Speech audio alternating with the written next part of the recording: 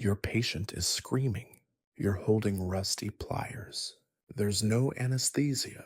Also, you're not technically a dentist. You're the town blacksmith.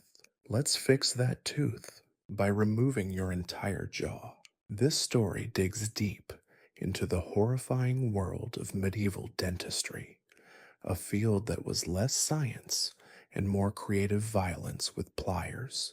There were no dental schools, no hygiene standards, and most tooth doctors were also your local barber, butcher, or bonesetter. Cavities? Get ready for herbs and prayers. Toothache? Let's burn your gums with a hot iron. Full extraction? Easy, as long as you don't mind losing several extras for free.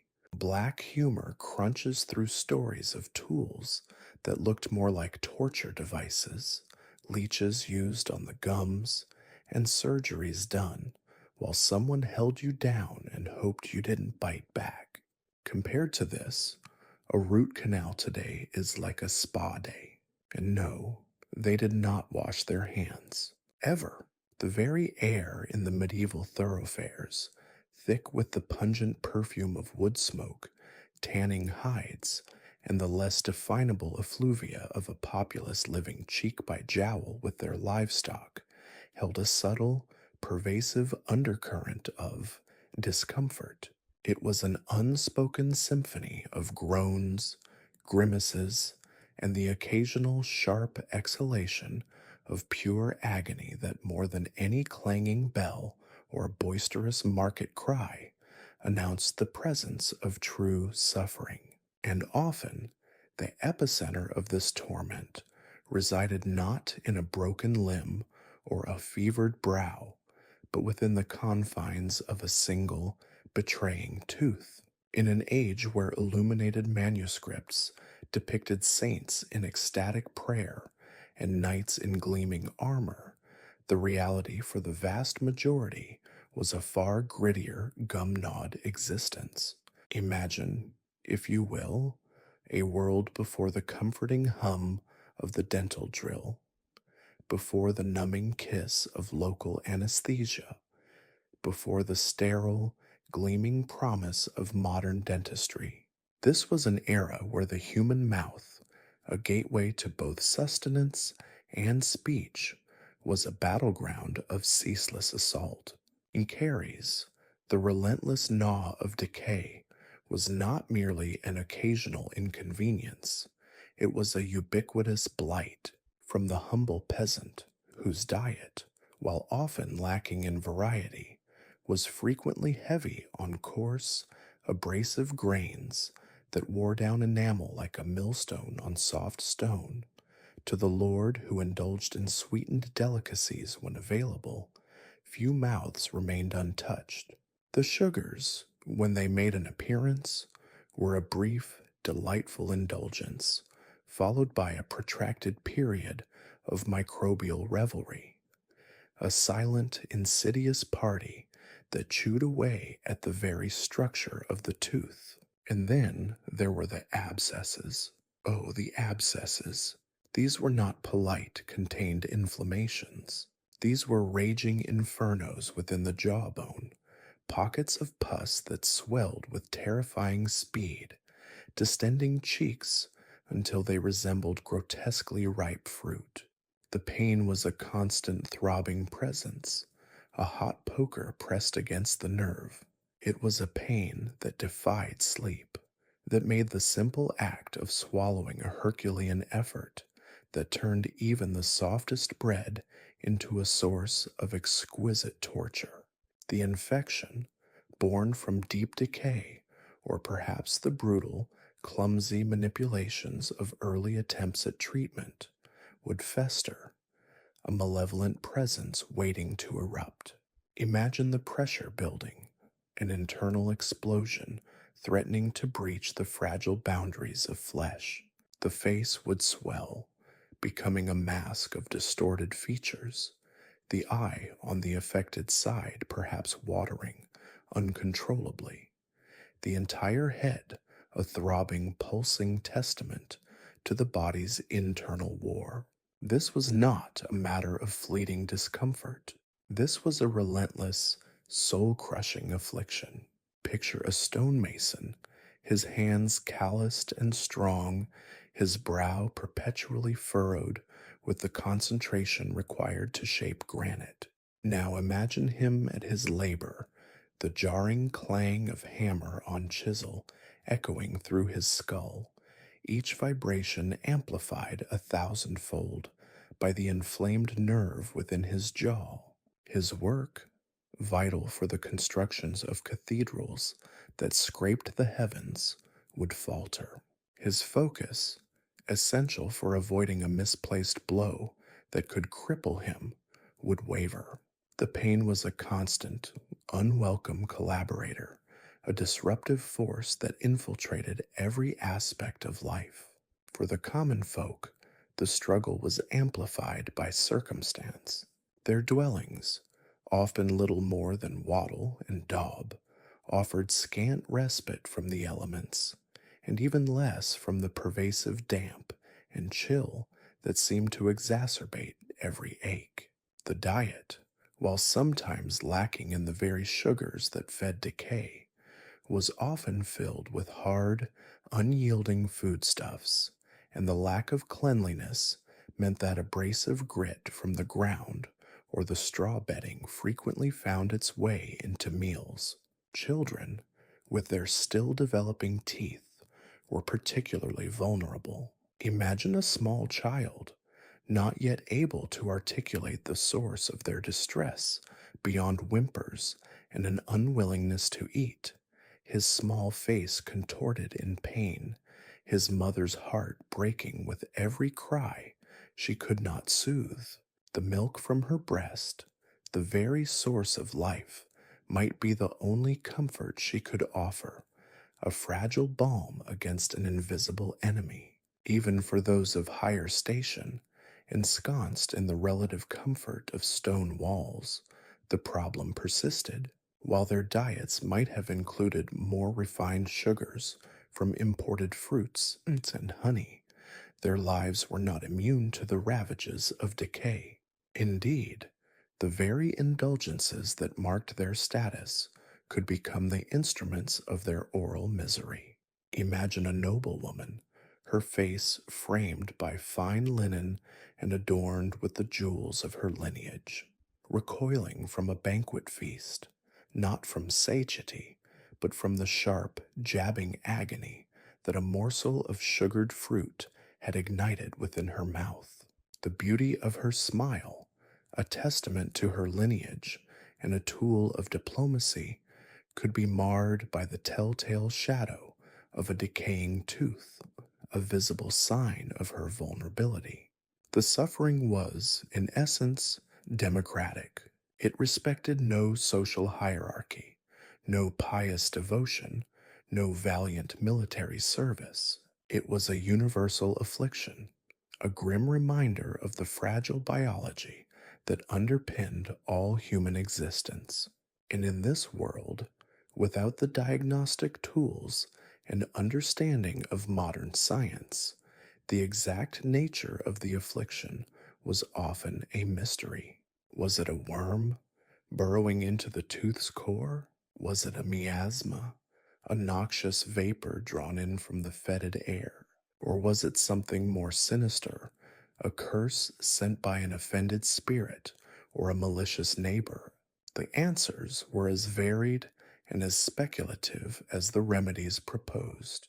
The sheer prevalence of toothache meant that it was not always a subject of profound societal concern, at least not in the way a plague or a famine might be. It was an accepted, albeit dreadful, part of the human condition.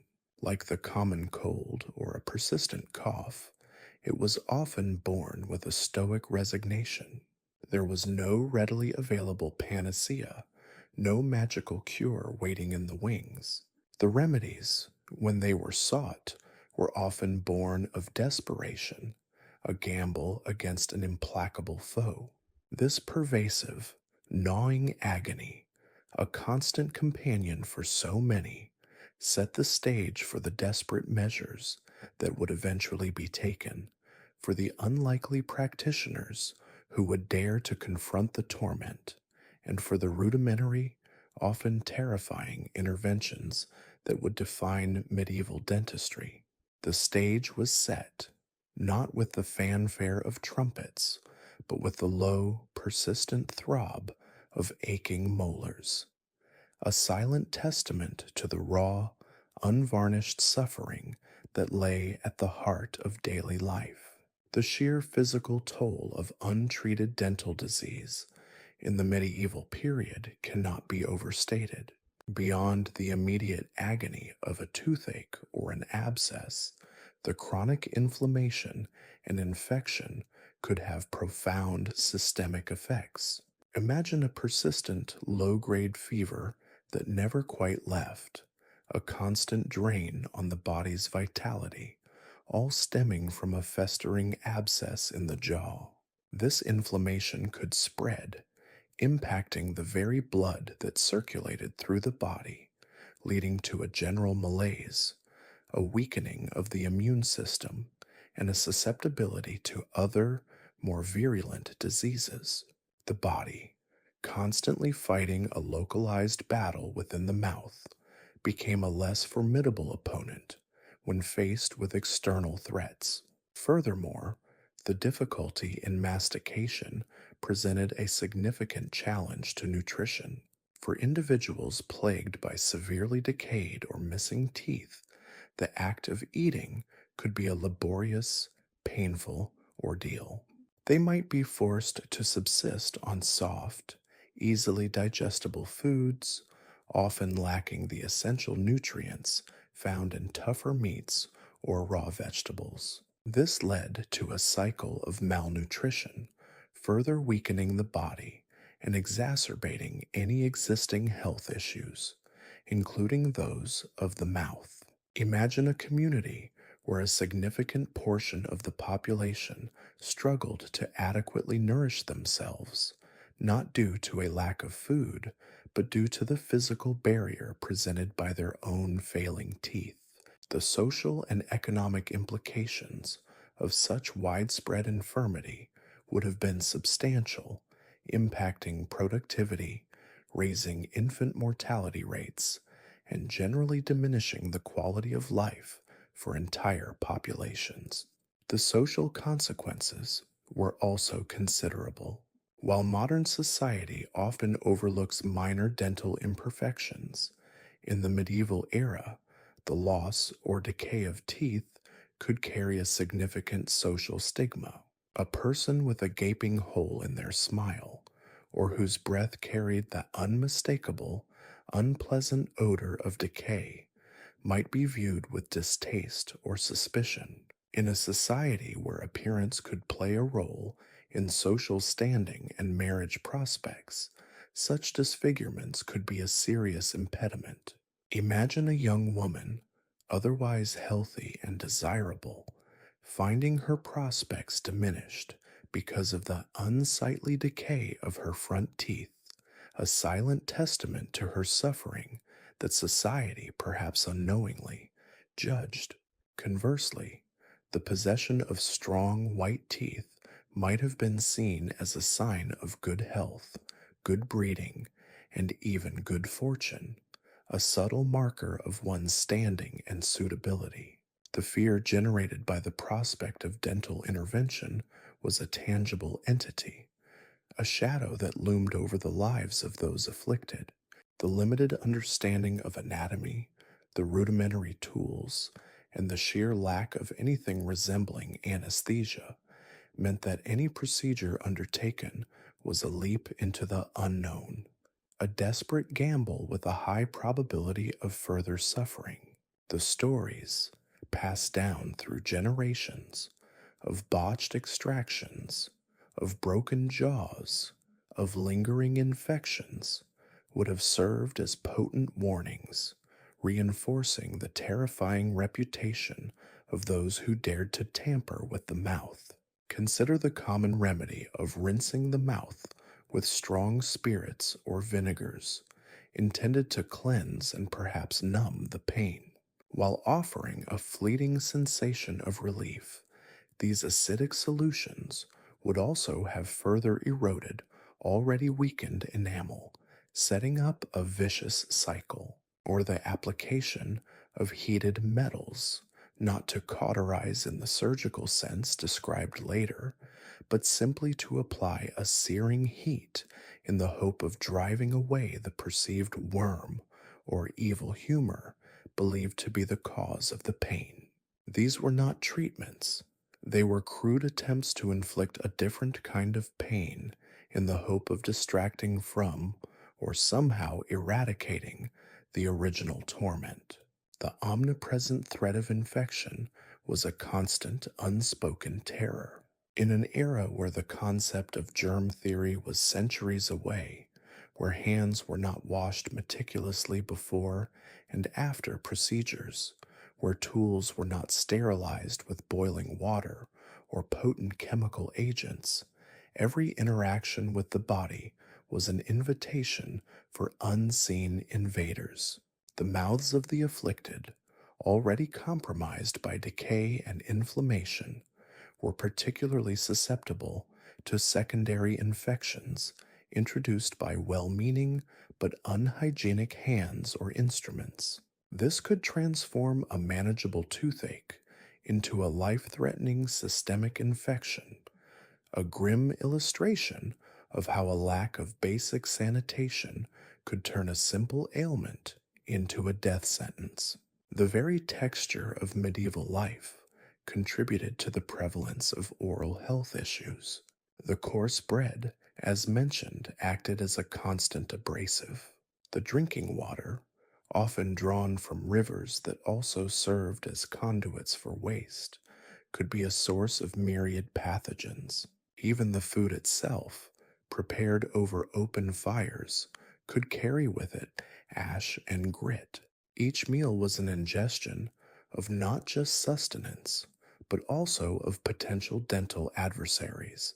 The constant wear and tear on the enamel, coupled with the sugars and the microbial activity, created a perfect storm for the rapid onset and progression of dental decay.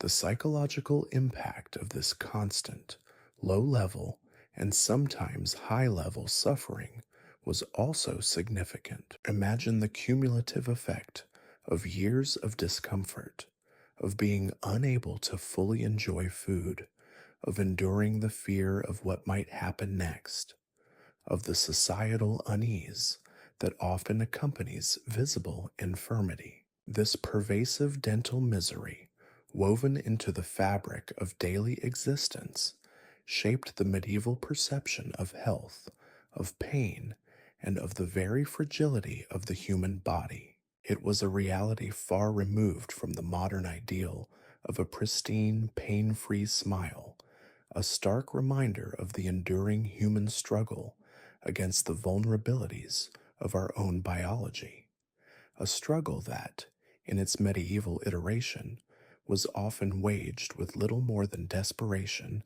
and a fervent prayer. The sheer prevalence of toothache meant that it was not always a subject of profound societal concern, at least not in the way a plague or a famine might be.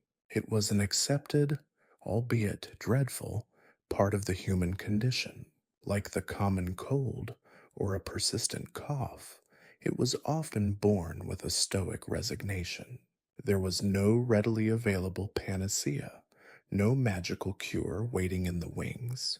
The remedies, when they were sought, were often born of desperation, a gamble against an implacable foe.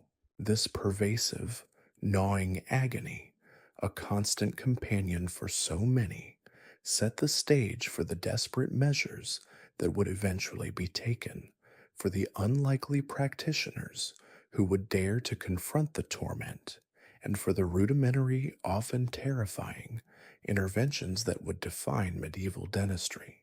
The stage was set, not with the fanfare of trumpets, but with the low, persistent throb of aching molars, a silent testament to the raw, unvarnished suffering that lay at the heart of daily life.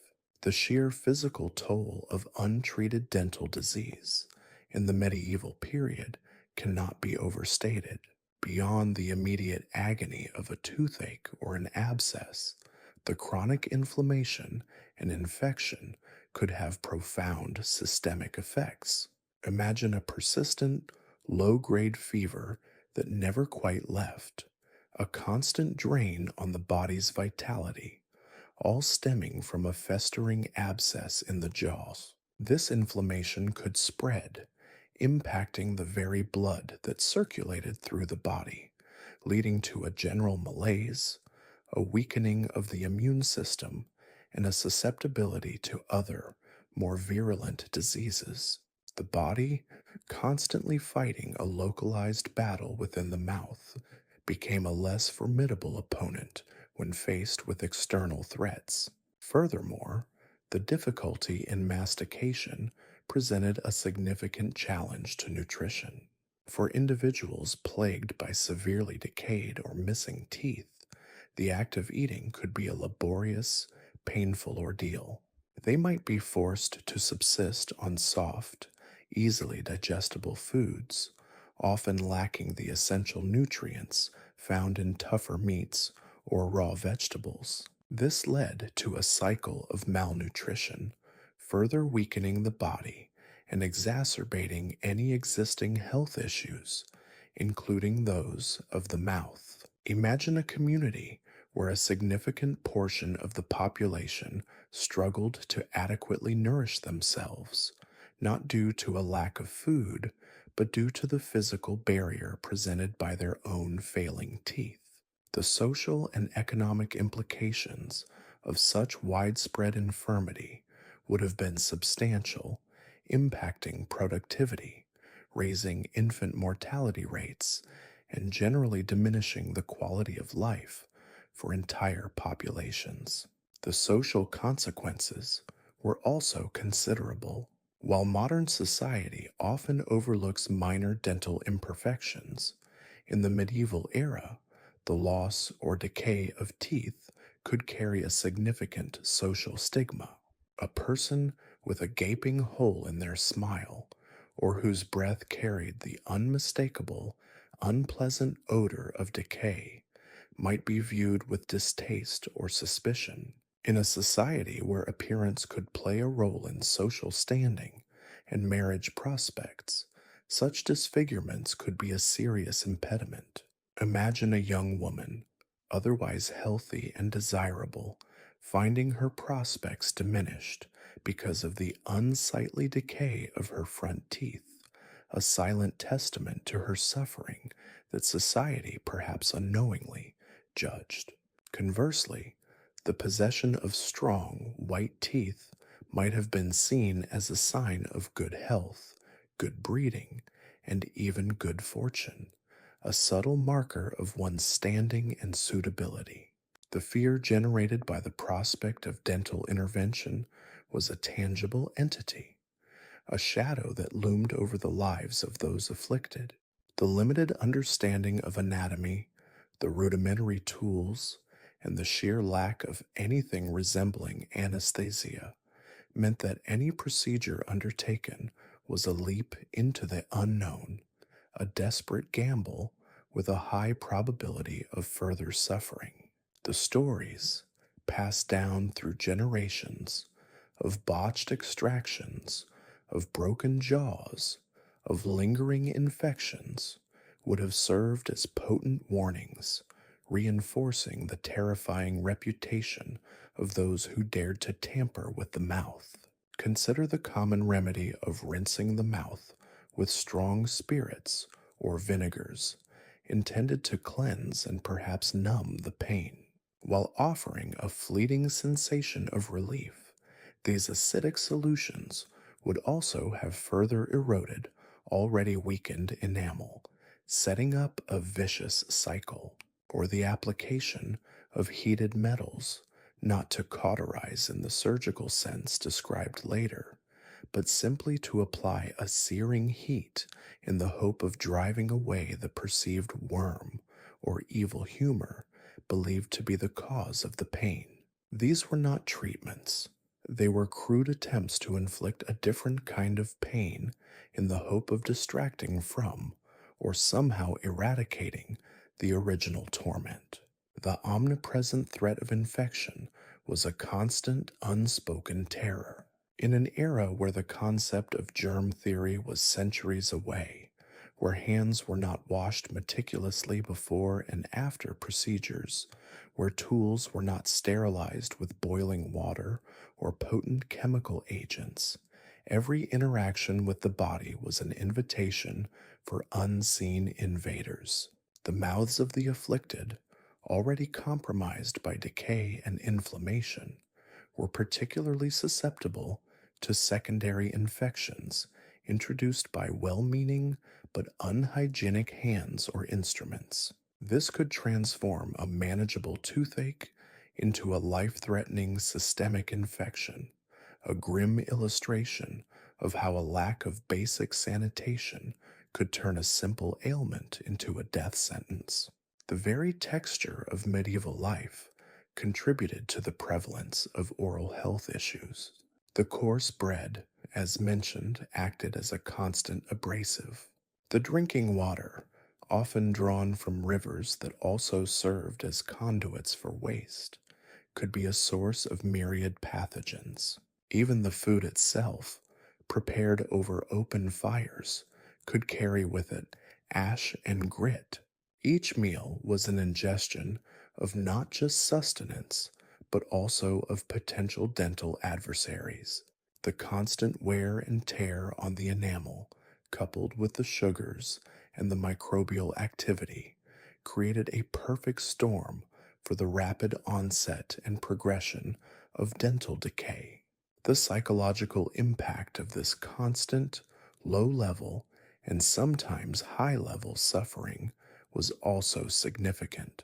Imagine the cumulative effect of years of discomfort, of being unable to fully enjoy food, of enduring the fear of what might happen next, of the societal unease that often accompanies visible infirmity. This pervasive dental misery, woven into the fabric of daily existence, shaped the medieval perception of health, of pain, and of the very fragility of the human body. It was a reality far removed from the modern ideal of a pristine, pain free smile, a stark reminder of the enduring human struggle against the vulnerabilities of our own biology, a struggle that, in its medieval iteration, was often waged with little more than desperation and a fervent prayer. In this landscape of pervasive oral suffering, where did the afflicted turn for relief?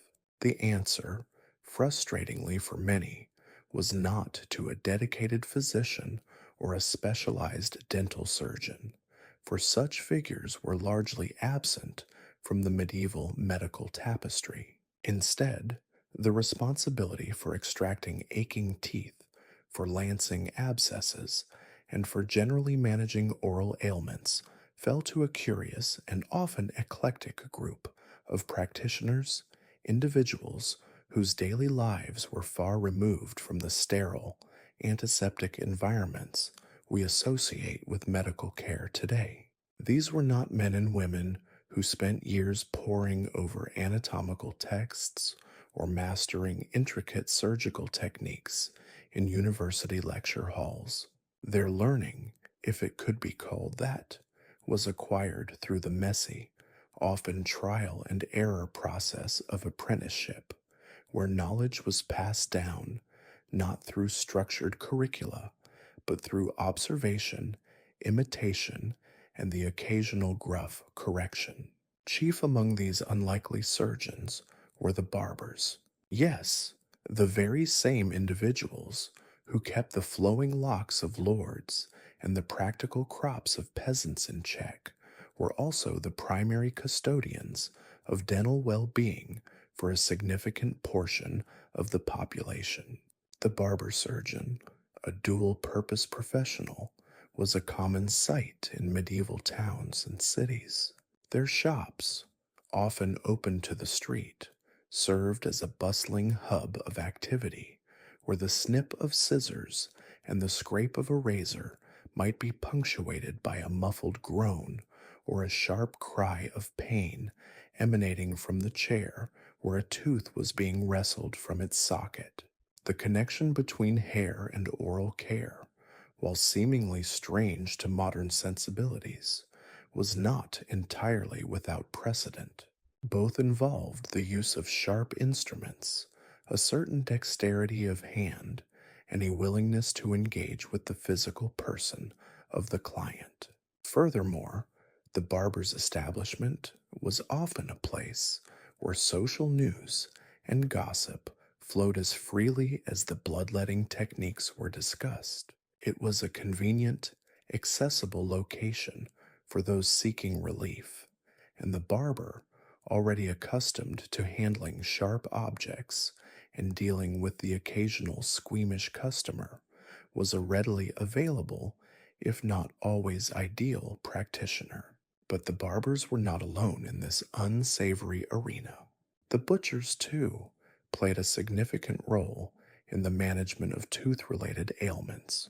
Their daily work involved the dismemberment of animals, the handling of sharp cleavers and knives, and a certain familiarity with bone and sinew.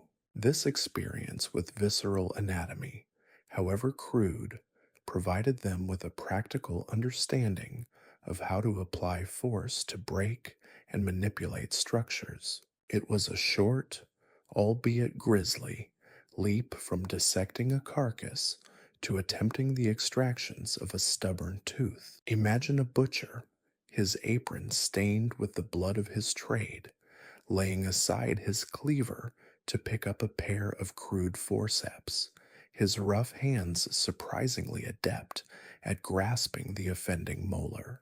The sheer physicality of their work, the brute strength they possessed, could be both an asset and a terrifying liability when applied to the delicate structures of the human mouth. Then there were the bonesetters. These individuals, often rural folk with an innate talent for mending fractured limbs, also found themselves drawn into the realm of dental manipulation. Their expertise lay in understanding the mechanics of the skeletal system, in the firm, confident application of pressure to realign broken bones. This innate knowledge of leverage and traction, combined with a willingness to engage in manual procedures, made them suitable candidates for tooth extraction, particularly for teeth that were firmly entrenched. A bone setter might be called upon to address a limb in the morning and a painful molar in the afternoon, his skills transferable across different areas of bodily repair. Their methods, born out of necessity and passed down through generations of practical experience, were direct and often unceremonious. The training of these individuals was a far cry from the rigorous, multi-year apprenticeships that characterize the guilds of more respected crafts. For the barber surgeon, an apprenticeship typically lasted several years, during which they learned the basics of hair cutting, shaving, bloodletting, and the rudimentary surgical procedures of the time, including tooth extraction. For the butcher and the bone setter, their expertise was often more informal, acquired through familial tradition or by simply observing and assisting experienced practitioners. There was no formal licensing body, no standardized examination to ensure competence. The qualification was often simply the ability to perform the task without causing immediate, catastrophic harm, and the tacit endorsement of satisfied customers who could still walk, talk, and eat after the procedure. This lack of formal oversight meant that the quality of care varied enormously from the relatively skilled to the downright dangerous. The tools at their disposal were as varied and as unsophisticated as their training. Imagine a set of instruments that might include crude iron forceps, designed with wide, blunt jaws that could easily crush the tooth or even the jawbone itself. There were also dental keys, essentially levers with a hook on one end and a handle on the other, used to wrench teeth from their sockets. These were not instruments of precision, but tools of brute force, designed to overcome resistance through sheer mechanical advantage. Imagine the agonizing sensation of such a device being applied, the grinding of metal against enamel, the splintering of bone, and the terrifying uncertainty of whether the entire tooth would be removed or simply broken, leaving a painful, infected remnant. Sometimes, even simpler tools sufficed. Knives, awls, and even heated wires were employed in attempts to alleviate pain or remove infected tissue. The procedures themselves were often performed in public, or at least in semi public settings. The barber's shop, as mentioned, was a communal space. For the butcher or the bonesetter, their services might be sought in a private home, but the absence of sterile conditions meant that the risk of infection was always present. The patient would be seated, often without any form of anesthesia, beyond perhaps a swig of strong wine or a prayer, and the practitioner would set to work. The process was often quick, brutal, and painful. The aim was to extract the offending tooth, to stop the source of the pain, with little regard for the long-term consequences. There was no consideration for the preservation of the tooth, no gentle manipulation to minimize trauma. It was a matter of getting the job done, of removing the diseased organ, and then moving on to the next customer or the next animal carcass. The blurred lines between healing and harm were a constant feature of these practices. While the intention was ostensibly to relieve suffering, the methods employed often inflicted significant additional pain and injury. A botched extraction could lead to fractured jaws, severe bleeding, and widespread infection that could prove fatal. The removal of healthy teeth in an attempt to alleviate pain from an adjacent diseased one was not unheard of. The practitioners, often uneducated in the finer points of anatomy and the complex physiology of the mouth, operated on a level of practical, almost instinctual knowledge. Their success was measured not by the elegance of their technique, but by the survival of their patients and the cessation of the most immediate pain. It was a world where the cure could indeed be worse than the disease, where a desperate attempt to escape one torment could lead to another, far more devastating one. The social standing of these practitioners was as varied as their skills. Barbers, while skilled artisans, were generally considered to be of a lower social stratum than physicians, who, at least in theory, received formal university education. Butchers, too, occupied a position within the artisan class, their work seen as essential but also somewhat unpleasant.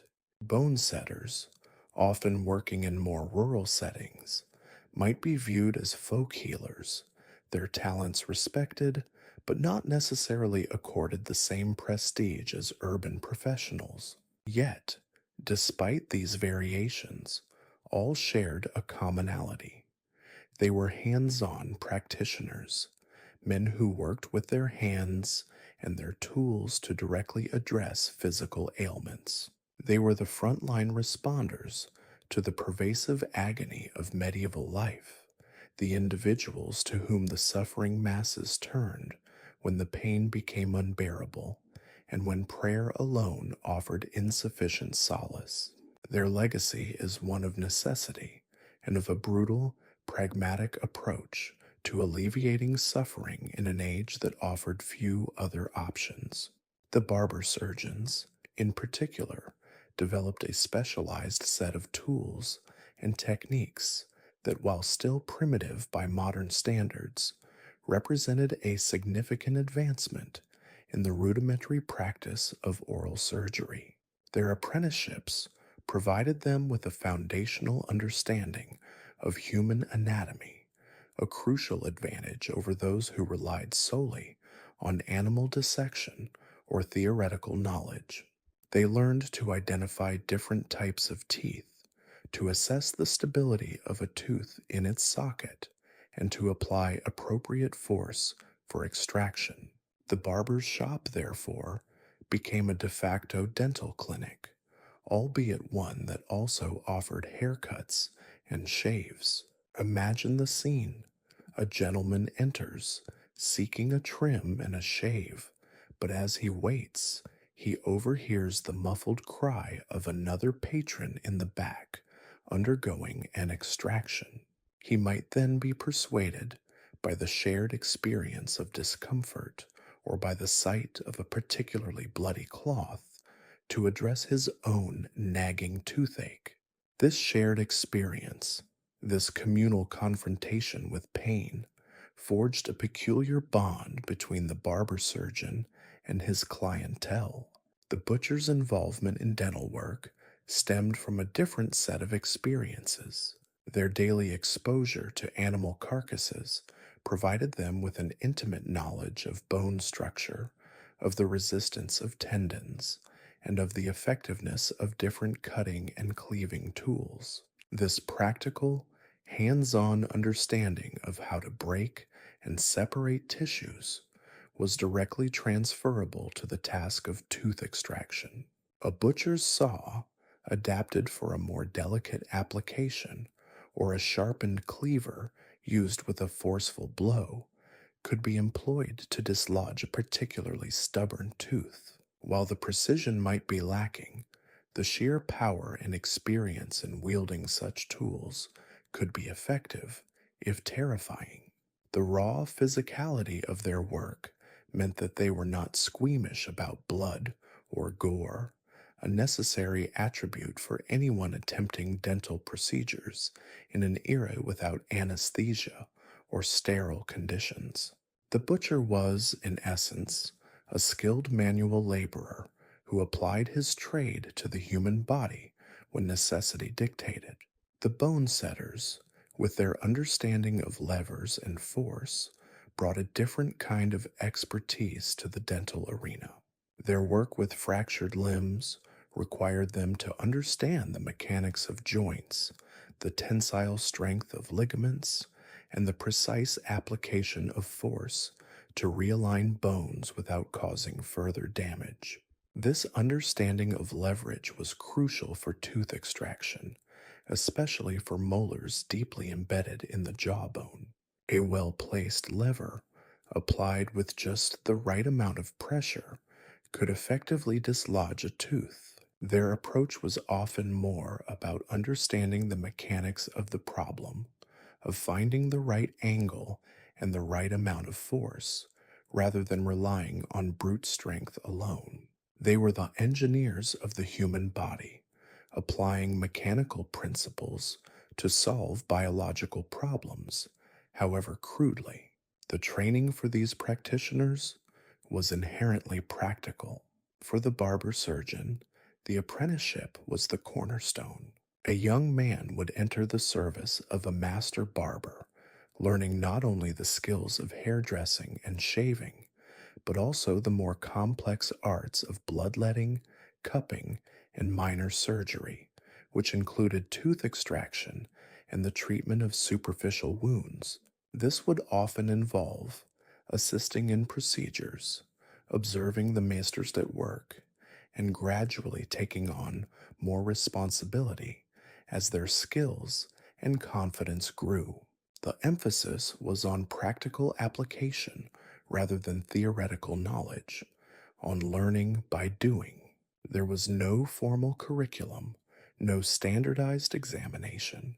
The success of an apprenticeship was measured by the apprentice's ability to eventually practice independently and profitably. For the butchers and bone setters, the transmission of knowledge was often more informal and familial. A son might learn the trade from his father, observing and participating from a young age. In communities, experienced individuals might informally train others, passing on their hard won knowledge and techniques. There were no guilds that strictly regulated their practices in the way that some other trades were organized. Their skills were valued, but they existed outside the more formal structures of the medieval medical establishment. This informality, while allowing for a broader base of practitioners, also meant that the quality of care could be highly variable. Some individuals, through innate talent and diligent practice, became highly skilled, while others, lacking aptitude or opportunity, were less competent. The tools employed by these practitioners were, to put it mildly, rudimentary. The barber surgeons, while perhaps having a slightly more refined toolkit, still relied on instruments that appear barbaric by today's standards. The tooth key, a prevalent instrument, was essentially a lever with a curved hook that was inserted under the gum line and used to wrench the tooth from its socket. The pressure and torque involved were immense, and the risk of breaking the tooth, damaging the surrounding bone, or even dislocating the jaw was significant. Imagine the sensation of such a device being twisted and pulled, the grating sound of metal against enamel, the tearing of flesh, and the sheer terror of the unknown. Forceps, with their wide, gripping jaws, were also common, but without the precise control afforded by modern anesthesia and anatomical knowledge. Their use often resulted in crushing the tooth and surrounding bone rather than a clean extraction. Butchers, accustomed to the use of cleavers and saws, might adapt these tools for dental purposes. A sharpened cleaver, used with a forceful blow to fracture the tooth or the surrounding bone, could dislodge a deeply rooted molar. Knives and awls were also employed, perhaps for lancing abscesses or for scraping away decayed tissue. The concept of sterilization was virtually non existent. Instruments were likely wiped clean, perhaps rinsed in water, but the pervasive bacteria and unseen pathogens of the medieval environment meant that every procedure carried a significant risk of infection. Imagine a butcher's knife, still bearing traces of the day's work on pigs or cattle, being used to delve into a human mouth. Bone setters, when venturing into dental work, would have brought their understanding of leverage to bear. Their tools might have included sturdy probes, wedges, and perhaps modified versions of their bone setting instruments. The emphasis was on applying direct force, on understanding how to apply pressure to break or dislodge the problematic tooth. Their tools were often crafted from iron or steel, practical and durable, but lacking the finesse and precision of modern surgical instruments. There was no attempt at gentle manipulation or tissue preservation. The goal was simply to remove the source of the pain, regardless of the collateral damage. The procedures were often performed with a shocking lack of gentleness. The patient would be seated, sometimes forcibly restrained, and the practitioner would set to work with whatever tools were at hand. A strong drink might be offered as a rudimentary painkiller, but the overwhelming sensation was one of pain, fear, and the terrifying uncertainty of the outcome. The sounds of the procedure, the grinding of bone, the tearing of gum tissue, the patient's cries would have been audible, a grim testament to the violence of the intervention. The line between healing and harm was constantly precarious. While these practitioners were sought out for their willingness to address the often unbearable pain of dental afflictions, their methods were frequently crude and dangerous. A misplaced tool, an excessive amount of force, or the introduction of infection could turn a potentially life saving intervention into a source of further agony or even death. The lack of anesthesia meant that the patient was fully conscious throughout the procedure, experiencing every sensation with horrifying clarity. This often led to extreme anxiety and a reluctance to seek treatment until the pain was utterly unbearable, by which time the condition might be far more advanced and the extraction more difficult and dangerous. The social perception of these individuals was complex. They were often viewed with a mixture of gratitude and apprehension. Gratitude for their willingness to tackle ailments that others shied away from, but apprehension due to the inherent risks and the often brutal nature of their practices.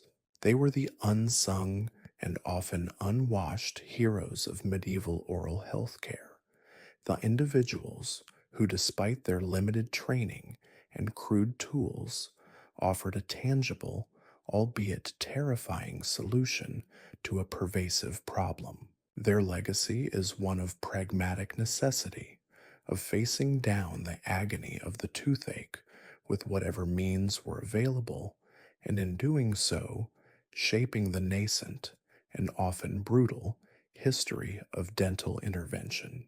In the face of such persistent torment, and with the often brutal interventions of barber surgeons and their ilk being a terrifying prospect, medieval individuals naturally turned their gaze towards the more gentle, albeit often equally speculative, remedies offered by the natural world and the solace of faith. The earth itself, so often the source of sustenance, was also believed to hold the keys to alleviating the gnawing agony within the mouth. A vast pharmacopoeia of herbs, roots, and other natural substances was gathered, prepared, and applied with the fervent hope of soothing inflamed gums, numbing throbbing nerves, and driving out the unseen humors believed to be the root cause of dental disease. This was a realm where keen observation of nature intersected with deeply ingrained beliefs about bodily balance and the unseen forces that governed health. Central to these natural remedies was the strategic use of plants possessing potent medicinal properties. Certain herbs were prized for their ability to numb pain, acting as rudimentary anesthetics in an age devoid of modern pharmacological marvels.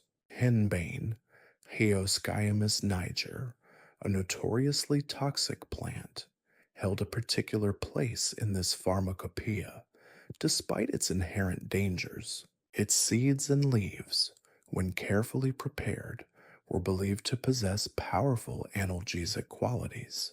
The practice involved steeping the herb in oil or wine, or sometimes chewing a small piece of the root, all with the aim of numbing the affected area.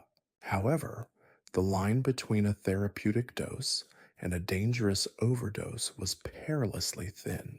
Ingesting too much henbane could lead to delirium, hallucinations, paralysis, and even death. A stark reminder of the precarious balance medieval healers navigated. The risk was palpable, and the decision to employ such a potent, potentially deadly plant was undoubtedly born of the most desperate circumstances, where the immediate agony of a toothache overshadowed the lurking threat of poisoning. Imagine the trembling hand carefully measuring a few seeds, the anxious anticipation of relief, and the ever present fear of the terrible consequences should the dosage be misjudged. Other herbs offered different, though equally valued properties. For antiseptic action and to combat the foul humors believed to fester within infected mouths, plants like sage, Salvia officinalis, and thyme, Thymus vulgaris, were frequently employed. Sage, with its distinct aroma and reputation for cleansing, was often brewed into a strong infusion used as a mouthwash.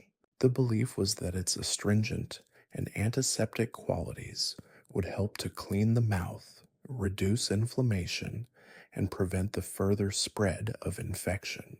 Thyme, too, was lauded for its medicinal virtues, often used in a similar fashion, its essential oils believed to possess powerful germicidal properties. The ritual of preparing these herbal washes was itself a form of prayer, a dedicated act of self-care, and a tangible effort to combat the unseen forces of decay.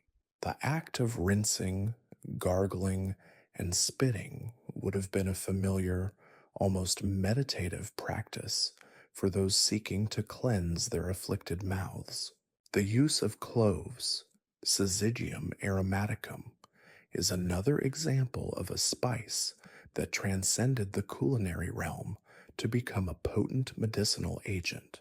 The strong, pungent oil of cloves contains eugenol, a natural anesthetic and antiseptic. Medieval folk, recognizing this potency, would often place a whole clove directly into the socket of an extracted tooth, or allow a clove to be held between the aching tooth and the gum.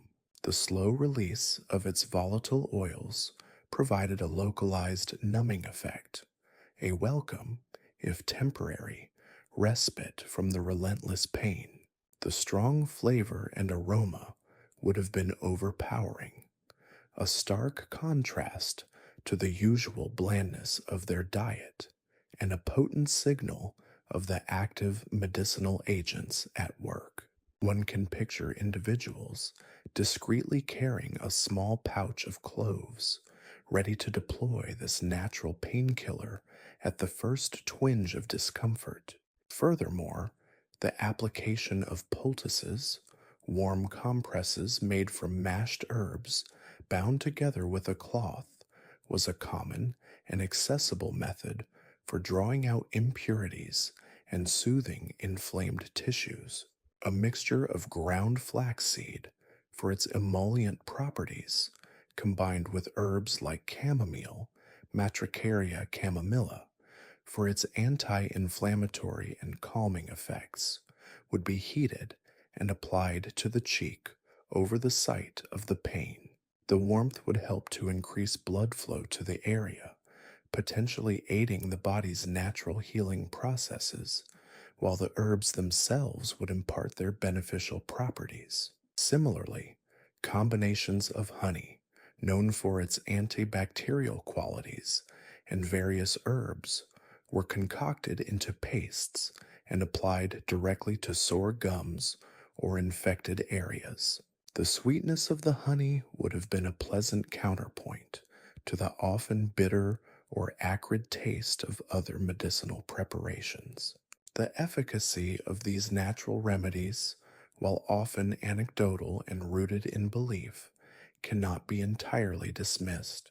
Many of these plants do possess genuine pharmacological properties that have been recognized and utilized in modern medicine. The challenge for the medieval individual lay in their limited understanding of dosage, preparation, and the precise mechanisms by which these substances worked. Without controlled experiments or standardized preparations, their use was often a matter of trial and error, passed down through generations by word of mouth and observation.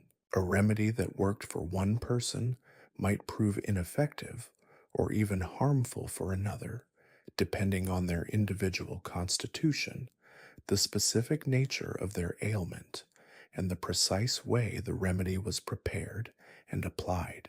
Beyond the empirical, however, lay the profound influence of faith. When the potent herbs failed to bring solace, and the crude instruments of the barber surgeon were too terrifying to contemplate, medieval society turned its gaze upwards, seeking divine intervention. Prayer was not merely a passive hope, but an active engagement with the spiritual realm, a belief that God, through His grace, could offer a healing touch. Individuals would pray fervently for relief, often invoking the saints who were believed to intercede on behalf of those suffering from ailments of the body. Saint Apollonia, the patron saint of dentists and those suffering from toothache, held a particularly revered position. Legends told of her own tortured martyrdom, where her teeth were systematically pulled out, making her a powerful symbol of empathy and a potent intercessor for those afflicted with similar pain. Veneration of her relics, or even merely invoking her name, was a common practice for those desperate for relief. The creation of amulets and charms, often incorporating religious symbols or phrases, was another manifestation of this faith-based approach. A small pouch containing a scrap of parchment inscribed with a prayer, a fragment of a blessed cloth, or a miniature depiction of Saint Apollonia might be worn around the neck or tied to the afflicted jaws. These were not merely superstitious trinkets, they were tangible representations of a deeply held belief in the protective and healing power of divine favor. The very act of wearing such an item, of carrying a piece of sacred power close to the source of suffering, could offer a measure of psychological comfort, a sense of not being alone in their ordeal, and a bolstering of their resolve. The concept of pilgrimage also played a role. Journeying to shrines or abbeys known for their miraculous healing powers was undertaken by many who had exhausted all other avenues of relief. The arduous journey itself, undertaken with great personal sacrifice, was a testament to their faith. The hope was that by reaching a sacred site, by bathing in blessed waters, or by touching a revered relic, they might receive a direct touch of divine grace that would banish their pain. These pilgrimages were not just physical journeys, but spiritual quests, imbued with a potent mix of hope, desperation, and unwavering faith. The accounts of miraculous cures at these sites, whether genuine or embellished, would have circulated widely, reinforcing the belief in the efficacy of such devotional practices. Furthermore, the use of relics extended beyond the personal adornment of amulets. Churches and monasteries often housed sacred objects, believed to have been touched by saints or to possess inherent spiritual power.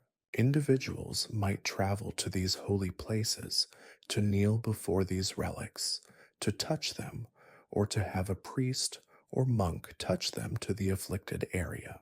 The power of these relics was thought to be so potent that even an indirect connection could bring about a miraculous healing. Imagine the scene in a dimly lit chapel, the air thick with incense, as a weary individual, their face contorted in pain, reaches out a trembling hand to touch a saint's bone, whispering a desperate plea for relief.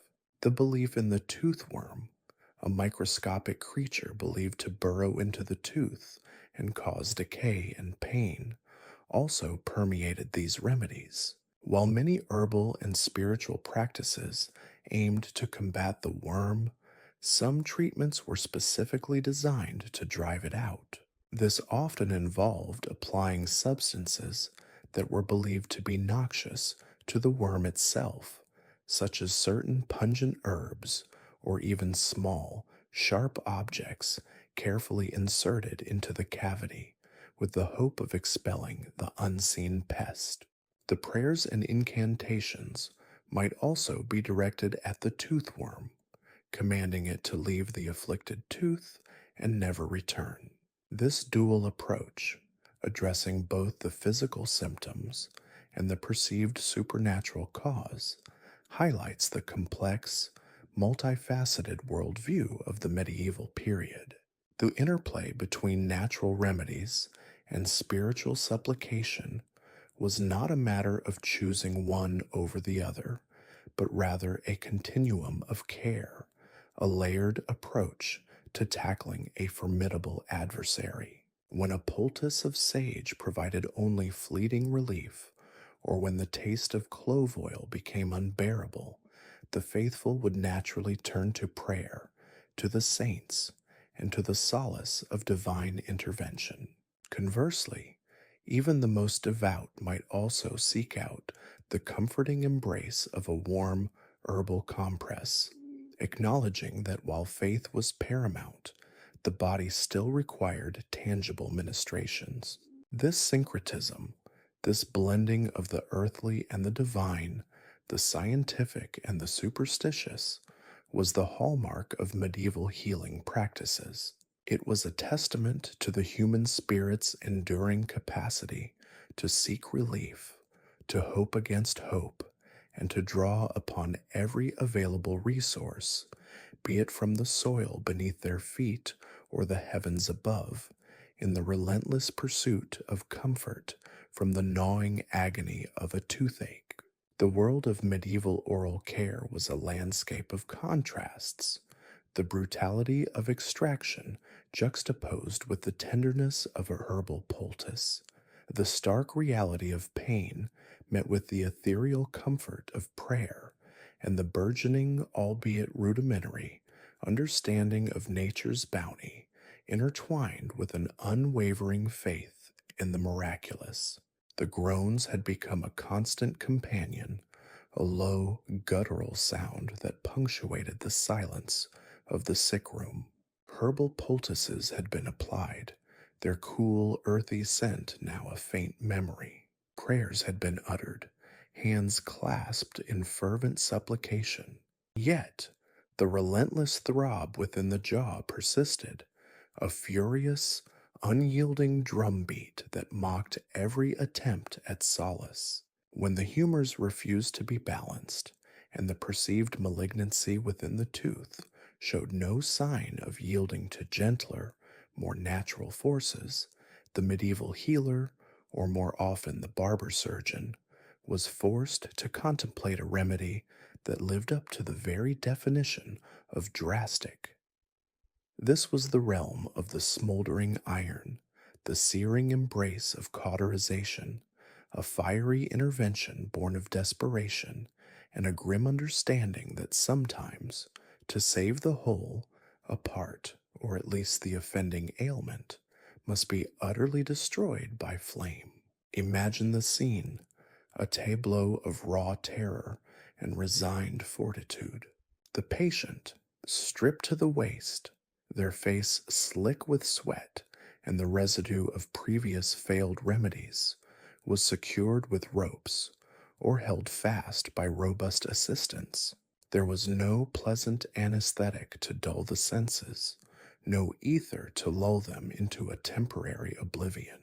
The air itself seemed to thicken, charged with an unspoken dread, as the barber surgeon, his hands steady from practice, though perhaps not entirely free from a tremor of apprehension, selected his instrument. These were not the delicate instruments of a modern dentist, but robust, often crudely forged tools, designed to withstand the inferno they were about to embrace. A variety of irons existed, each shaped for a specific brutal purpose: a lance-like point for piercing, a rounded head for searing, a broad blade for applying wider swathes of fiery destruction. The focus of the procedure was often the very source of the perceived corruption, the inflamed nerve, or the gaping socket left by a tooth's extraction. The theory, however rudimentary, was that the extreme heat would destroy the offending tissue, cauterizing the raw nerve endings and thus eradicating the source of the pain. Alternatively, if the wound was bleeding profusely, the iron's kiss would sear the flesh, clotting the blood and staunching the flow. It was a brutal, albeit logical, extension of the principle of burning out disease, a notion that had persisted since antiquity. The pain, it was reasoned, was a necessary evil, a temporary agony to prevent a more persistent, debilitating suffering. As the chosen iron was plunged into the roaring embers of the brazier, its tip transforming from dull metal to a menacing, glowing orange, then a searing, incandescent red, a collective breath was held. The smell of burning hair and skin, acrid and deeply unpleasant, began to fill the confined space, a testament to the violence about to be unleashed. The surgeon, with a swift, decisive movement, would bring the searing metal to bear on the afflicted area.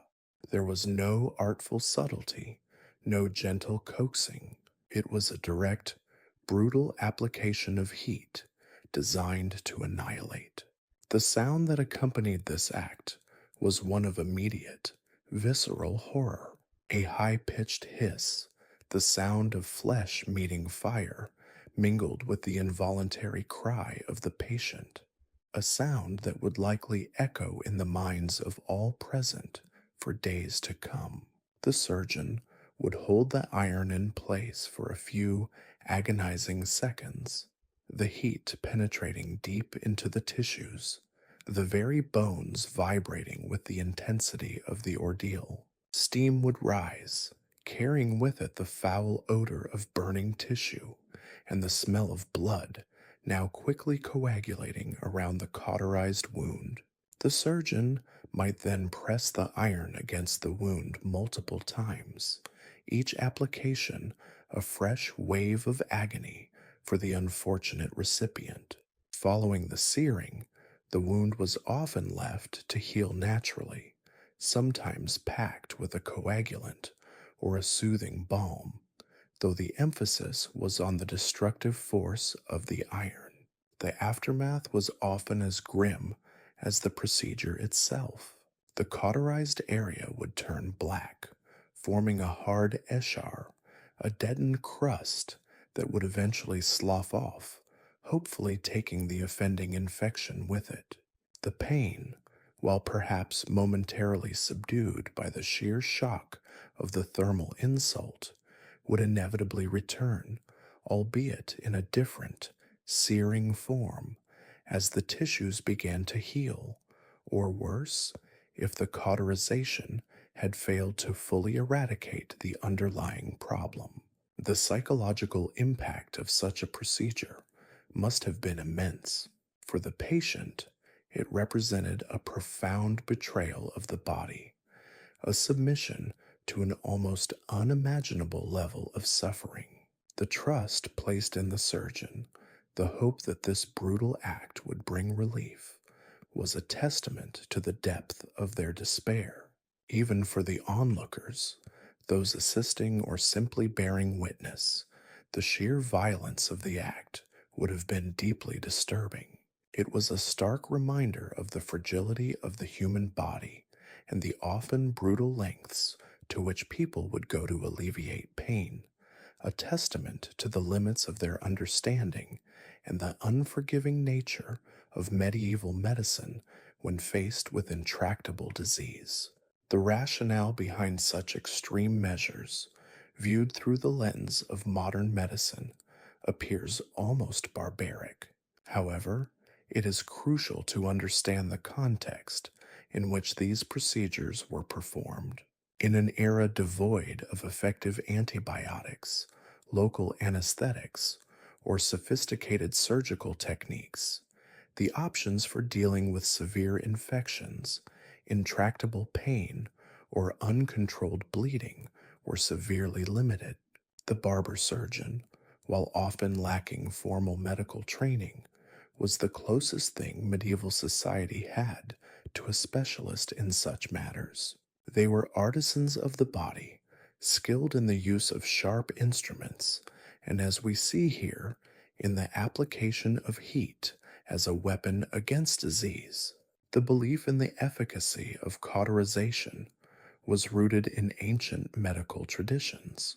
Hippocrates himself had advocated for its use in various conditions, and this knowledge, transmitted through centuries, remained a cornerstone of surgical practice. The fundamental principle was that the intense heat would destroy morbid matter, whether that be infected tissue, diseased nerves, or even excess humors. It was a direct, if crude, attempt to excise or neutralize the offending element.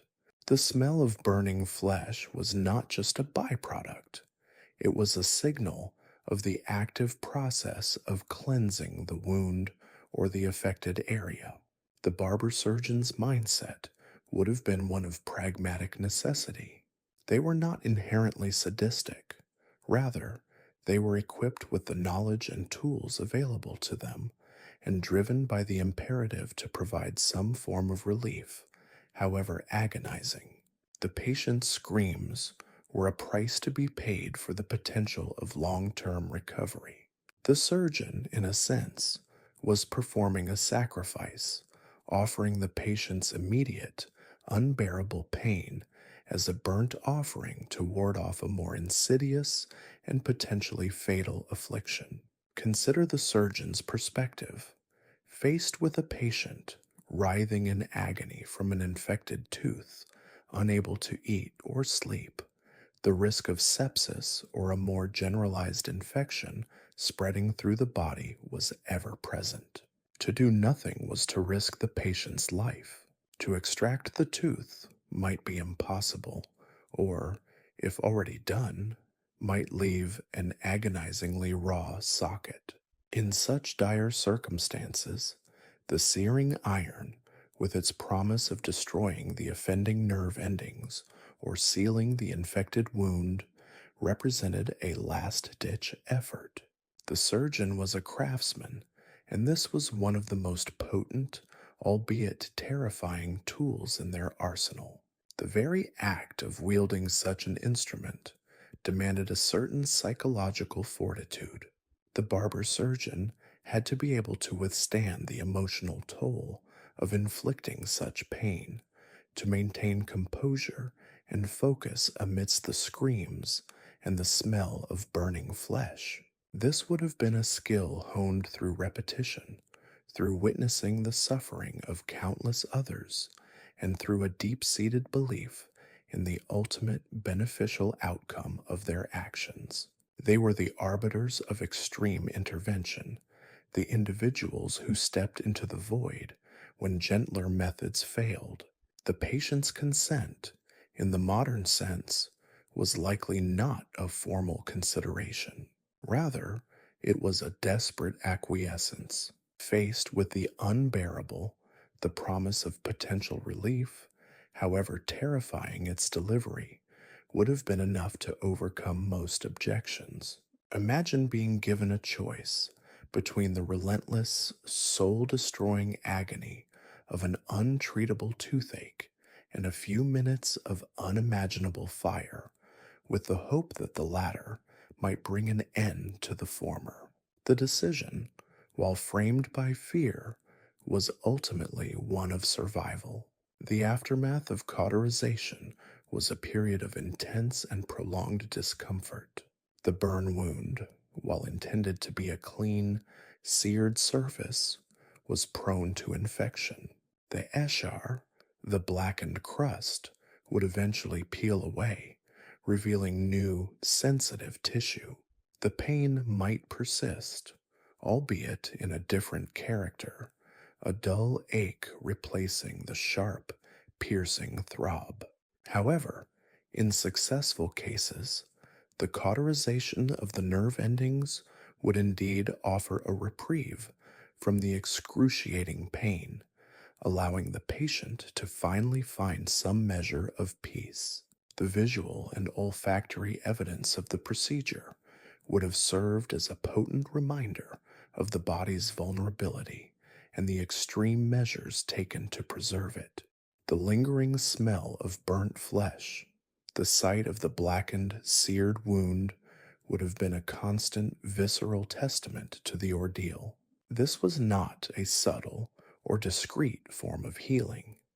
It was a forceful, undeniable intervention that left its mark on both the body and the memory. The psychological scars, too, would have been significant. The memory of the searing iron, the screams, the overwhelming smell would likely have haunted the patient. Yet, if relief followed, this traumatic memory would be tempered by gratitude, a profound appreciation for the barber surgeon's drastic action. It underscored the fundamental human drive to survive, to alleviate suffering, even at the cost of enduring immense pain. The history of cauterization in dentistry, and indeed in broader medicine, is a somber reminder of the limitations of pre-modern healing. It highlights the courage, both of the practitioners and the patients, in the face of overwhelming suffering. While we recoil from the brutality of the smoldering iron, we must also recognize it as a testament to human ingenuity and the relentless pursuit of relief in a world where the enemy was often unseen and the weapons against it were limited and crude. It was a desperate gamble, a fiery embrace that for some offered a path out of the torment of an agonizing toothache, and for others, merely another layer of suffering in the long, arduous fight for oral health. The smoldering iron, in its terrifying efficacy, carved its indelible mark on the history of medicine, a fiery testament to the enduring struggle against pain. The groans had become a constant companion, a low, guttural sound that punctuated the silence of the sick room. Herbal poultices had been applied, their cool, earthy scent now a faint memory.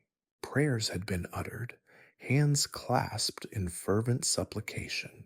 Yet, the relentless throb within the jaw persisted, a furious, unyielding drumbeat that mocked every attempt at solace. When the humors refused to be balanced, and the perceived malignancy within the tooth showed no sign of yielding to gentler, more natural forces, the medieval healer, or more often the barber surgeon, was forced to contemplate a remedy that lived up to the very definition of drastic. This was the realm of the smoldering iron, the searing embrace of cauterization, a fiery intervention born of desperation, and a grim understanding that sometimes, to save the whole, a part, or at least the offending ailment, must be utterly destroyed by flame. Imagine the scene, a tableau of raw terror and resigned fortitude. The patient, stripped to the waist, their face slick with sweat and the residue of previous failed remedies, was secured with ropes or held fast by robust assistants. There was no pleasant anesthetic to dull the senses, no ether to lull them into a temporary oblivion. The air itself seemed to thicken, charged with an unspoken dread, as the barber surgeon, his hands steady from practice, though perhaps not entirely free from a tremor of apprehension, selected his instrument.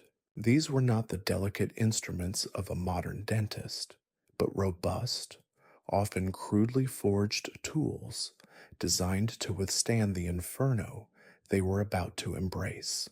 A variety of irons existed, each shaped for a specific brutal purpose: a lance-like point for piercing, a rounded head for searing, a broad blade for applying wider swathes of fiery destruction. The focus of the procedure was often the very source of the perceived corruption, the inflamed nerve or the gaping socket left by a tooth's extraction. The theory, however rudimentary, was that the extreme heat would destroy the offending tissue, cauterizing the raw nerve endings and thus eradicating the source of the pain. Alternatively, if the wound was bleeding profusely, the iron's kiss would sear the flesh, clotting the blood and staunching the flow.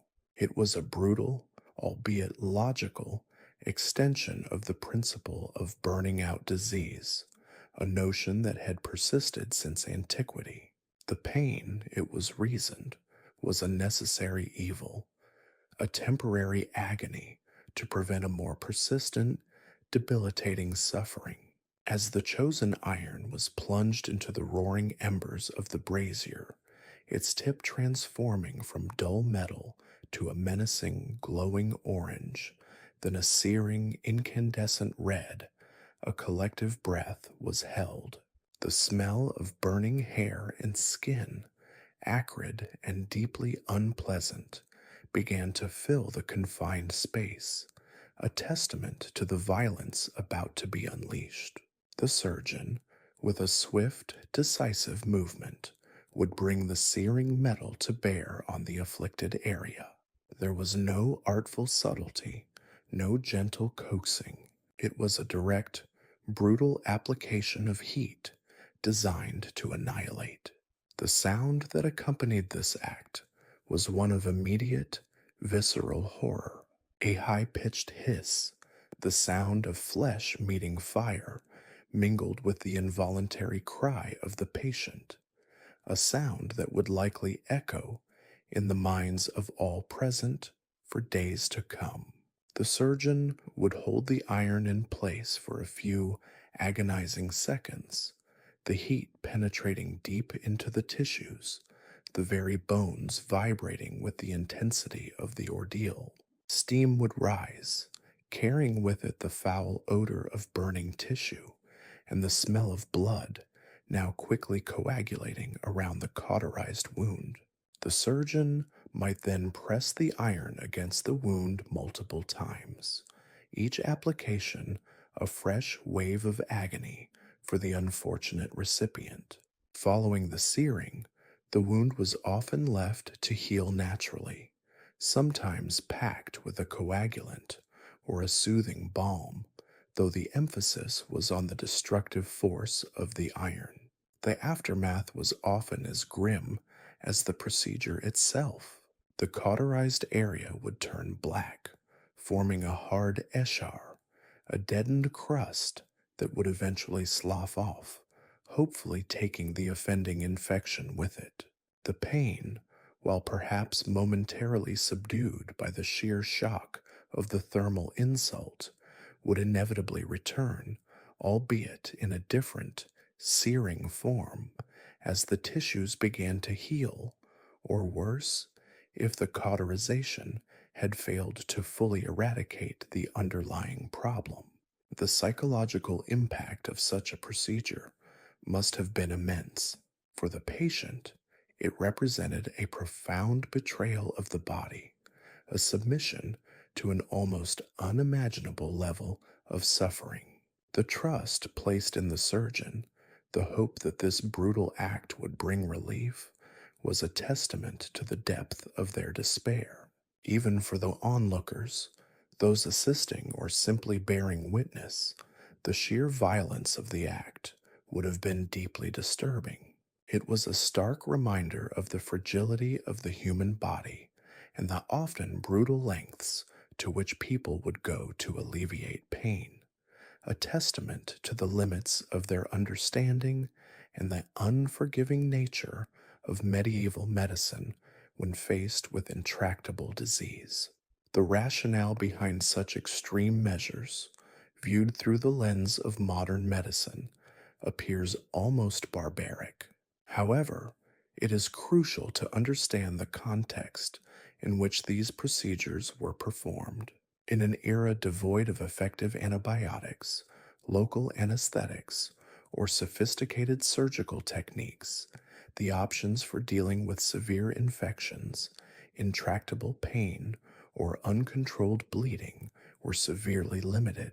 The barber surgeon, while often lacking formal medical training, was the closest thing medieval society had to a specialist in such matters. They were artisans of the body, skilled in the use of sharp instruments, and as we see here, in the application of heat as a weapon against disease. The belief in the efficacy of cauterization was rooted in ancient medical traditions. Hippocrates himself had advocated for its use in various conditions, and this knowledge, transmitted through centuries, remained a cornerstone of surgical practice. The fundamental principle was that the intense heat would destroy morbid matter, whether that be infected tissue, diseased nerves, or even excess humors. It was a direct, if crude, attempt to excise or neutralize the offending element. The smell of burning flesh was not just a byproduct, it was a signal of the active process of cleansing the wound or the affected area. The barber surgeon's mindset would have been one of pragmatic necessity. They were not inherently sadistic. Rather, they were equipped with the knowledge and tools available to them and driven by the imperative to provide some form of relief, however agonizing. The patient's screams were a price to be paid for the potential of long term recovery. The surgeon, in a sense, was performing a sacrifice, offering the patient's immediate, unbearable pain as a burnt offering to ward off a more insidious and potentially fatal affliction. Consider the surgeon's perspective.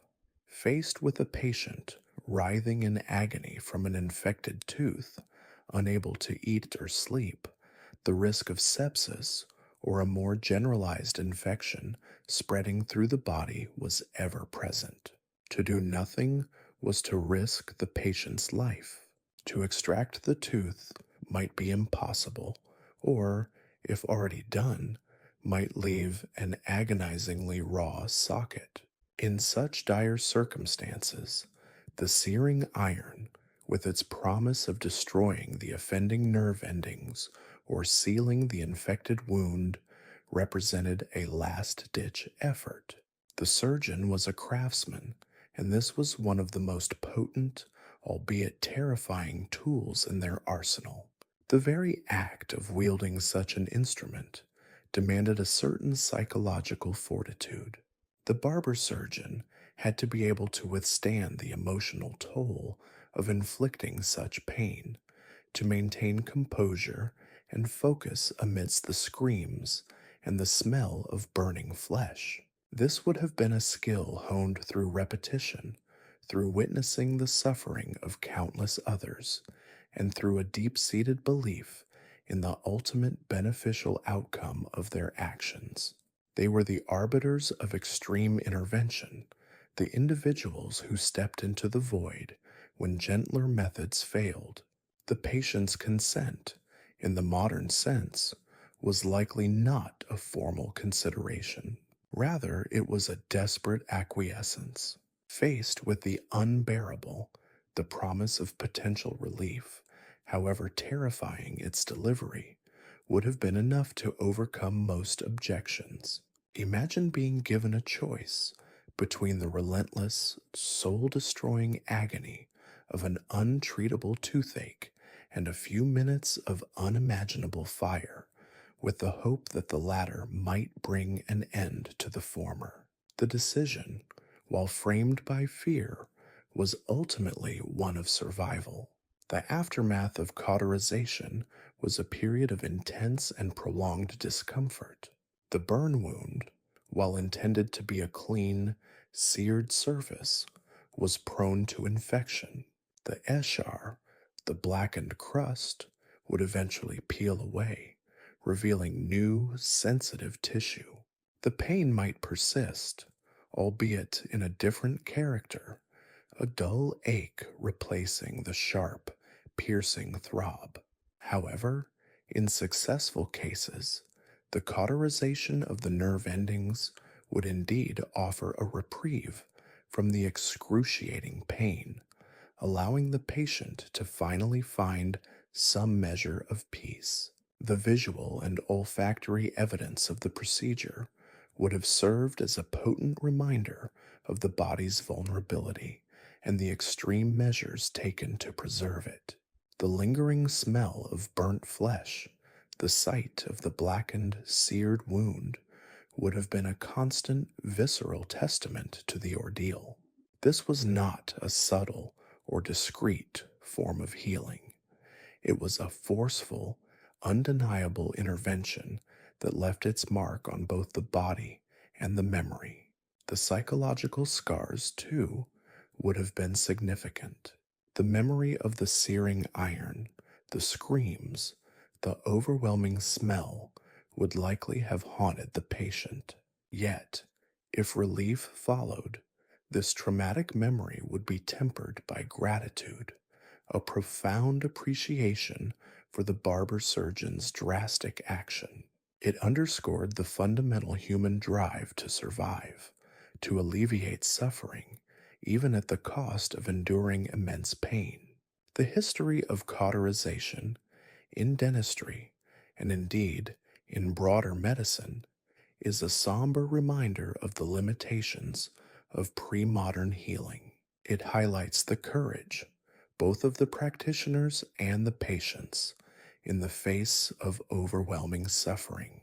While we recoil from the brutality of the smoldering iron, we must also recognize it as a testament to human ingenuity and the relentless pursuit of relief in a world where the enemy was often unseen and the weapons against it were limited and crude.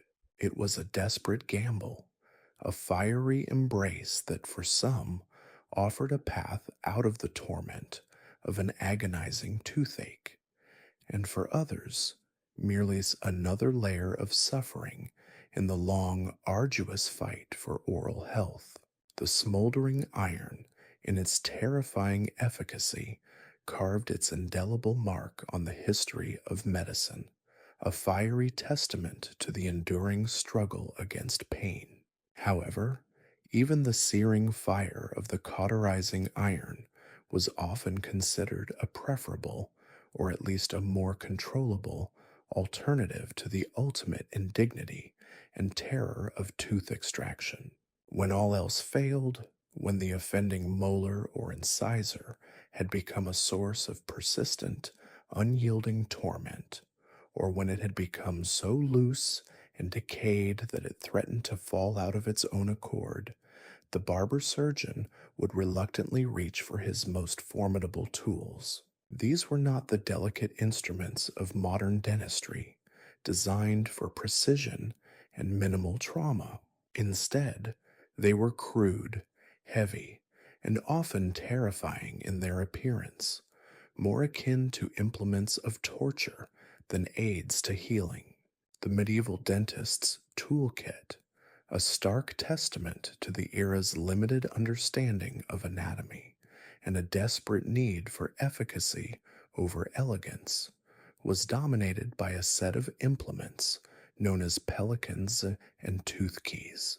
The pelican, named for its bird-like beak, was a pair of metal tongs, often with curved, beak-like jaws designed to grip the tooth.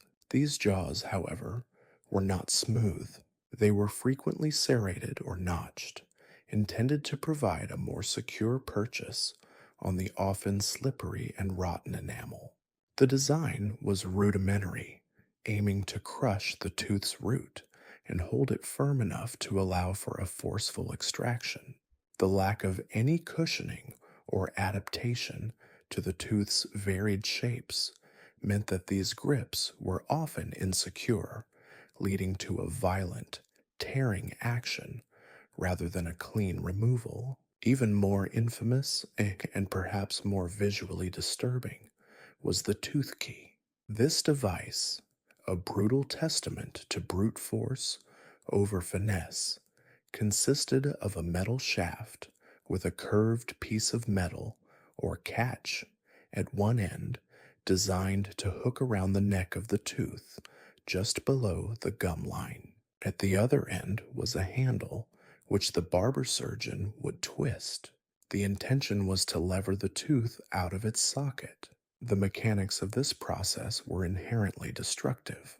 The catch, often a simple C shape or a more elaborate clasp, would press directly against the gum and the adjacent teeth, causing considerable pressure and pain. As the handle was turned, the force was applied not just to the tooth itself, but also to the surrounding bone and soft tissue.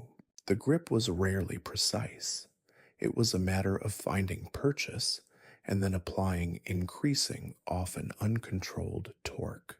The barber surgeon, a man who was as much an artisan as a healer, would approach this task with a mixture of practiced skill and grim necessity. He would often have to physically restrain his patient, who would be writhing and crying out in anticipation and agony. Assistants were usually on hand to hold the patient down, their bodies pressed against the struggling individual to prevent any sudden movements that might lead to further injury. The air would be thick with the scent of sweat, fear, and perhaps the lingering smell of the day's earlier, less successful treatments. The process of extraction itself was a visceral, often bloody affair. Once the barber surgeon had managed to secure the pelican or the tooth key around the offending tooth, the real ordeal would begin. There was no local anesthetic to numb the pain, no sterile field to prevent infection. The instruments themselves were rarely, if ever, properly sterilized. They might be wiped down with a cloth, perhaps rinsed in water, but the concept of germ theory was centuries away. The barber surgeon's hands, too, were unlikely to be clean. They would have been used for countless other procedures, from bloodletting to minor wound dressing. The barber surgeon would grip the instrument firmly, his knuckles white. Then, with a surge of effort, he would begin to twist, pull, or rock the tooth. The sounds would be horrific. The grating of metal against enamel, the tearing of ligaments, the splintering of bone, and of course, the agonizing cries of the patient. The goal was to dislodge the tooth from its socket. This was rarely a clean procedure. The tooth might break, leaving its roots embedded in the jawbone. The surrounding gum tissue would be torn, and the jawbone itself could be fractured, particularly if the tooth was firmly set or if the instrument slipped. The outcome of such a procedure was highly unpredictable. In the best case scenario, the tooth would be removed with minimal damage, leaving behind a bleeding socket that would eventually heal. However, the reality was often far grimmer. The forces involved could be immense, and the lack of precise control meant that healthy teeth adjacent to the afflicted one could be loosened or even broken in the process. The socket itself, exposed and raw, was a prime site for infection. Without any sterile conditions, the introduction of bacteria was almost a certainty, leading to rampant inflammation, swelling, and the potential for a systemic infection that could prove fatal. The patient, having endured such an ordeal, would be left with a gaping, bleeding wound in their mouth. The pain would be excruciating, a throbbing, searing ache that would last for days, if not weeks. Swelling would likely set in, making eating and speaking a difficult and painful experience. The risk of trismus or lockjaw caused by infection or damage to the jaw muscles was also a significant concern. The barber surgeon, despite the often devastating results, was still seen as the person to turn to.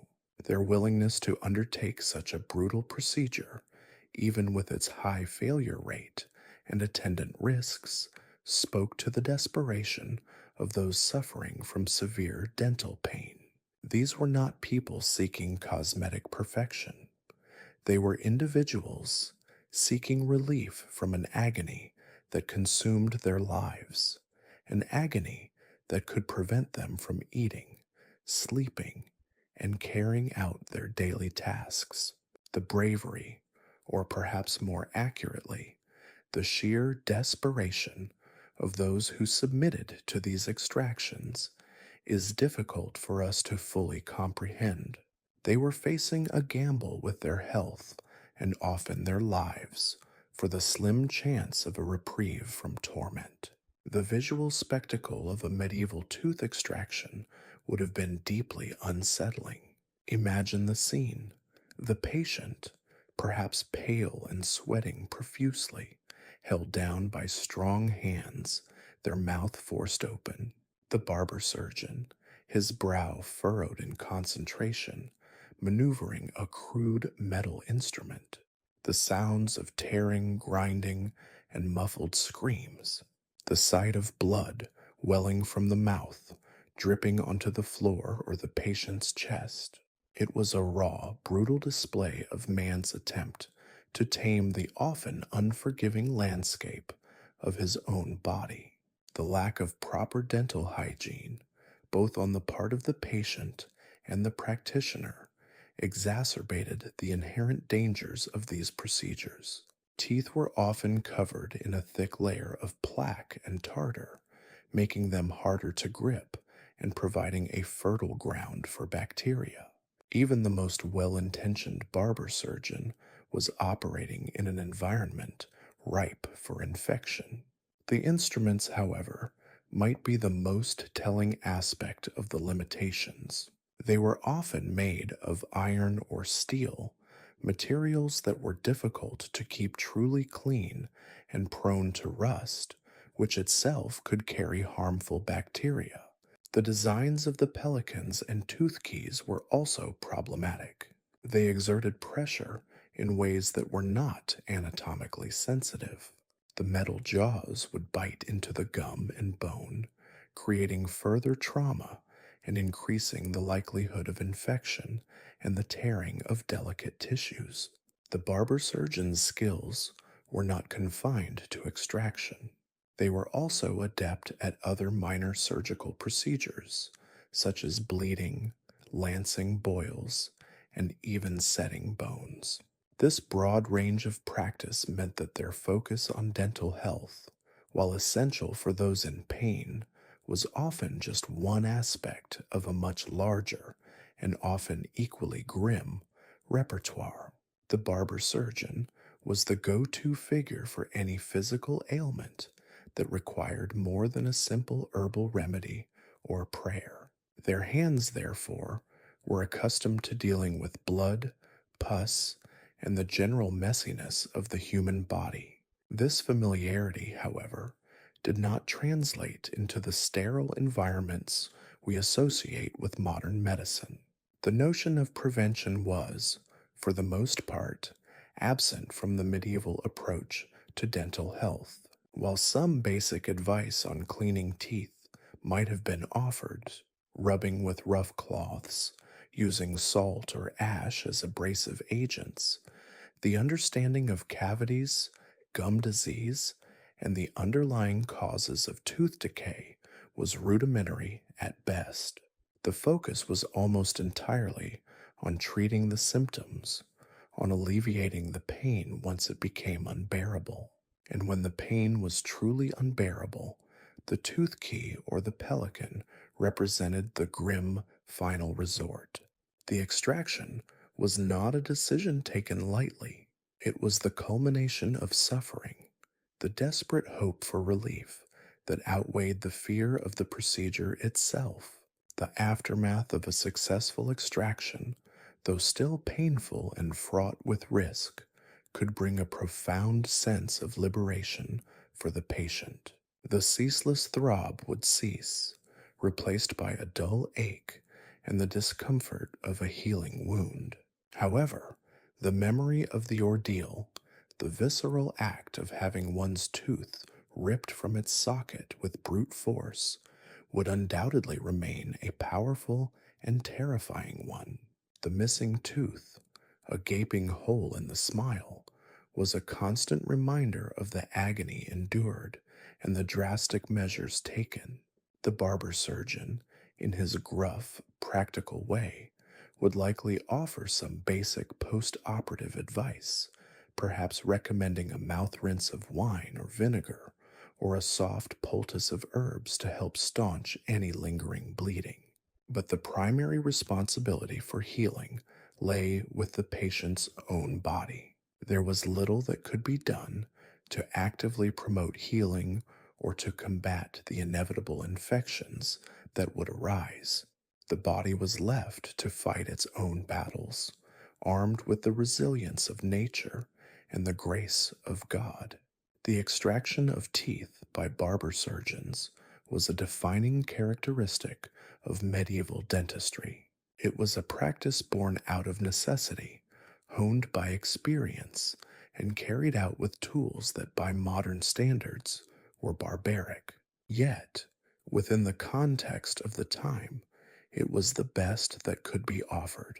It represented the frontier of what was possible, a brutal yet often effective intervention that offered a chance of escape from the relentless torment of toothache. It was a stark reminder of the raw, unfiltered reality of life and health in the Middle Ages, a time when the pursuit of relief often meant confronting one's deepest fears and submitting to the raw power of the surgeon's hand.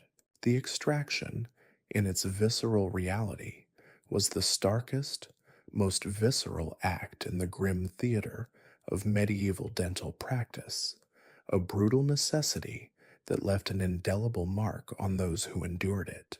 The relentless throbbing within the jaw, a symphony of exquisite agony, often pointed to a deeper imbalance within the patient's very being.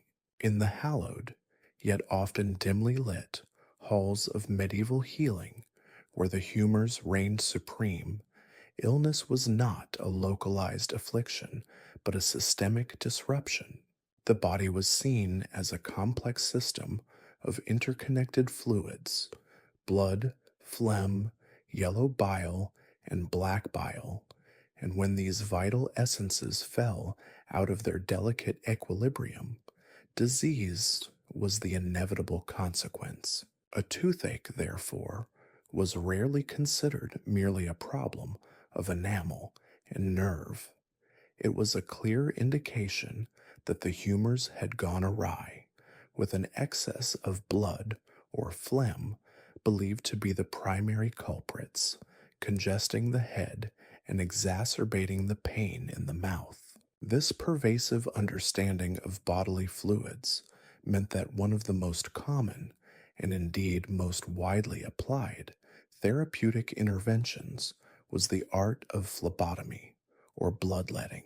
The practice of bloodletting was so deeply ingrained in the fabric of medieval medicine that it was considered a panacea, a veritable cure-all for a vast array of ailments, from fevers and apoplexy to melancholia, and yes, even the persistent gnawing pain of a toothache. The logic, from the perspective of humoral theory, was elegantly simple if brutally applied. If an excess of a particular humor was causing distress, the most direct and effective way to rectify the imbalance was to remove that offending fluid from the body. In the case of toothache, which was often associated with an overabundance of blood or a phlegmatic congestion, drawing blood was believed to alleviate the pressure, clear the affected pathways, and restore the body to its harmonious state. It was a visceral metaphor for purging, a physical expulsion of the perceived source of the malady. The instruments of this therapeutic endeavor were as varied as the conditions they were intended to treat. Yet at the heart of bloodletting lay two primary methods, the lance and the leech. The lance, a sharp, pointed blade, was the barber surgeon's tool of choice for venesection, the deliberate cutting of a vein to allow blood to flow. These lancets were often finely crafted, single edged blades designed to make a clean incision. The selection of the vein was crucial, guided by centuries of observation and often dictated by the perceived location of the humeral imbalance. For a toothache, the veins of the arm, particularly the median cubital vein in the crook of the elbow, were frequently chosen as the circulatory system was understood to connect to all parts of the body. The surgeon would then, with practiced precision, make a swift cut, allowing the blood to pour into a basin placed beneath. The volume of blood to be drawn was also a matter of careful consideration, with the surgeon often judging it by the patient's pallor and the blood's flow, aiming to remove enough to achieve the desired humeral correction without causing undue weakness. Alternatively, and perhaps more commonly encountered in domestic settings or for more delicate procedures, were leeches. These slimy, segmented creatures, collected from ponds and rivers, were surprisingly effective tools for drawing blood. The application of a leech was a more passive, though no less unsettling affair. The creature, once placed upon the skin, would attach itself with its tiny, sharp teeth, secreting an anticoagulant to ensure a steady flow of blood. The process was slow, allowing the leech to engorge itself until it detached naturally, leaving behind a small wound that continued to bleed for a short time. The placement of leeches for dental complaints might not always be directly on the gums, but rather on areas believed to be connected to the affliction, such as the neck or behind the ear, again reflecting the holistic, if often imprecise, understanding of the body's interconnectedness. What is perhaps most striking, and indeed disturbing to our modern sensibilities, is the sheer lack of regard for hygiene that characterized these procedures. The barber surgeon, while skilled in the use of his instruments, was not privy to the concept of germ theory. His shop, often a bustling public space where haircuts and shaves were performed alongside minor surgical interventions, was hardly a sterile environment. The lancets, though perhaps wiped down, were rarely, if ever, sterilized in the way we understand today.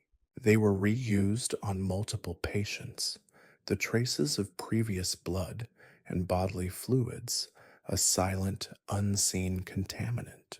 The basins used to collect the blood might be rinsed, but the risk of cross-contamination was immense. Even the leeches, if collected from public waterways, carried their own potential for introducing pathogens. The bloodletting itself was often performed in full view of others. The barber surgeon's shop was a place where the community gathered, and medical procedures, especially those as common as bloodletting, were often public spectacles. A patient undergoing phlebotomy would sit on a stool, their arm extended, blood trickling into a metal or ceramic basin. The conversation of patrons, the smell of shaved hair, and the sight of bleeding flesh would all intermingle, creating a sensory experience that was a far cry from the privacy and clinical sterility of modern medical practice. This public nature, while perhaps demystifying the process for some, also amplified the risks. A poorly cleaned lancet, a contaminated basin, or even the unwashed hands of the barber surgeon himself could all serve as vectors for infection.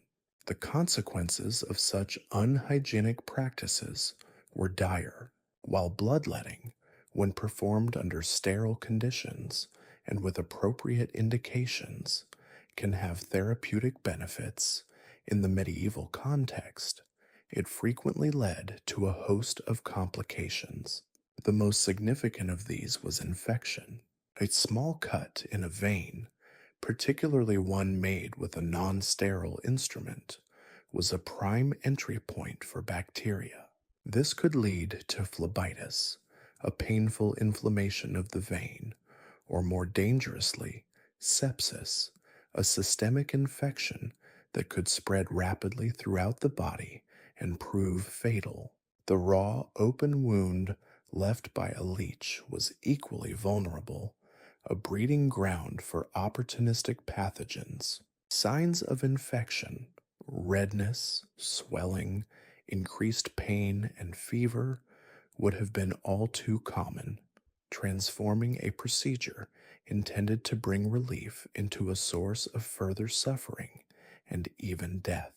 Beyond the immediate risk of infection, the sheer volume of blood drawn could also have negative consequences. While the intention was to correct a humoral imbalance, the indiscriminate bleeding could lead to anemia, weakness, dizziness, and fainting spells. In a patient already weakened by pain and potential infection, such blood loss could be debilitating, further compromising their ability to recover. The barber surgeon, reliant on visual cues like the color of the blood and the patient's pallor, might not always accurately gauge the appropriate amount to draw, leading to either insufficient treatment or, more perilously, excessive depletion. The pervasive nature of bloodletting extended even to the mouths of infants, where it was believed to ease the discomfort of teething.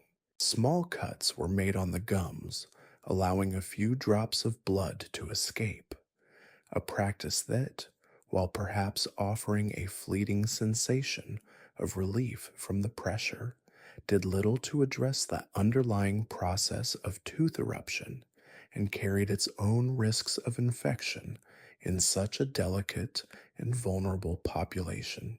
This ubiquitous application underscores how deeply ingrained the principle of expelling excess humors through bloodletting was within the medieval medical worldview. It was the go-to solution, the first line of defense, and often the last resort when gentler methods failed to yield the desired results, even for the seemingly localized problem of a toothache. The barber surgeon, as the primary practitioner of these procedures, occupied a unique and somewhat precarious position in medieval society. They were skilled artisans, their hands capable of both the delicate work of a haircut and the more brutal necessities of surgery.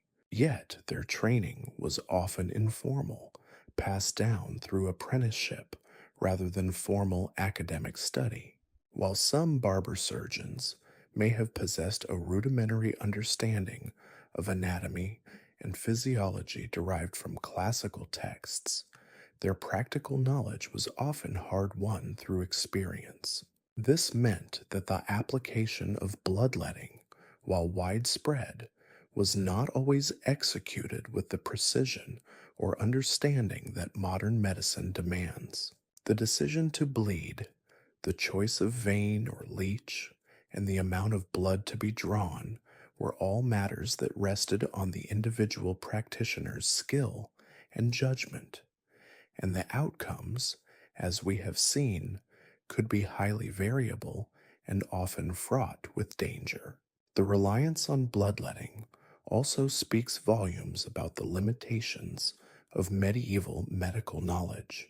Without an understanding of bacteria, viruses, or the complex immunological responses of the body, physicians and surgeons were forced to rely on broad theoretical frameworks like humoralism to explain and treat disease. In this context, bloodletting was a logical, albeit flawed, attempt to manipulate the body's internal environment and restore a state of balance. It was a tangible, visible intervention that seemed to produce a direct effect, giving patients and practitioners alike a sense of agency in the face of often incomprehensible suffering. The sight of blood draining from the body, after all, was a powerful indicator that something was being done, that the perceived source of the illness was being expelled. The ritualistic aspect of bloodletting should not be overlooked either. It was often accompanied by prayers and specific incantations, further imbuing the procedure with a spiritual dimension. The belief was that by appeasing the humors, one was also aligning oneself with the divine order, seeking God's favor in the healing process. This blend of the physical and the spiritual was characteristic of medieval life, where the boundaries between the material and the immaterial were often blurred. The barber surgeon was not just a technician, he was also, in many respects, a spiritual guide. His actions intended to restore not only the body's health, but also its harmony with the cosmos. The practice of bloodletting, therefore, for all its inherent risks and its stark contrast to modern medical practices, was a cornerstone of medieval healthcare. It was a testament to the prevailing medical theories of the time, a reflection of the limited tools and knowledge available, and a stark illustration of the often desperate measures taken to alleviate suffering. For those enduring the torment of a toothache, the application of leeches or the sharp bite of a lancet was not merely a treatment, it was a ritual, a gamble, and a profound act of faith in the wisdom of the barber surgeon and the resilience of their own bodies. The blood that flowed, whether drawn by the deliberate cut of a blade or the slow suction of a leech, represented a tangible, albeit dangerous, attempt to reclaim health and banish the relentless agony that plagued their mouths. The unhygienic conditions under which these procedures were often conducted, the public nature of the spectacle, and the sheer ubiquity of the practice all paint a vivid and often chilling picture of the grim realities of medieval medicine. The raw, visceral reality of medieval dentistry was rarely a gentle affair. When the inevitable decision was made to intervene, to attempt to quell the relentless tempest of a toothache with the sharp edge of a scalpel or the searing kiss of a cautery iron, the patient's willingness was a luxury seldom afforded.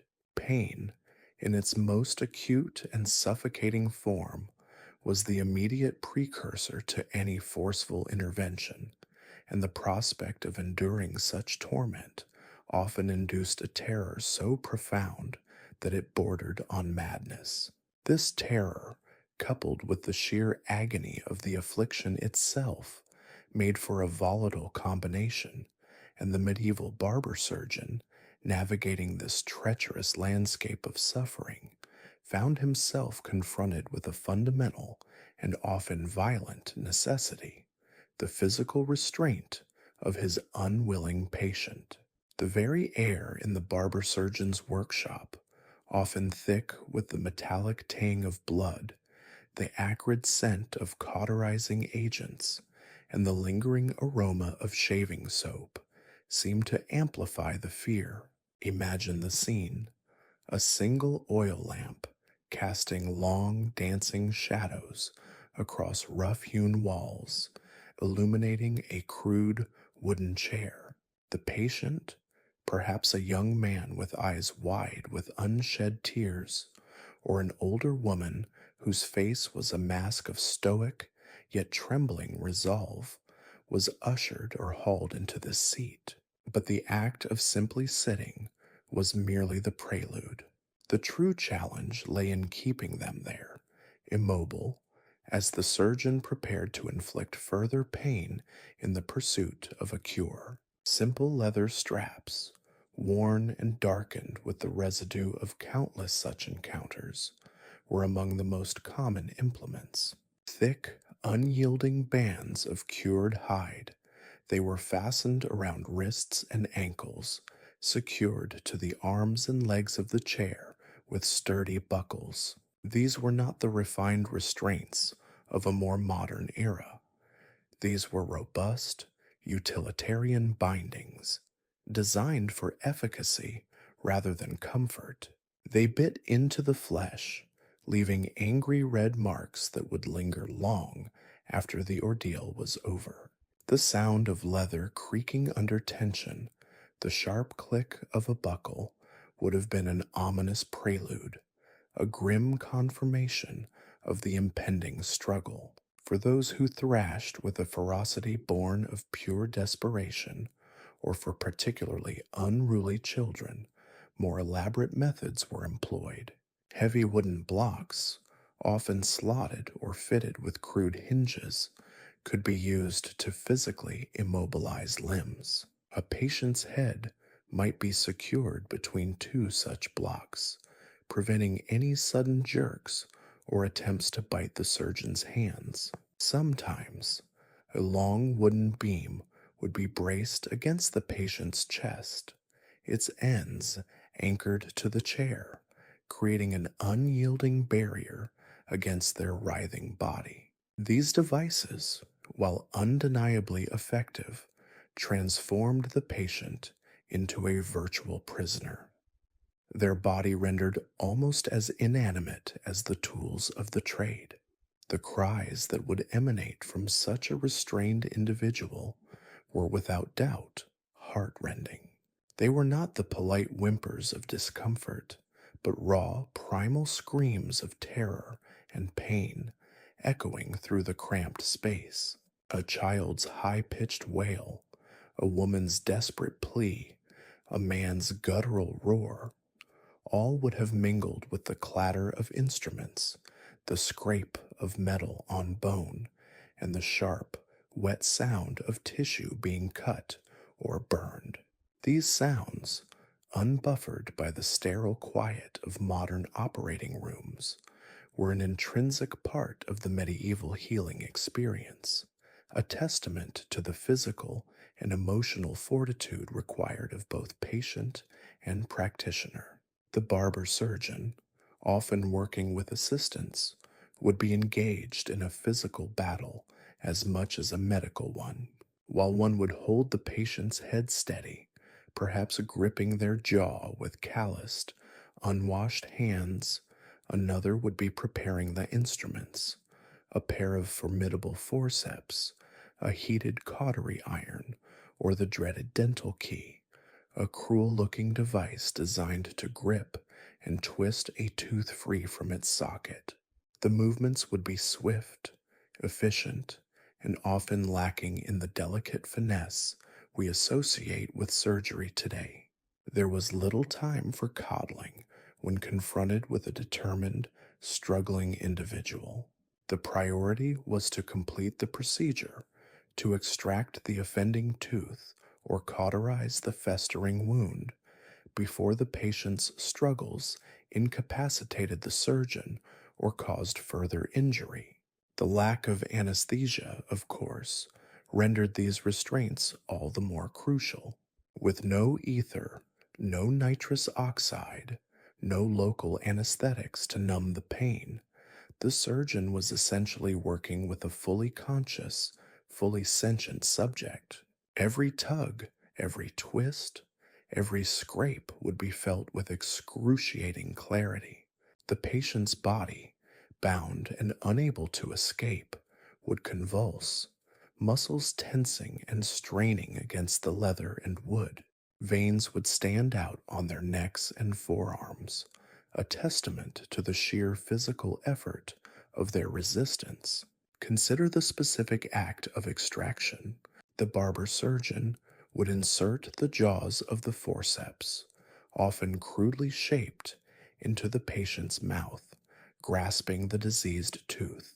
The grip needed to be firm, unyielding, for a slip could result in the tooth breaking, leaving fragments embedded in the jaw, or worse, could injure the surrounding gum and bone.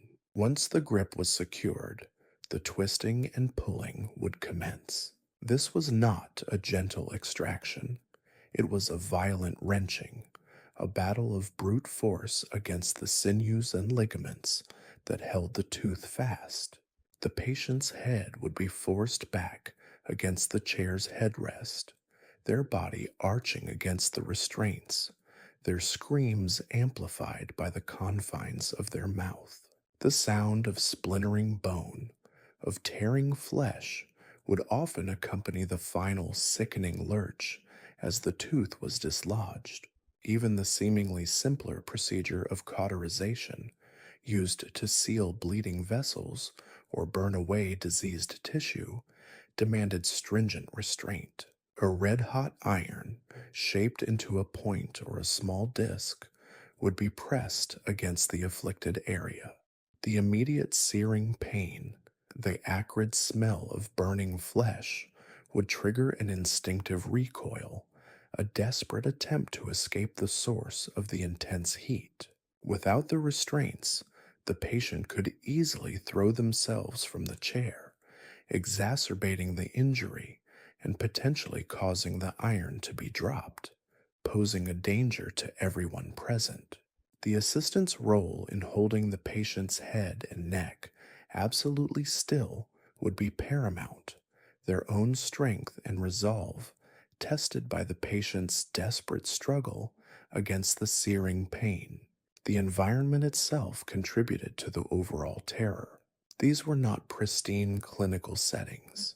The workshop might be dimly lit, the light source often a single sputtering candle or oil lamp, casting deep, unsettling shadows that distorted shapes and amplified fears. The floor might be strewn with hair clippings, dried blood, and discarded rags.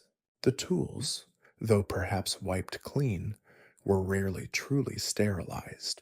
The very air could feel thick with the miasma of past sufferings, a palpable sense of dread that permeated the space. This sensory overload, this combination of physical discomfort, emotional terror, and an unsettling environment, created an experience that was profoundly alien to our modern sensibilities.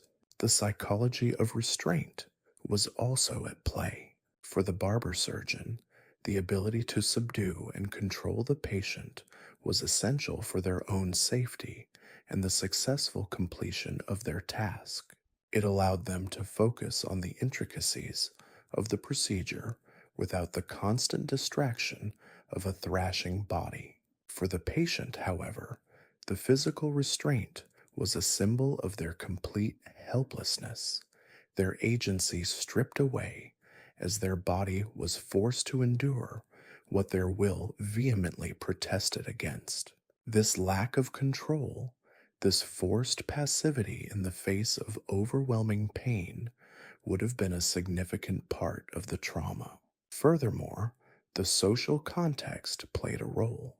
While some might have been brought to the barber surgeon by family members concerned for their well-being, others might have been brought in by constables or town guards, particularly if their condition was so severe that they were a public nuisance or a danger to themselves.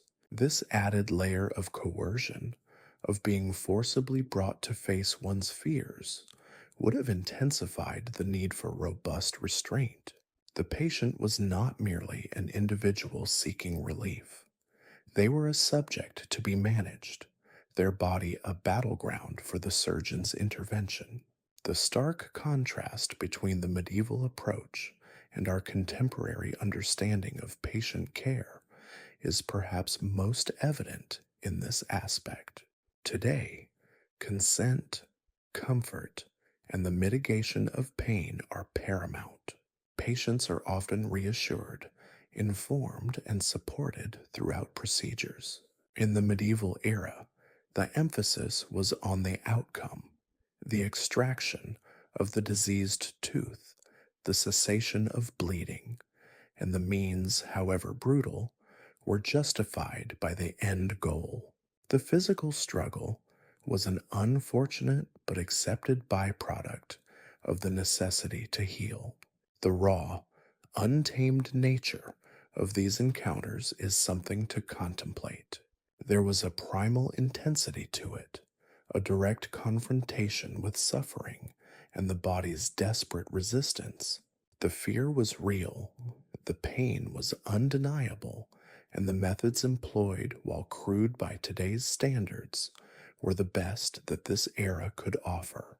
The barber surgeon, in his unadorned workshop, grappling with a terrified and restrained patient, was a figure of both necessary authority and perhaps a certain desperate resourcefulness.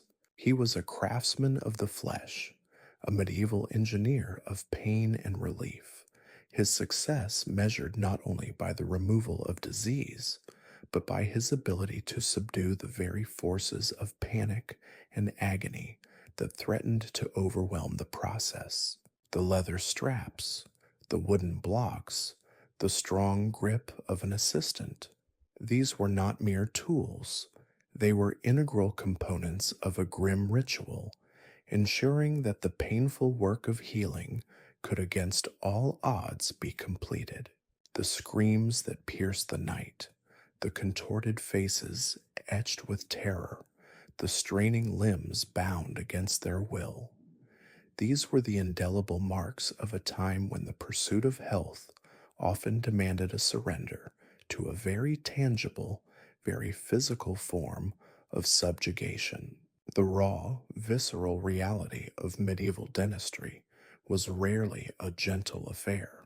When the inevitable decision was made to intervene, to attempt to quell the relentless tempest of a toothache with the sharp edge of a scalpel or the searing kiss of a cautery iron, the patient's willingness was a luxury seldom afforded.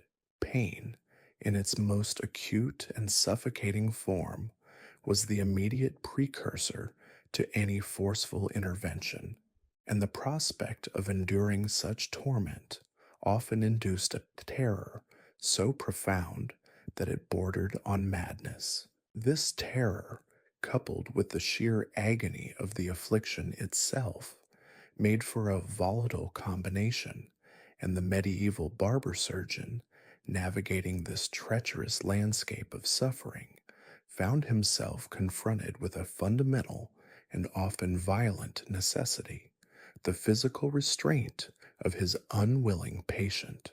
The very air in the barber surgeon's workshop, often thick with the metallic tang of blood, the acrid scent of cauterizing agents, and the lingering aroma of shaving soap, seemed to amplify the fear.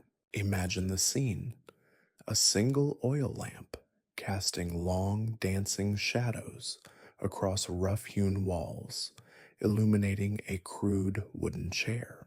The patient, perhaps a young man with eyes wide with unshed tears, or an older woman whose face was a mask of stoic yet trembling resolve, was ushered or hauled into this seat.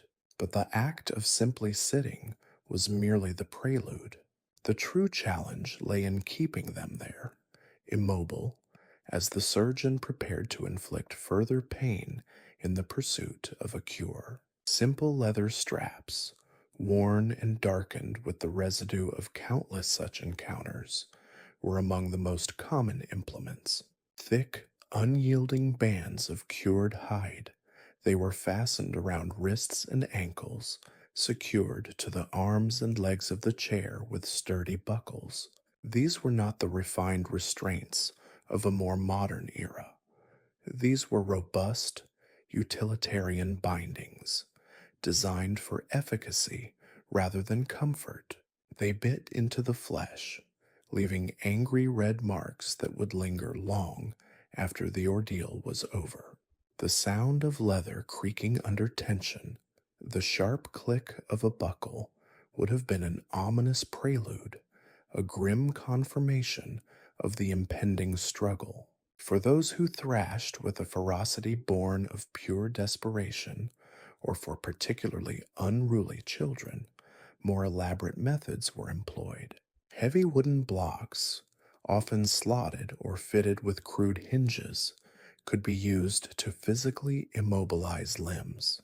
A patient's head might be secured between two such blocks, preventing any sudden jerks or attempts to bite the surgeon's hands. Sometimes, a long wooden beam would be braced against the patient's chest, its ends anchored to the chair, creating an unyielding barrier against their writhing body. These devices, while undeniably effective, transformed the patient into a virtual prisoner, their body rendered almost as inanimate as the tools of the trade.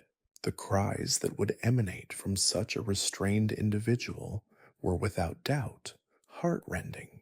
They were not the polite whimpers of discomfort, but raw, primal screams of terror and pain echoing through the cramped space.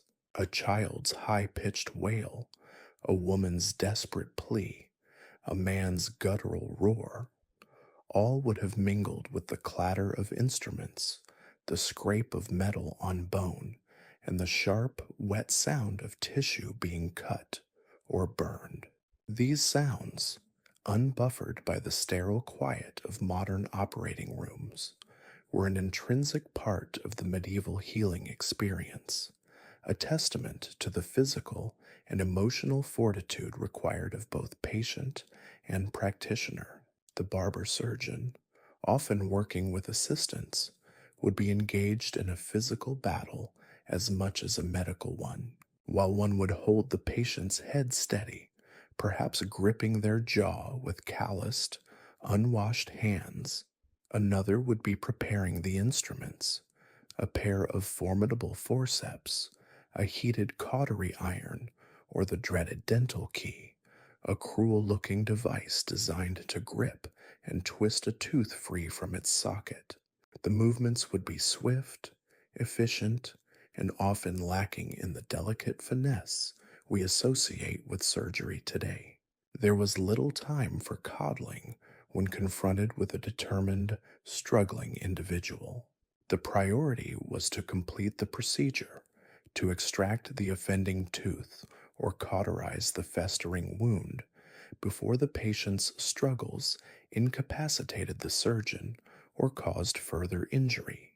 The lack of anesthesia, of course, rendered these restraints all the more crucial. With no ether, no nitrous oxide, no local anesthetics to numb the pain, the surgeon was essentially working with a fully conscious, fully sentient subject. Every tug, every twist, every scrape would be felt with excruciating clarity. The patient's body, bound and unable to escape, would convulse, muscles tensing and straining against the leather and wood. Veins would stand out on their necks and forearms, a testament to the sheer physical effort of their resistance. Consider the specific act of extraction. The barber surgeon would insert the jaws of the forceps, often crudely shaped, into the patient's mouth, grasping the diseased tooth. The grip needed to be firm, unyielding, for a slip could result in the tooth breaking, leaving fragments embedded in the jaw, or worse, could injure the surrounding gum and bone. Once the grip was secured, the twisting and pulling would commence. This was not a gentle extraction. It was a violent wrenching, a battle of brute force against the sinews and ligaments that held the tooth fast. The patient's head would be forced back against the chair's headrest, their body arching against the restraints, their screams amplified by the confines of their mouth. The sound of splintering bone, of tearing flesh would often accompany the final, sickening lurch as the tooth was dislodged. Even the seemingly simpler procedure of cauterization, used to seal bleeding vessels or burn away diseased tissue, demanded stringent restraint. A red hot iron, shaped into a point or a small disc, would be pressed against the afflicted area. The immediate searing pain, the acrid smell of burning flesh, would trigger an instinctive recoil, a desperate attempt to escape the source of the intense heat. Without the restraints, the patient could easily throw themselves from the chair, exacerbating the injury and potentially causing the iron to be dropped, posing a danger to everyone present. The assistant's role in holding the patient's head and neck absolutely still would be paramount, their own strength and resolve tested by the patient's desperate struggle against the searing pain. The environment itself contributed to the overall terror. These were not pristine clinical settings. The workshop might be dimly lit, the light source often a single sputtering candle or oil lamp, casting deep, unsettling shadows that distorted shapes and amplified fears. The floor might be strewn with hair clippings, dried blood, and discarded rags. The tools, though perhaps wiped clean, were rarely truly sterilized. The very air could feel thick with the miasma of past sufferings, a palpable sense of dread that permeated the space. This sensory overload, this combination of physical discomfort, emotional terror, and an unsettling environment, created an experience that was profoundly alien to our modern sensibilities. The psychology of restraint was also at play. For the barber surgeon, the ability to subdue and control the patient was essential for their own safety and the successful completion of their task. It allowed them to focus on the intricacies of the procedure without the constant distraction of a thrashing body. For the patient, however, the physical restraint was a symbol of their complete helplessness, their agency stripped away as their body was forced to endure what their will vehemently protested against. This lack of control, this forced passivity in the face of overwhelming pain, would have been a significant part of the trauma. Furthermore, the social context played a role. While some might have been brought to the barber surgeon by family members concerned for their well-being, others might have been brought in by constables or town guards, particularly if their condition was so severe that they were a public nuisance or a danger to themselves. This added layer of coercion, of being forcibly brought to face one's fears, would have intensified the need for robust restraint. The patient was not merely an individual seeking relief. They were a subject to be managed, their body a battleground for the surgeon's intervention. The stark contrast between the medieval approach and our contemporary understanding of patient care is perhaps most evident in this aspect.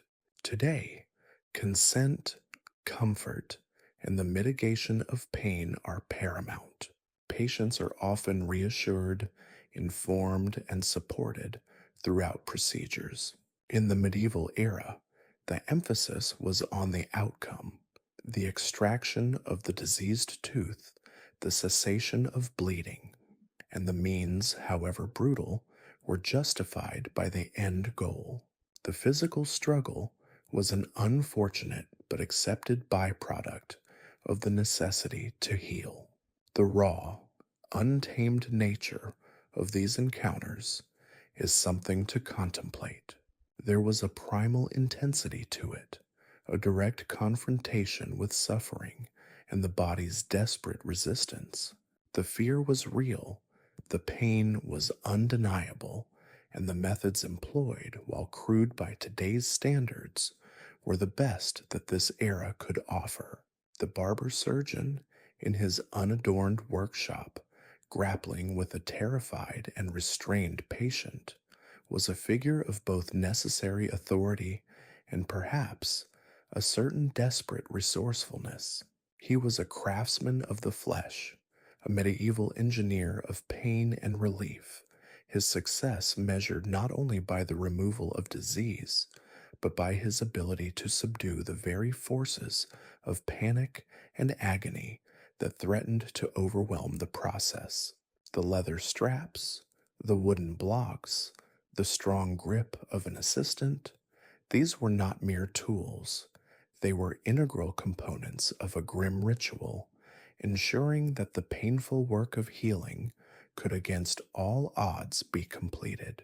The screams that pierced the night, the contorted faces etched with terror, the straining limbs bound against their will, these were the indelible marks of a time when the pursuit of health often demanded a surrender to a very tangible, very physical form of subjugation.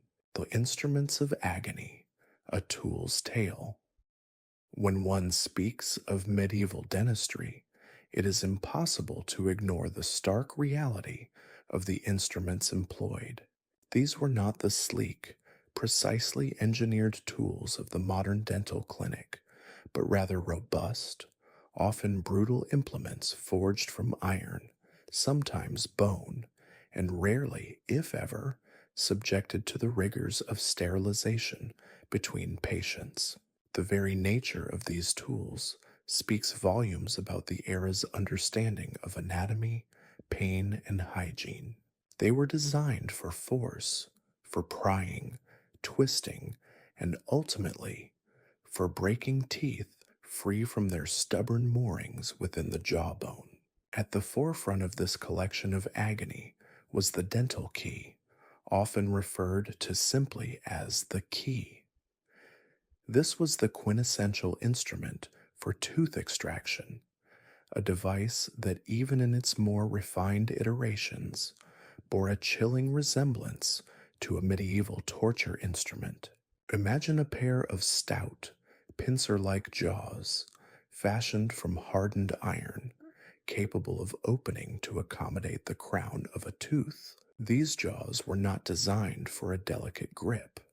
They were built to clamp down with immense force, biting into the enamel and cementum with the intention of securing a purchase, however precarious. Attached to these jaws was a sturdy shaft, ending in a crossbar or a thick handle. Once the jaws were latched onto the tooth, the barber surgeon would apply leverage through the shaft, twisting and wrenching the tooth within its socket. The goal was to fracture the periodontal ligaments that held the tooth, gradually loosening it until it could be extracted. However, the reality was often far more violent.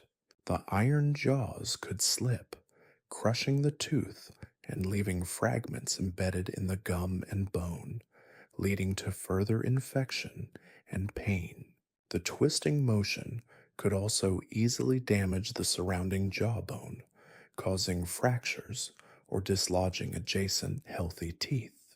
The sound that must have accompanied this process, the creak of iron against enamel, the sickening crack of bone, is almost beyond imagining.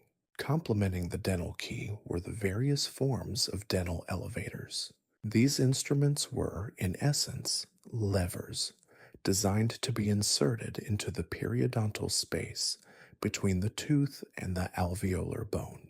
They possessed slender, often pointed or slightly curved tips, meant to be wedged into the narrow gap.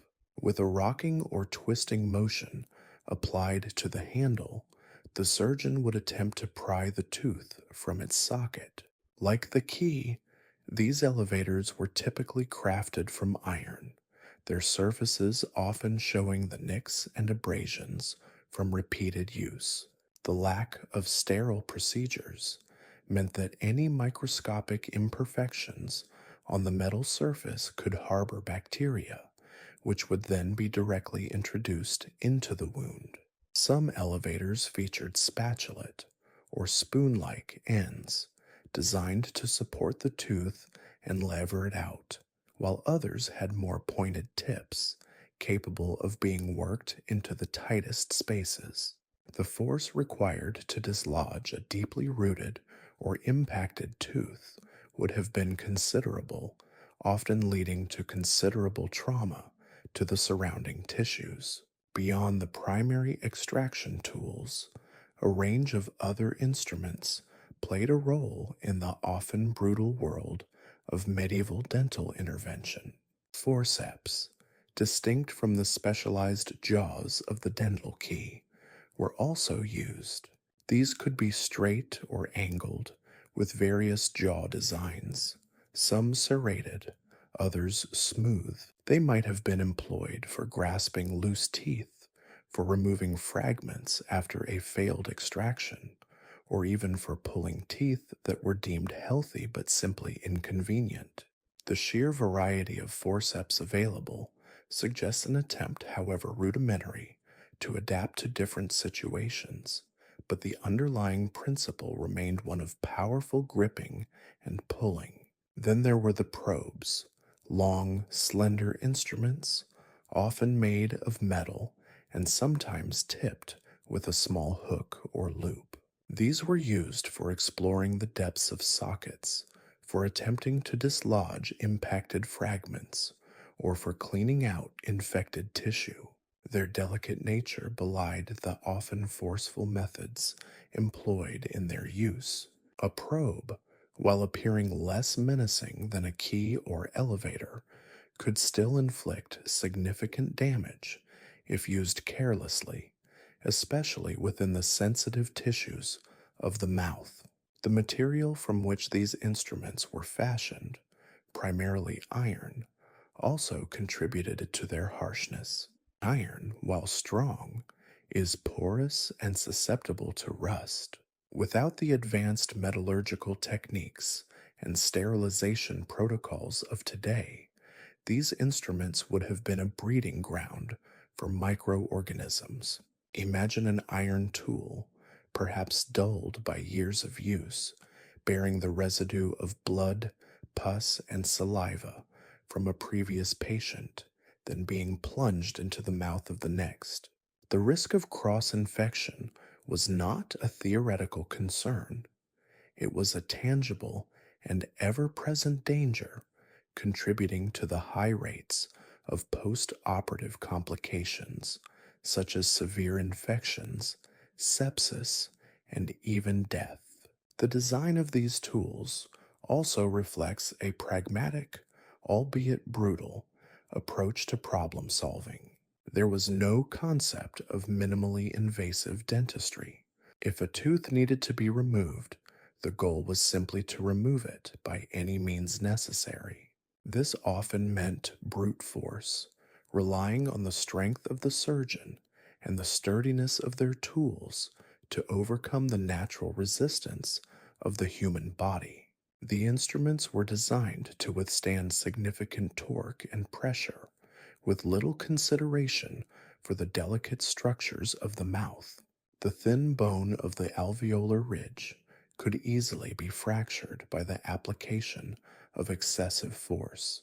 The gums could be torn, leading to profuse bleeding. The tongue and cheeks were vulnerable to accidental laceration. The stark contrast between these medieval instruments and their modern counterparts is illuminating. Today's dental instruments are crafted from high-grade stainless steel, designed for precision, comfort, and most importantly, sterilization. Forceps are shaped to conform to the specific anatomy of different teeth, allowing for a more controlled grip. Elevators are fine-tuned to slide between the tooth and bone with minimal trauma. Ultrasonic scalers, air abrasion units, and advanced composite materials allow for restorative work that is virtually painless. Even the most complex surgical procedures are undertaken with a focus on patient comfort and recovery. In the medieval era, however, the emphasis was on efficacy, however crude. The barber surgeon was a man of practical skills, often with limited formal education. His tools were extensions of his own physical strength and his understanding of basic mechanics. There was no thought given to germ theory, no understanding of local anesthetics, no appreciation for the psychological impact of prolonged pain and discomfort. The instruments were simply tools to perform a necessary, albeit unpleasant, task. They were functional, durable, and effective in their primary purpose to extract or manipulate teeth, often with significant collateral damage. The very feel of these instruments in the surgeon's hand would have been one of weight and solidity. They would have been heavy, perhaps slightly rough to the touch, their surfaces worn smooth in some places by countless hours of use, yet perhaps bearing the marks of the hammer and anvil that brought them into being. When introduced into the warm, moist environment of the mouth, their cold, hard presence would have been a stark, unwelcome intrusion. The sensation of the iron jaws clamping down, the grating of the metal against tooth and bone, the jarring impact of a forceful twist, these were the tactile experiences of medieval dental intervention. The stories that these instruments could tell, if they could speak, would be of desperate struggle, of excruciating pain, and of the unyielding will of both the patient to escape and the surgeon to overcome. They were the instruments of agony, yes, but also the instruments of a desperate form of healing, the only recourse for those afflicted by the relentless torment of dental disease. They represent a crucial, if grim, chapter in the history of medicine, a testament to human ingenuity in the face of suffering, and a stark reminder of how far medical practice has advanced. The gulf between a medieval iron dental key and a modern titanium implant is not merely technological, it is a chasm that encompasses our understanding of the human body, our respect for individual comfort, and our commitment to hygiene and safety. The very atmosphere within a medieval barber surgeon's workshop was a testament to a world where cleanliness was a concept still in its nascent, often disregarded stages. While the metallic tang of blood might have been a given in any place dealing with wounds and extractions, and the sharp bite of cauterizing agents a familiar scent, there was another, more pervasive aroma that would have clung to the air: the undeniable, pervasive smell of decay and unwashed bodies. It was a scent not of medicinal antiseptics, for those were centuries away from being conceived, but rather the earthy, pungent odor of filth, of stagnant water, of accumulated grime, and of the unfortunates who sought relief within those walls. Imagine the barber surgeon, his hands stained with the blood and ichor of previous patients. There was no readily available running water for washing, no mild soaps or sterilizing solutions. The concept of germ theory was a distant, unimagined future. His hands, therefore, were often as they were, calloused, perhaps rough, carrying the microbial legacy of every patient he had attended. The tools themselves, forged from iron and passed down, repaired and used time and again, were seldom, if ever, truly cleansed in a manner that would be recognized as hygienic today. A quick wipe on a cloth, perhaps rinsing in a basin of water that itself was far from pure, was the extent of the cleaning ritual. This water, shared amongst a community of patients, could easily become a vector for disease, transferring infections from one open wound to another. The consequences of such pervasive lack of sanitation were dire, and nowhere was this more apparent than in the realm of dental work. A tooth extraction, already a violent and traumatic event, was rendered infinitely more perilous by the environment and the tools employed. The gaping socket left behind, raw and bleeding, was an open invitation to the teeming microorganisms that populated the barber surgeon's shop. Infection was not an occasional complication, it was a near inevitable consequence. The very act of attempting to heal could, and often did, sow the seeds of further, more devastating illness. Consider the typical tools we discussed: the iron dental key, the elevators, the forceps. These were weapons of necessity, but also conduits of contagion. Even if a tool was ostensibly wiped down, any microscopic imperfections, any rust pits on the metal would harbor bacteria. When these instruments were pressed into the soft tissues of the mouth, into the exposed dentin or the bleeding gums, they were not introducing sterile metallic surfaces, but rather a cocktail of pathogens. The dark, moist interior of the mouth, already a rich environment for microbial life, became a fertile ground for the rapid proliferation of any bacteria introduced. The immediate aftermath of a procedure, beyond the pain of the extraction itself, would often involve swelling, redness, and increasing pain, not necessarily from the trauma of the extraction, but from the burgeoning infection. Pus would begin to form, a thick yellowish or greenish discharge, indicating the body's desperate battle against invading microorganisms. This pus would then be cleaned, perhaps with a rag that had itself been used on other patients, or simply allowed to drain, carrying the infection deeper into the tissues. The patient might then develop a fever, a sign of systemic infection, potentially leading to more serious complications like cellulitis of the face and jaw, or even entering the bloodstream and causing sepsis, a condition almost invariably fatal in the medieval era. Beyond the tools, the very workspace was a breeding ground.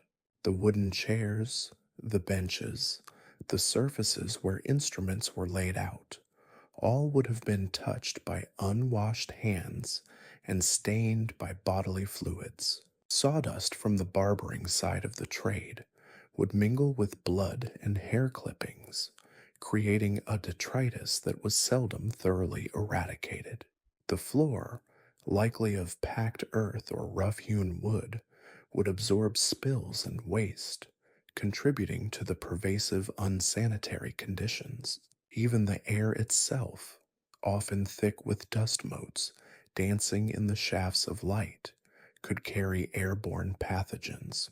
The barber surgeon, in his earnest attempt to alleviate suffering, was operating within a paradigm that fundamentally misunderstood the nature of disease. He attributed illnesses to imbalances of humors, to miasmas, foul vapors, or to divine displeasure. The idea that invisible organisms, too small to be seen, could cause such devastation was not part of his worldview.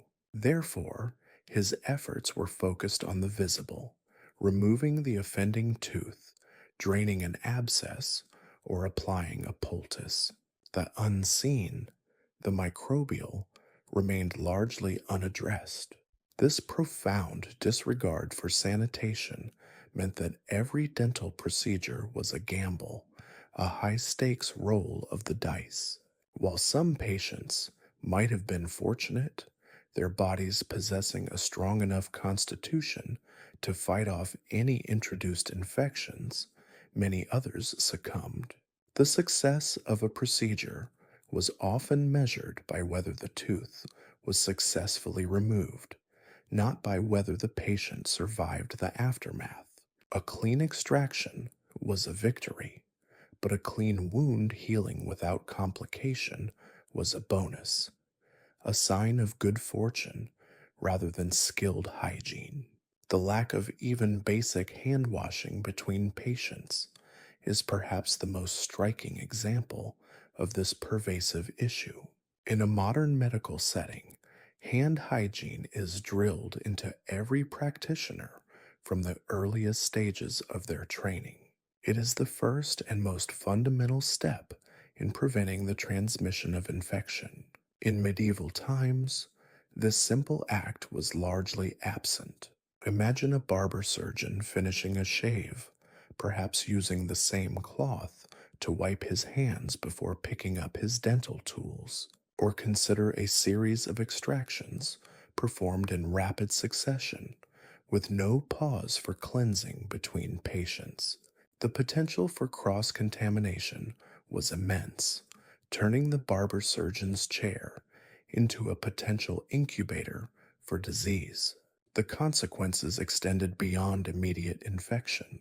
Chronic pain, disfigurement from widespread infection, and scarring, and the loss of neighboring teeth due to the spread of inflammation were common sequelae.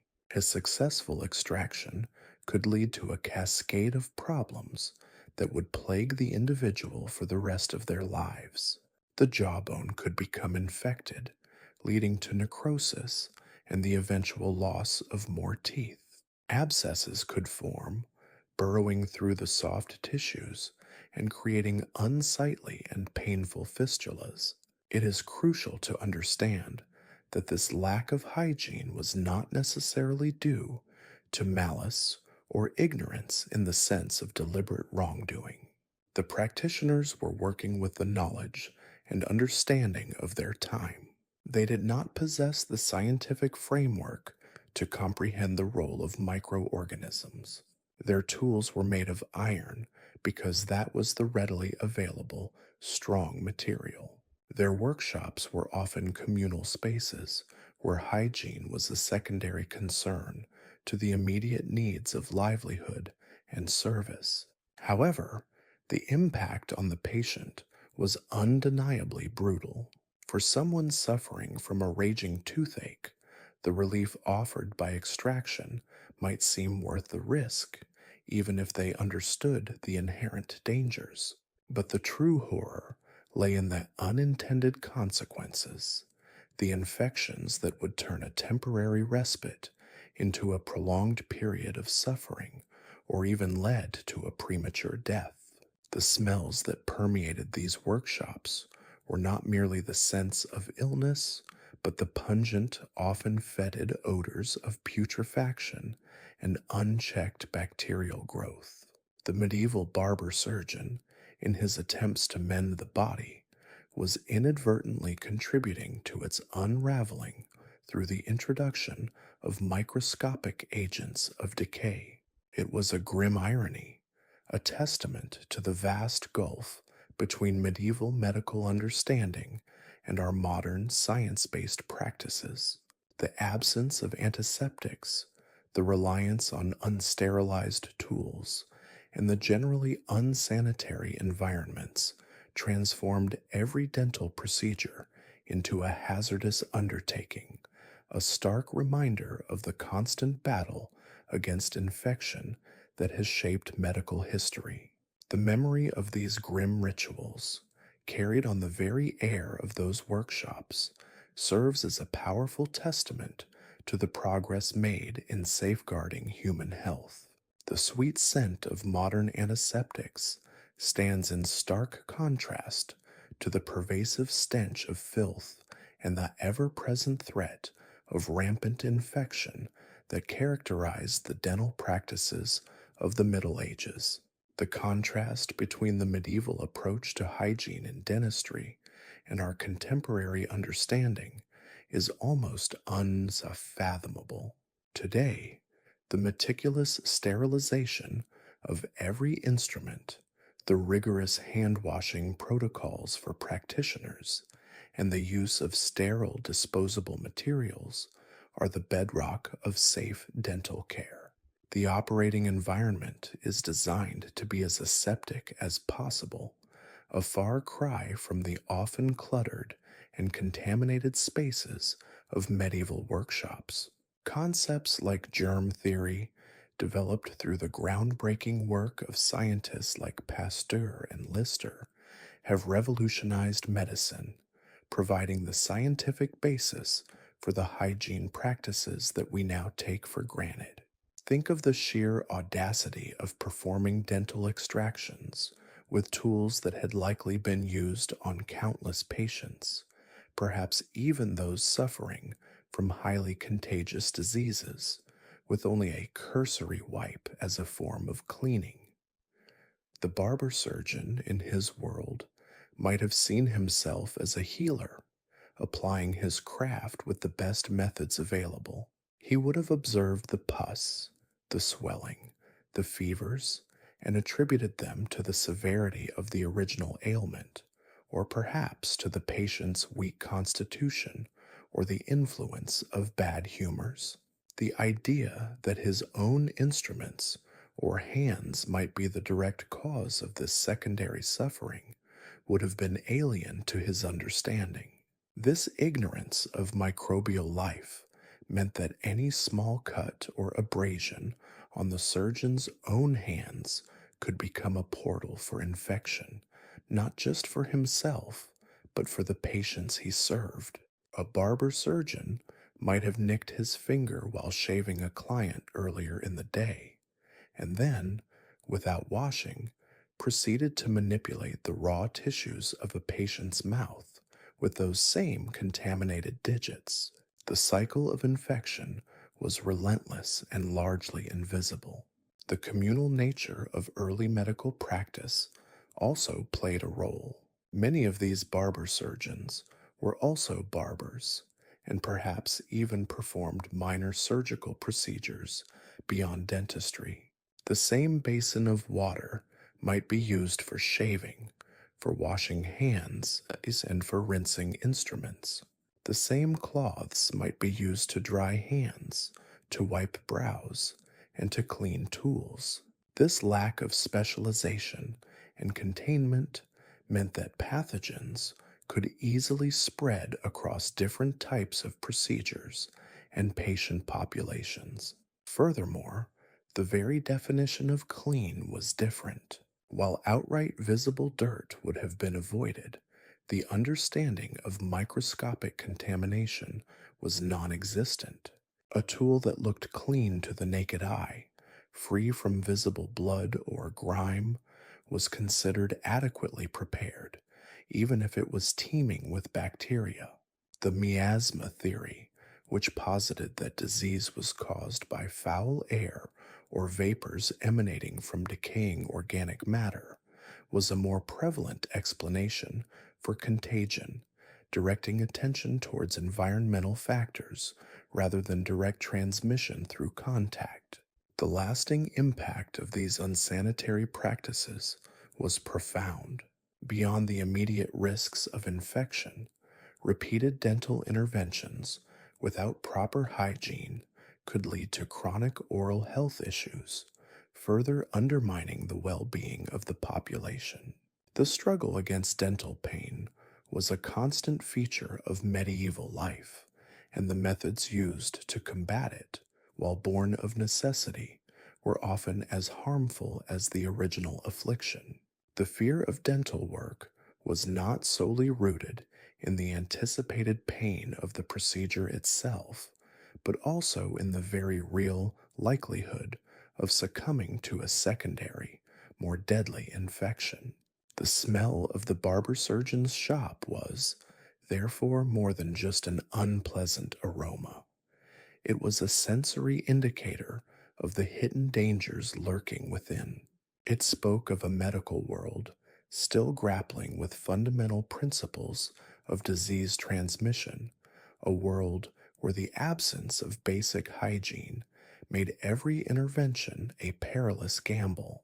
The The pungent odor was the scent of ignorance, the perfume of a time before the discovery of microbes, before the advent of sterile techniques, a time when the battle for health was often lost before it had truly begun, fought and lost in the unwashed hands and unsterilized tools of those who sought to heal.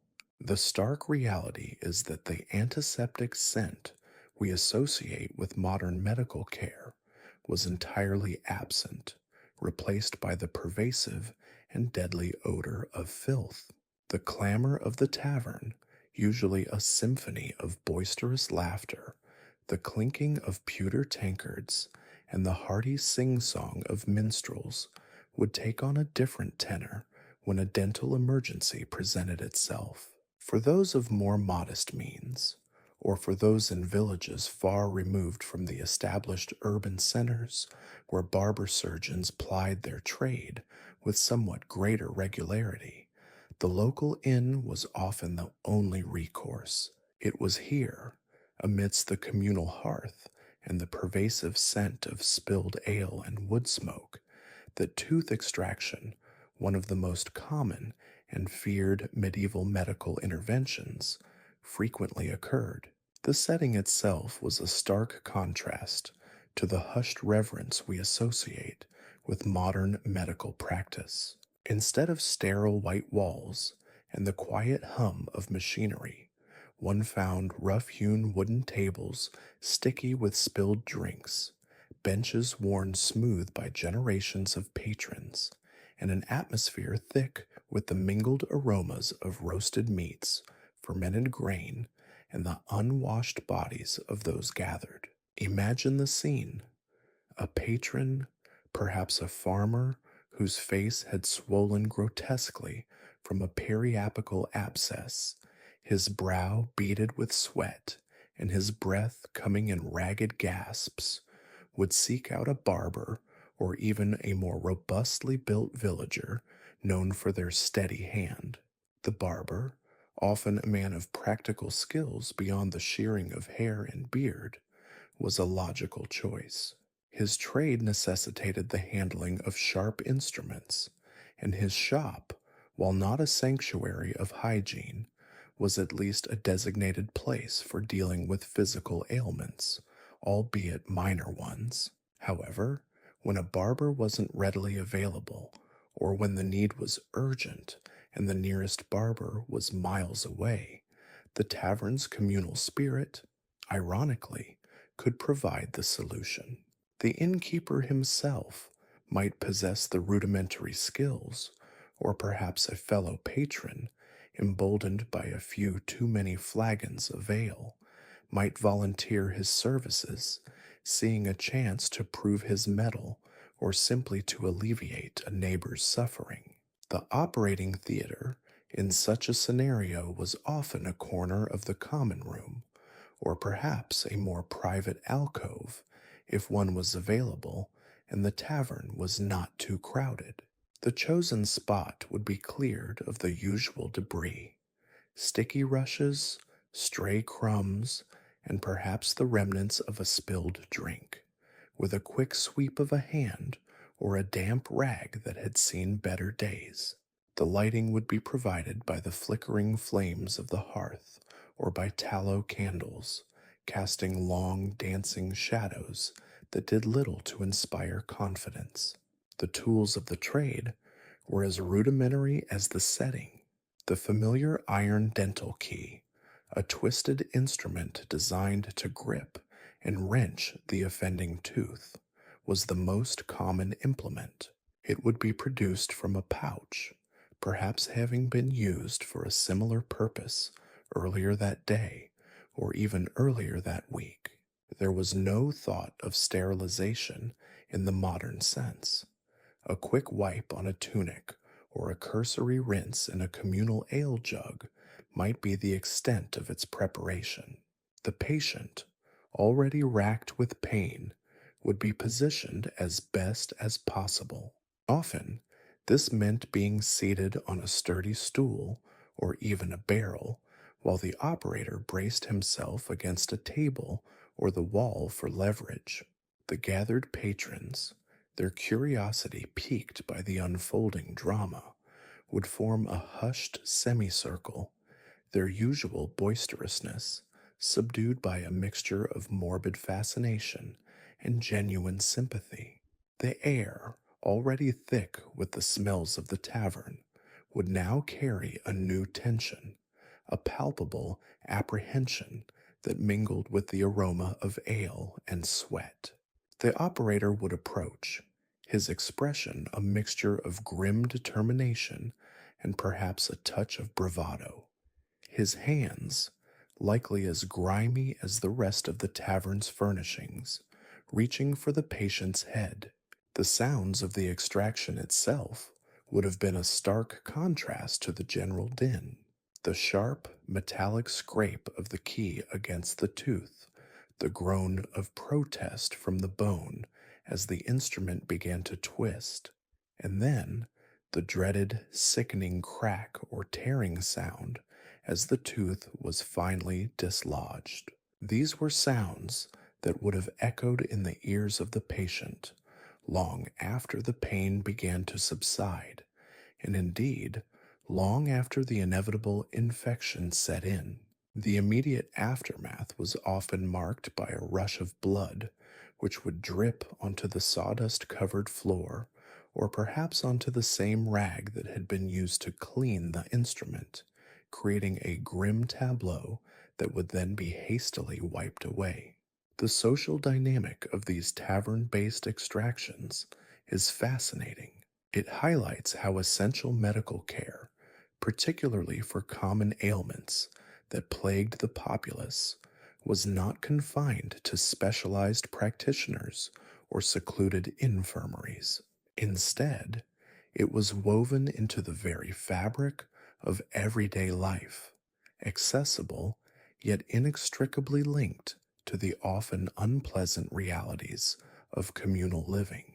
The tavern, a hub of social interaction, became an impromptu clinic, a place where community members looked out for one another, albeit with methods that seemed terrifyingly crude to our modern sensibilities.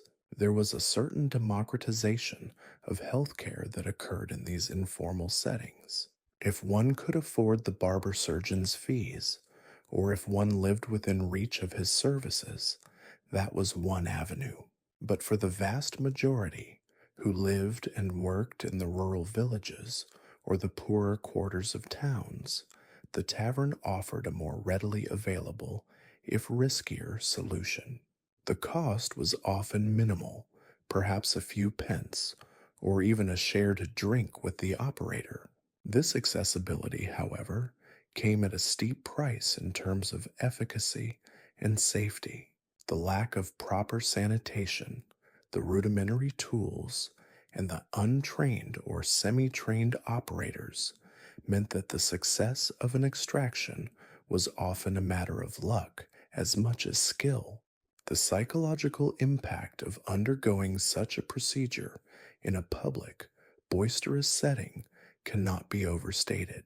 While some might have found a degree of reassurance in the presence of their peers, others would have been deeply unsettled. The act of having one's mouth pried open, of enduring the violent wrenching of a tooth while surrounded by the casual revelry of others, must have been profoundly alienating and terrifying. The whispers of apprehension, the winces of pain exchanged between onlookers, the hushed commentary on the operator's technique, all these would have amplified the patient's own fear and discomfort. Furthermore, the concept of privacy, as we understand it today, was a luxury few could afford. A dental emergency, like many other personal afflictions, was often a public spectacle. The barber, in his own shop, offered a slightly more private experience, but even there, the air was likely filled with the comings and goings of other clients, the smells of shaving soap and hair cuttings, and the sounds of the street outside. The tavern, however, amplified this lack of privacy by its very nature as a communal gathering place. The patient was not merely undergoing a medical procedure, they were performing a personal ordeal in the heart of their social world. The integration of dental care into the tavern setting also speaks volumes about the medieval understanding of pain and suffering. While toothache was a universally recognized torment, the methods of alleviating it were often crude and carried their own significant risks. The medieval mindset, accustomed to the harshness of life, may have viewed such interventions as a necessary evil, a trade off between immediate, agonizing pain and the potential for further complications. The emphasis was on providing relief, however imperfect, rather than on achieving a sterile and risk free outcome. The barber himself, often the central figure in these impromptu dental clinics, occupied an interesting social position. He was a craftsman, a skilled artisan whose hands were his livelihood. His shop was a place of both personal grooming and minor medical intervention. When he ventured into the tavern to perform an extraction, he was essentially taking his professional services to a broader, more accessible marketplace. This blurring of lines between the professional and the communal, between the sacred, as healing might be perceived, and the profane, as a tavern certainly was, is a hallmark of medieval social organization. Consider the specific sensory details that would have defined such an experience. The rough texture of the wooden stool against the patient's back, the cool metallic bite of the dental key against the tooth, the acrid taste of blood mixed with the lingering flavor of ale on the operator's hands. The sound of the extraction would be paramount. The grating, the tearing, the pop of the tooth finally yielding. And then the aftermath, the throbbing pain, the warm, sticky sensation of blood trickling down the chin, the faint, metallic tang that would persist for hours. All this would occur under the gaze of curious onlookers, their faces illuminated by the flickering firelight, their reactions a silent commentary on the drama unfolding before them. The tavern as a treatment room also reflects a certain pragmatism. When a problem arose, the community rallied. There wasn't always time or the means to seek out a distant, formally trained physician. The skills needed, a firm grip, a steady hand, a willingness to face the unpleasantness of bodily fluids, were often found within the community itself. The barber was the most likely candidate, but even among the general populace, there were those who possessed these practical aptitudes. This communal approach to healthcare, while lacking the scientific rigor of modern medicine, fostered a sense of solidarity and mutual reliance that was crucial for survival in an often harsh world. However, it is essential to remember that these informal clinics were not without their dangers. The very proximity of the tavern patrons, many of whom would have had their own open wounds or infections, posed a significant risk of cross contamination. The shared air, thick with the exhalations of many people, could carry airborne pathogens. The surfaces, from the tables to the floor, were unlikely to be cleaned with anything approaching modern standards. Even the barber's own hands, having just finished a haircut or a shave, could easily transfer bacteria from one person to another. The narrative of a tooth extraction in a medieval tavern is not merely a recounting of a medical procedure, it is a window into the social fabric of the time. It reveals how essential services were delivered, how communities coped with illness and pain, and how the boundaries between the mundane and the medical were often blurred. The tavern, a place of entertainment and social gathering, also served as an informal healthcare provider, demonstrating the resilience and resourcefulness of medieval society in the face of persistent health challenges. The very ordinariness of the setting, the integration of such a dramatic event into the rhythm of daily life, makes the experience all the more striking, and indeed all the more unsettling for the modern observer. The clatter of mugs, the scent of ale, and the hushed whispers of apprehension were not separate from the extraction itself. They were integral to the context in which it occurred, a stark reminder that even the most intimate of human experiences were, in the Middle Ages, often played out in the public arena. The sting of a toothache, a relentless torment that could drive even the most stoic soul to despair, was but one facet of the complex relationship medieval society had with its dentition. Beyond the agonizing throb of decay or infection, the stark reality of tooth loss presented its own distinct set of challenges. The absence of even a single tooth could disrupt the delicate mechanics of mastication, making the enjoyment of food a laborious and often painful affair. More than that, it bore a heavy social stigma. A gap-toothed smile was not merely an aesthetic imperfection, it was a visible marker of hardship, of poor health, and for some, a reflection of moral failing, as if a decaying tooth was a sign of a decaying soul. In a world where appearances often dictated social standing, the ability to present an unblemished countenance was a valuable asset, and the loss of teeth was a significant impediment to this. While the brutal efficiency of the dental key and the barber surgeon's forceps were the primary tools for addressing acute dental distress, the medieval craftsman and the burgeoning medical practitioner were not entirely oblivious to the functional and aesthetic void left by missing teeth. The desire to fill these gaps, to restore a measure of normalcy to eating and speaking, and to reclaim a semblance of a complete smile, spurred a nascent form of dental prosthetics. These early attempts were, by modern standards, remarkably crude, yet they represent a significant step in human ingenuity, a testament to the persistent drive to overcome physical limitations with the materials and knowledge at hand.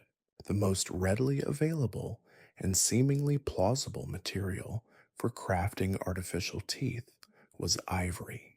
Derived from the tusks of elephants, this precious material possessed a density and a pale, creamy hue that at a glance resembled the natural enamel of a healthy tooth. Elephants, though not native to Europe, were known commodities through trade routes that stretched into Africa and the East. Ivory was a luxury good, used for everything from ornate crucifixes and chess pieces to the handles of fine daggers and decorative inlays on furniture. Its association with preciousness and durability made it a natural, if expensive, choice for those seeking to replace lost teeth. The process of creating an ivory tooth would have been a labor of immense skill and patience, undertaken by artisans who likely straddled the line between craftsman and surgeon. They would begin with a block of ivory, carefully selecting pieces that were free from cracks or blemishes. Using fine chisels, drills, and perhaps even tiny saws, they would painstakingly carve each tooth to mimic the shape and size of the original. The skill lay not just in replicating the general form, but in capturing the subtle curvature of the crown the slight narrowing towards the root, and the overall proportion that would allow it to fit, however imperfectly, into the patient's mouth.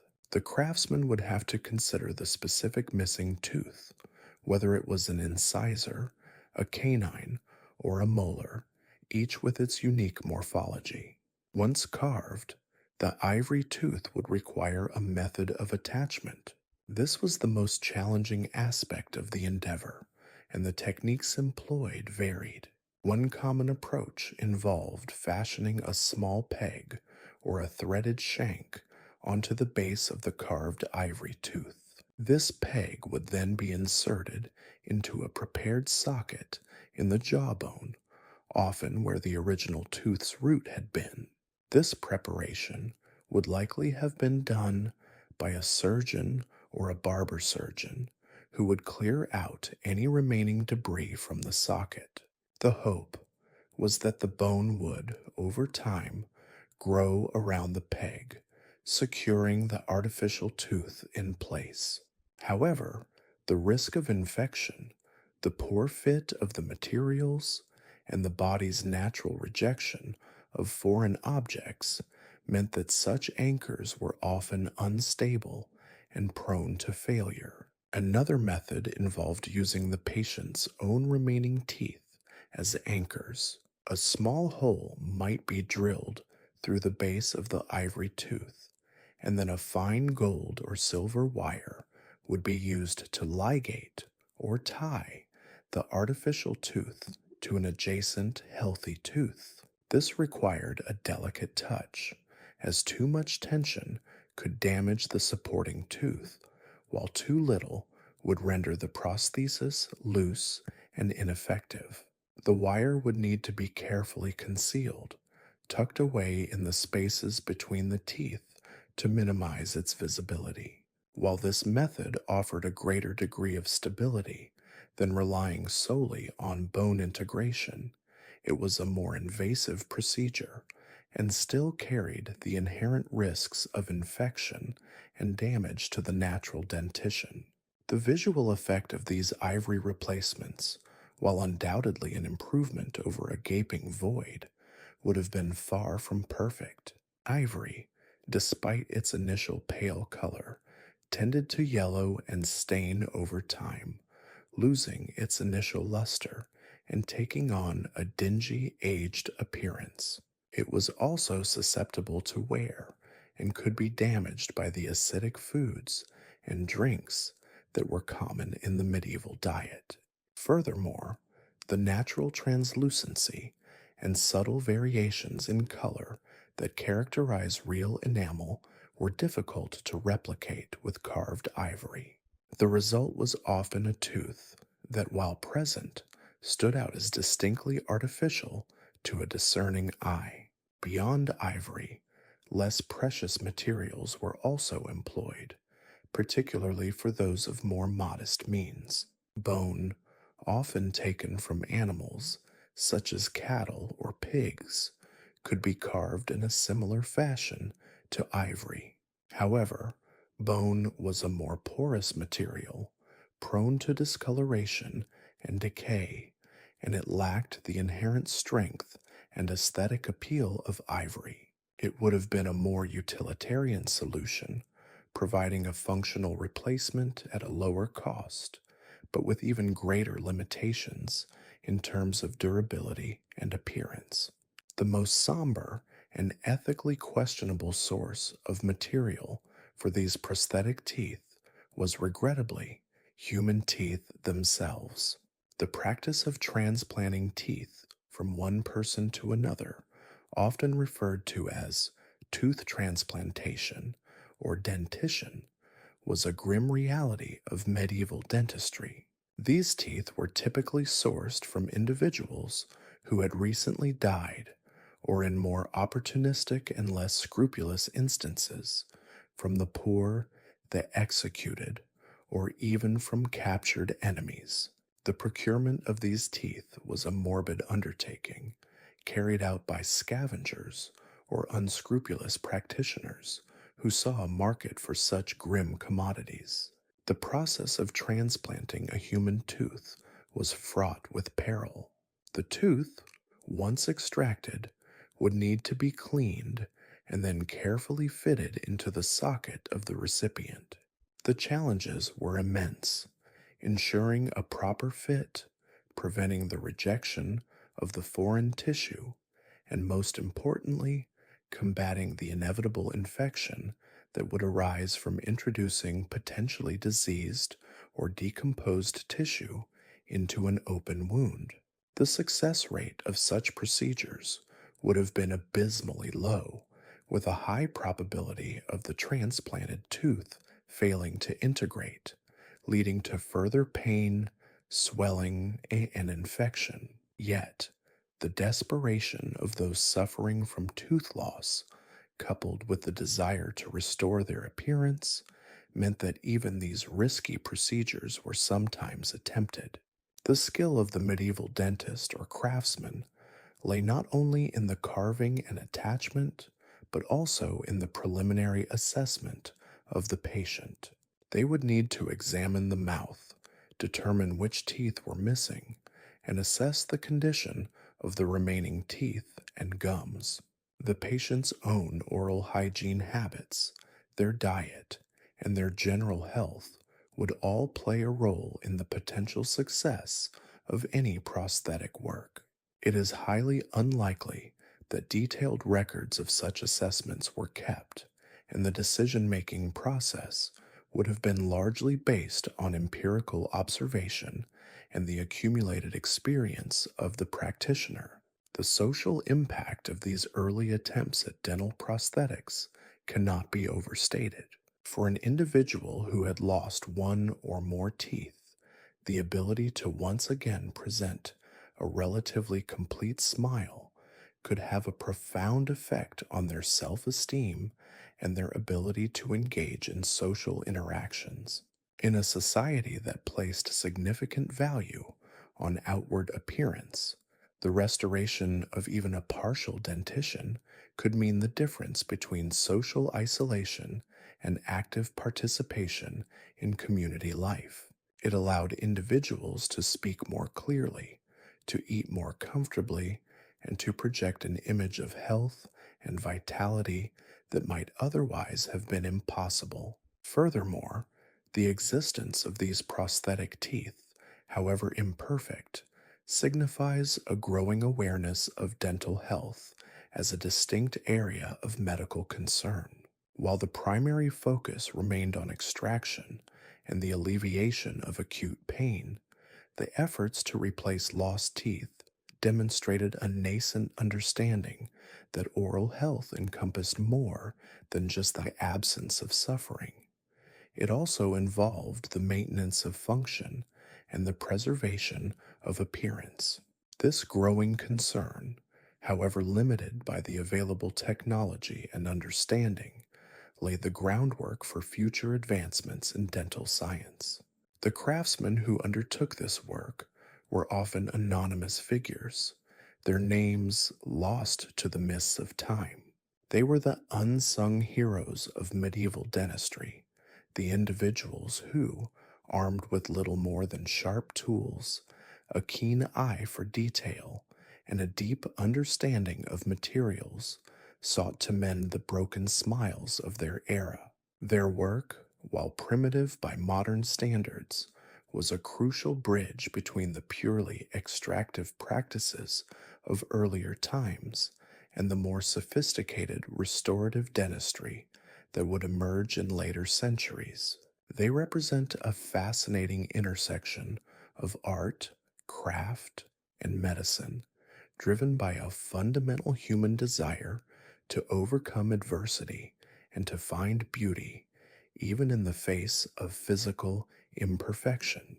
The ivory tooth, the bone prosthesis, and even the transplanted human tooth, however flawed, were tangible manifestations of this enduring human spirit, a testament to ingenuity in the face of profound limitations. They were, in their own way, as much a part of the evolving narrative of the medieval smile as the toothache itself. The agony of a toothache, a fierce companion to many in the medieval world, was merely the most immediate and vociferous symptom of a much larger, often insidious, problem. While the sharp, unremitting pain of an infected tooth could incapacitate, its true impact rippled outwards, touching almost every aspect of an individual's existence, from the most intimate struggles with nourishment to the public theater of social interaction. The pervasive reality of poor oral health, born from a combination of limited hygiene knowledge, rudimentary treatments, and often harsh diets, created a cascade of negative consequences that extended far beyond the confines of the mouth.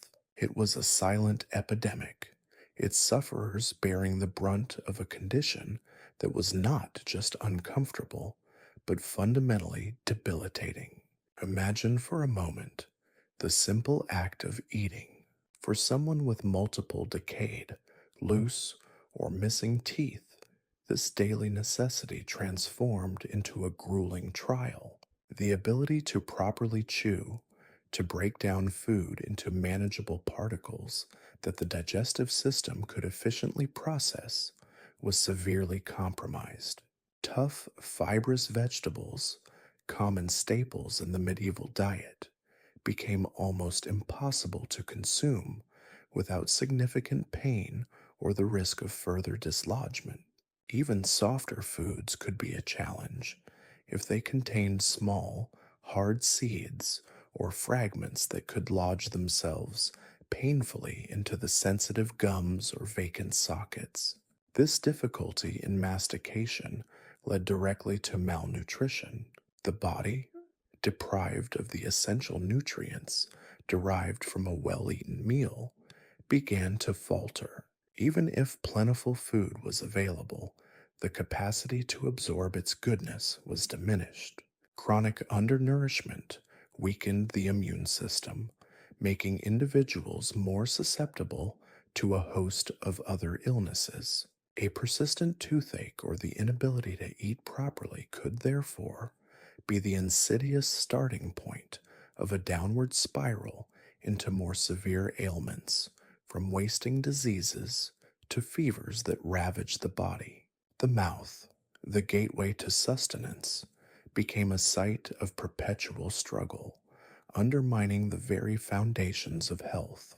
Beyond the visceral impact on digestion and nutrition, the condition of one's teeth could profoundly affect the ability to communicate. The clear enunciation of words relies on the precise interplay of the tongue, lips, and teeth. The absence of front teeth, or indeed any significant dental gaps, could lead to a noticeable lisp or a slurring of speech. Certain consonants, particularly those requiring the tip of the tongue to touch the back of the front teeth, like T and D, or those made with the lips and teeth, like F and VAS, became difficult to articulate clearly. For a society where spoken word was the primary means of conveying information, participating in public discourse, or even engaging in simple conversation, this impediment was significant. A person whose speech was marred by missing teeth might be perceived as less intelligent, less articulate, or simply less credible. This was particularly detrimental in professions that relied heavily on persuasive speech, such as merchants, legal advocates, or even preachers. The simple physical act of speaking became an arena where dental neglect could inflict social damage.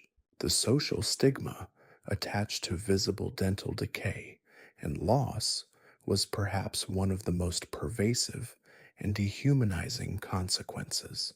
In an era where outward appearances often served as a primary and sometimes only indicator of an individual's health, status, and even moral character, A compromised smile was a considerable social handicap. A mouth filled with blackened, rotten teeth or marked by gaping spaces was not simply an aesthetic imperfection. It was a public declaration of one's misfortunes. It spoke of poverty as good nutrition and access to even the limited remedies were often beyond the reach of the less affluent. It hinted at poor personal hygiene, a failing that in some societal interpretations could be linked to a lack of self discipline or even moral laxity. A decaying tooth, in the medieval mindset, could sometimes be seen as a manifestation of an internal corruption, a physical symptom mirroring a spiritual or moral flaw. This could lead to ostracization, avoidance, and a diminished capacity to form meaningful social bonds or advance one's prospects. Consider the simple act of laughter, a universal expression of joy and connection. For someone acutely self conscious of their dental state, laughter could become a source of embarrassment rather than relief. They might suppress their mirth, covering their mouth with a hand, or actively avoid situations where they might be called upon to smile or speak openly. This forced reserve could lead to an appearance of aloofness or melancholy, further alienating them from their peers. In social gatherings, in the bustling marketplace, or even within the family circle, the physical evidence of dental decay could create an invisible barrier, a subtle but potent form of social exclusion. The dreams of marriage, of securing a better position, or of simply enjoying the camaraderie of others could all be subtly undermined by the visible signs of a neglected mouth. The medieval world, with its rigid social hierarchies and emphasis on presenting a respectable facade, could be particularly unforgiving to those whose physical imperfections drew unwanted attention. The consequences were not merely social, they were also deeply personal and psychological. Living with constant pain, the fear of infection spreading, the difficulty in eating, and the shame associated with one's appearance could take a significant toll on an individual's mental well being. Chronic discomfort could lead to irritability, anxiety, and a general sense of malaise. The inability to fully participate in social life, to enjoy the simple pleasures of food and conversation, could foster feelings of isolation and depression. In a world that offered few outlets for addressing such psychological burdens, the physical ailments of the mouth often compounded the mental and emotional struggles of its sufferers. The individual's perception of their own worth could be significantly eroded, leading to a diminished sense of self esteem and a resigned acceptance of their compromised state. This internal suffering, though less visible than the physical decay, was no less real and contributed to the profound depth of the impact of poor oral health. Furthermore, the chronic presence of infection in the mouth, a common affliction given the state of dental care, posed a constant threat to the body's overall health. Abscesses and gum disease were not confined to the oral cavity. Bacteria from infected gums or decaying teeth could enter the bloodstream, potentially leading to more serious systemic conditions.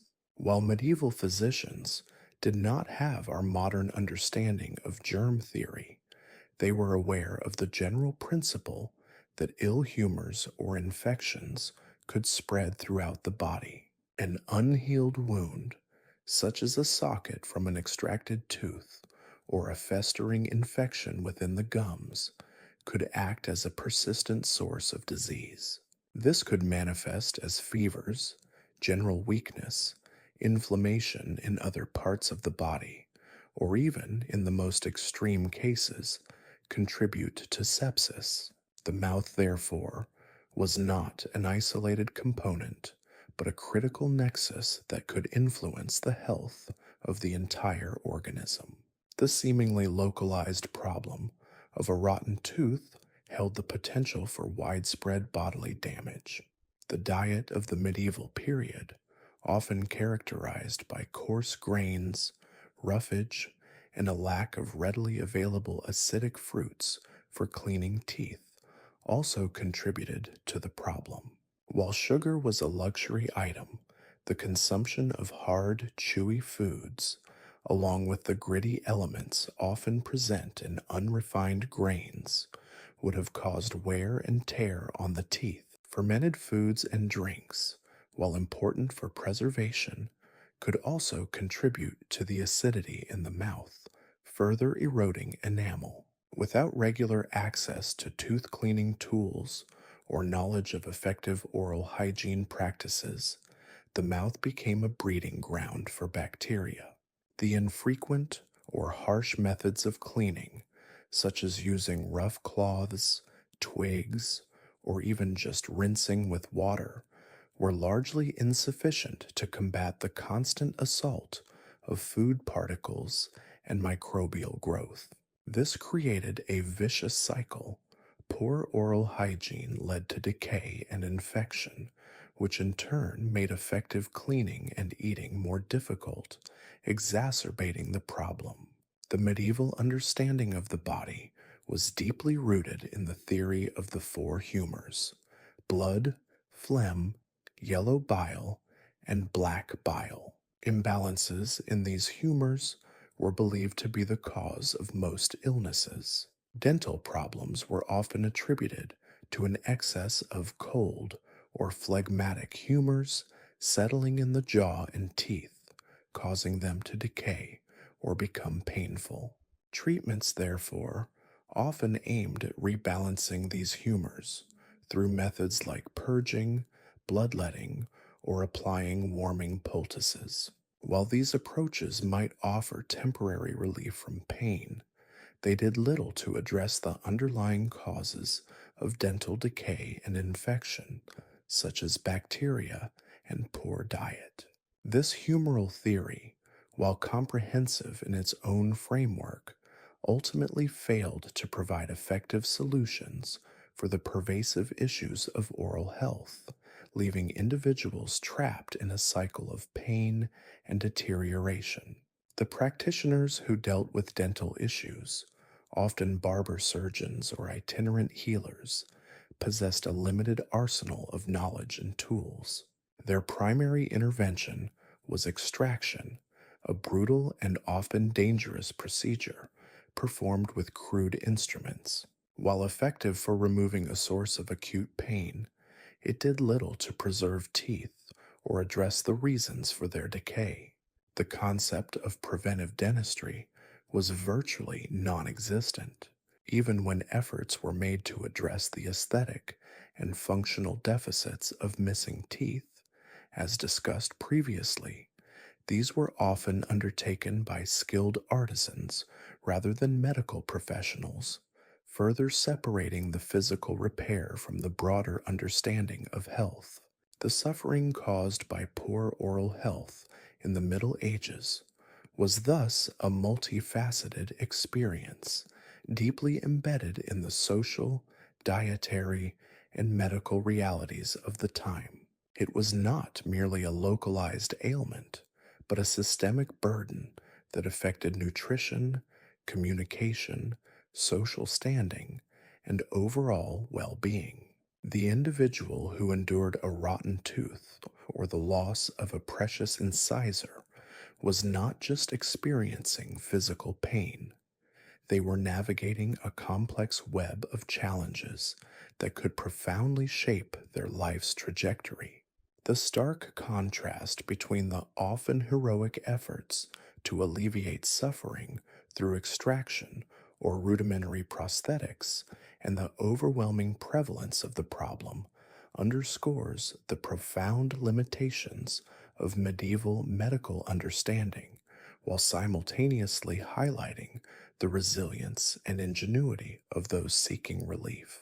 The neglected mouth was a silent testament to the era's broader struggles with health, a mirror reflecting not just the fragility of the body, but the intricate social fabric that both shaped and was shaped by its vulnerabilities. The pervasive grip of dental woes in the medieval era, as we've explored, painted a rather bleak picture of daily existence. Yet, to dwell solely on the agony and the grim social consequences would be to miss a crucial element of the human experience, our enduring capacity to find humor even in the most abject of circumstances. It is precisely in this juxtaposition of the horrific and the absurd that the medieval period, for all its supposed dourness, reveals a surprisingly resilient spirit, a spirit that often manifested through dark humor. This section delves into how a wry, even jocular perspective could serve as a vital coping mechanism, transforming accounts of brutal dental practices and their often disastrous outcomes into something far more palatable, and indeed, in a peculiar way, engaging for both the sufferers of the time and for us as historical observers. It's about recognizing that even when faced with gaping cavities and the crude instruments of a barber surgeon, the human inclination towards wit, however gallows bound, could still find a way to surface. Consider the inherent theatricality of early dental interventions.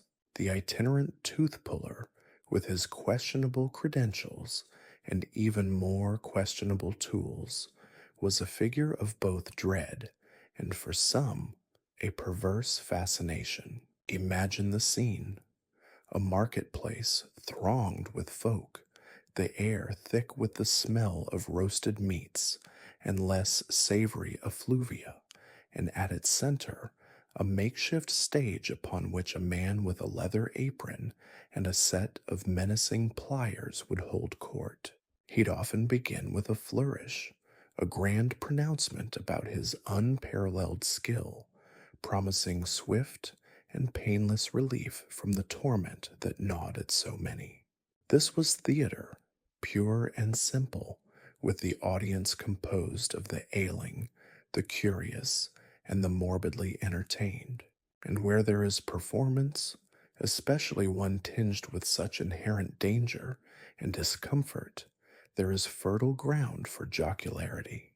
The very act of exaggerating one's suffering to garner sympathy, or the exaggerated boasts of the practitioner, could easily descend into a darkly comic spectacle.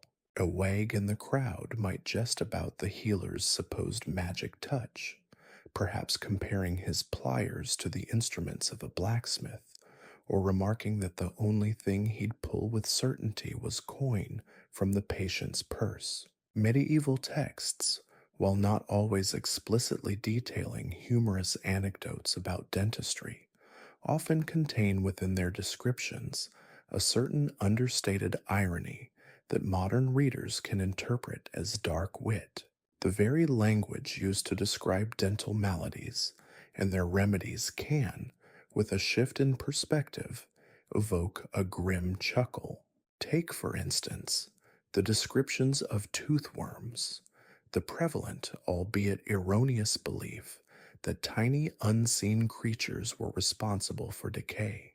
The notion of these minuscule, invisible tormentors burrowing into one's molars, causing untold pain, is in itself a rather absurd concept.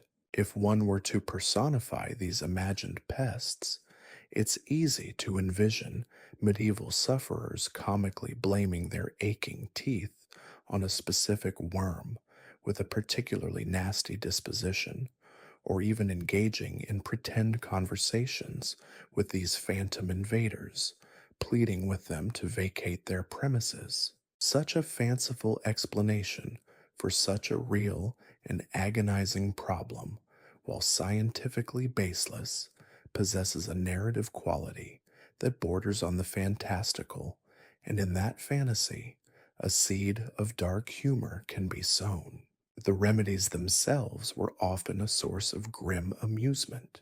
Poultices made of questionable ingredients, boiled herbs mixed with animal fat, or even, in some accounts, ground up animal excrement, applied to a swollen jaw, could elicit a shudder of disgust followed by a wry smile at the sheer unpleasantness of it all.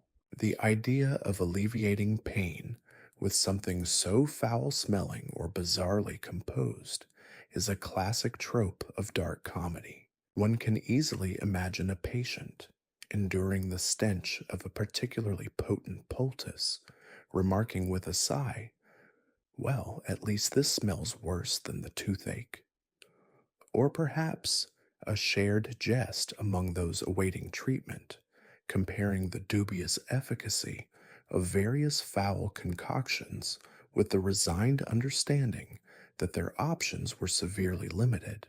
The shared experience of suffering, coupled with the absurdity of the attempted remedies, would have fostered a dark camaraderie, a silent acknowledgement that they were all in this unenviable boat together, and the only way to stay afloat was with a bit of gallows humor. Furthermore, the very crudeness of the surgical procedures, when viewed through a modern lens, can evoke a shock that quickly morphs into a nervous laugh. The lack of anesthesia, the rudimentary instruments, and the often brutal methods of extraction must have been terrifying. Yet, it is precisely this sheer barbarity, stripped of its immediate terror for us, that can be perceived as comically extreme. The image of a barber surgeon wielding a pair of large, unsterilized iron pincers, or employing a tooth key, a wrench like device that could easily shatter a tooth or even the jawbone, conjures a scene that is so far removed from contemporary medical practice that it enters the realm of the grotesque, and in the grotesque, there is often an unsettling humor to be found. It's the kind of humor that arises from acknowledging the sheer, unadulterated awfulness of a situation and finding a shared, albeit uncomfortable, recognition of its absurdity. Think about the societal perceptions of those who suffered significant dental disfigurement. While we've touched on the social stigma, there's also a potential for ironic commentary embedded within these observations. A person missing a prominent front tooth might have been subject to jokes about their lisp or their inability to whistle a tune properly.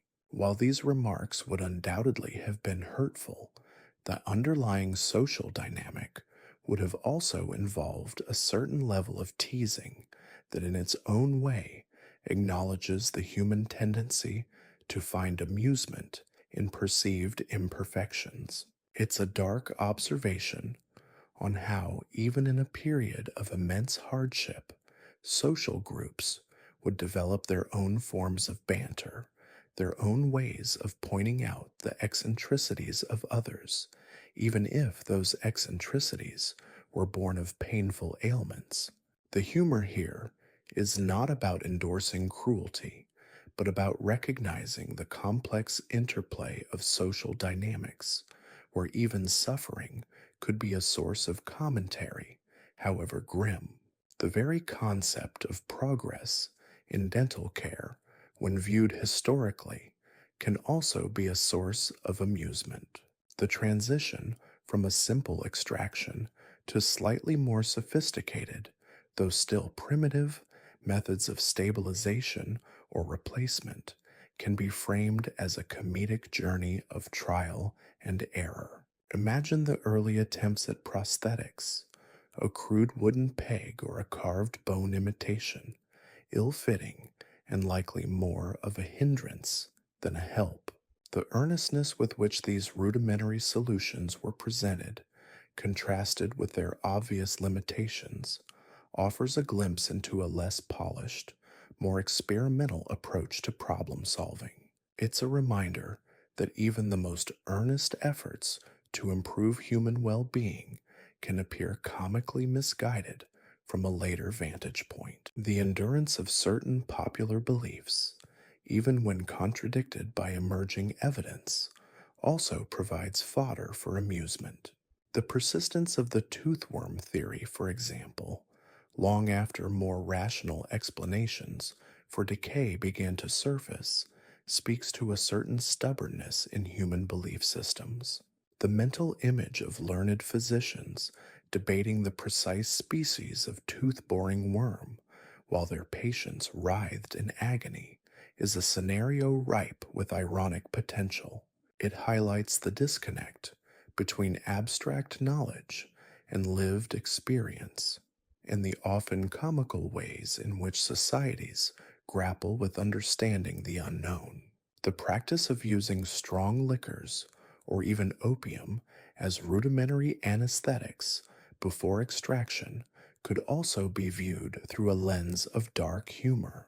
The patient, half drunken or heavily sedated, stumbling and mumbling before facing the terrifying ordeal, presents a picture that is both pitiable and, in its sheer desperation, darkly funny. The forced joviality of the patient, trying to bravely face the impending pain with a swig of ale, or the vacant stare of someone under the influence of a potent herb, are images that resonate with a certain macabre comedy.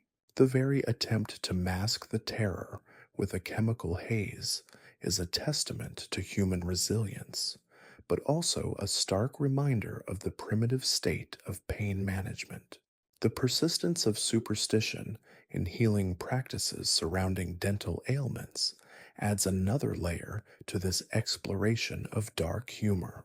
The belief that certain incantations, amulets, or the application of specific bodily fluids, like menstrual blood or urine, as distasteful as it sounds, could ward off toothache or tooth decay, offers a stark contrast to the physical realities of dental pathology. The earnestness with which these superstitious remedies were applied, the faith placed in the efficacy of the nonsensical, can, when viewed with historical detachment, elicit a wry smile. It's a recognition that even in the face of tangible pain, human beings will often seek solace and solutions in the intangible, the magical, the utterly improbable. In essence, the humor in the horror of medieval dentistry lies not in the trivialization of suffering, but in the recognition of the human spirit's ability to adapt, to find moments of levity, and to process the grotesque through wit. It is the wry observation of the barber surgeon's clumsy dexterity, the shared unspoken jest about the foulness of a poultice, the ironic commentary on the persistence of absurd beliefs, and the sheer, unadulterated barbarity of the procedures themselves when viewed from a safe distance. By unearthing these subtle or even overtly dark moments of humor, we not only make the history of dental care more accessible and engaging, but we also gain a deeper appreciation for the resilience and the often peculiar coping mechanisms of our ancestors, who, much like us, found ways to smile, however grimly, through the labyrinth of their own era's challenges. It's a testament to the enduring power of the human capacity to find a sliver of light, even in the deepest shadows of pain and discomfort. This ability to find a jest in the direst of circumstances is not a sign of callousness, but rather a profound affirmation of life itself, a refusal to be entirely consumed by suffering, and a subtle yet powerful assertion of humanity in the face of overwhelming adversity.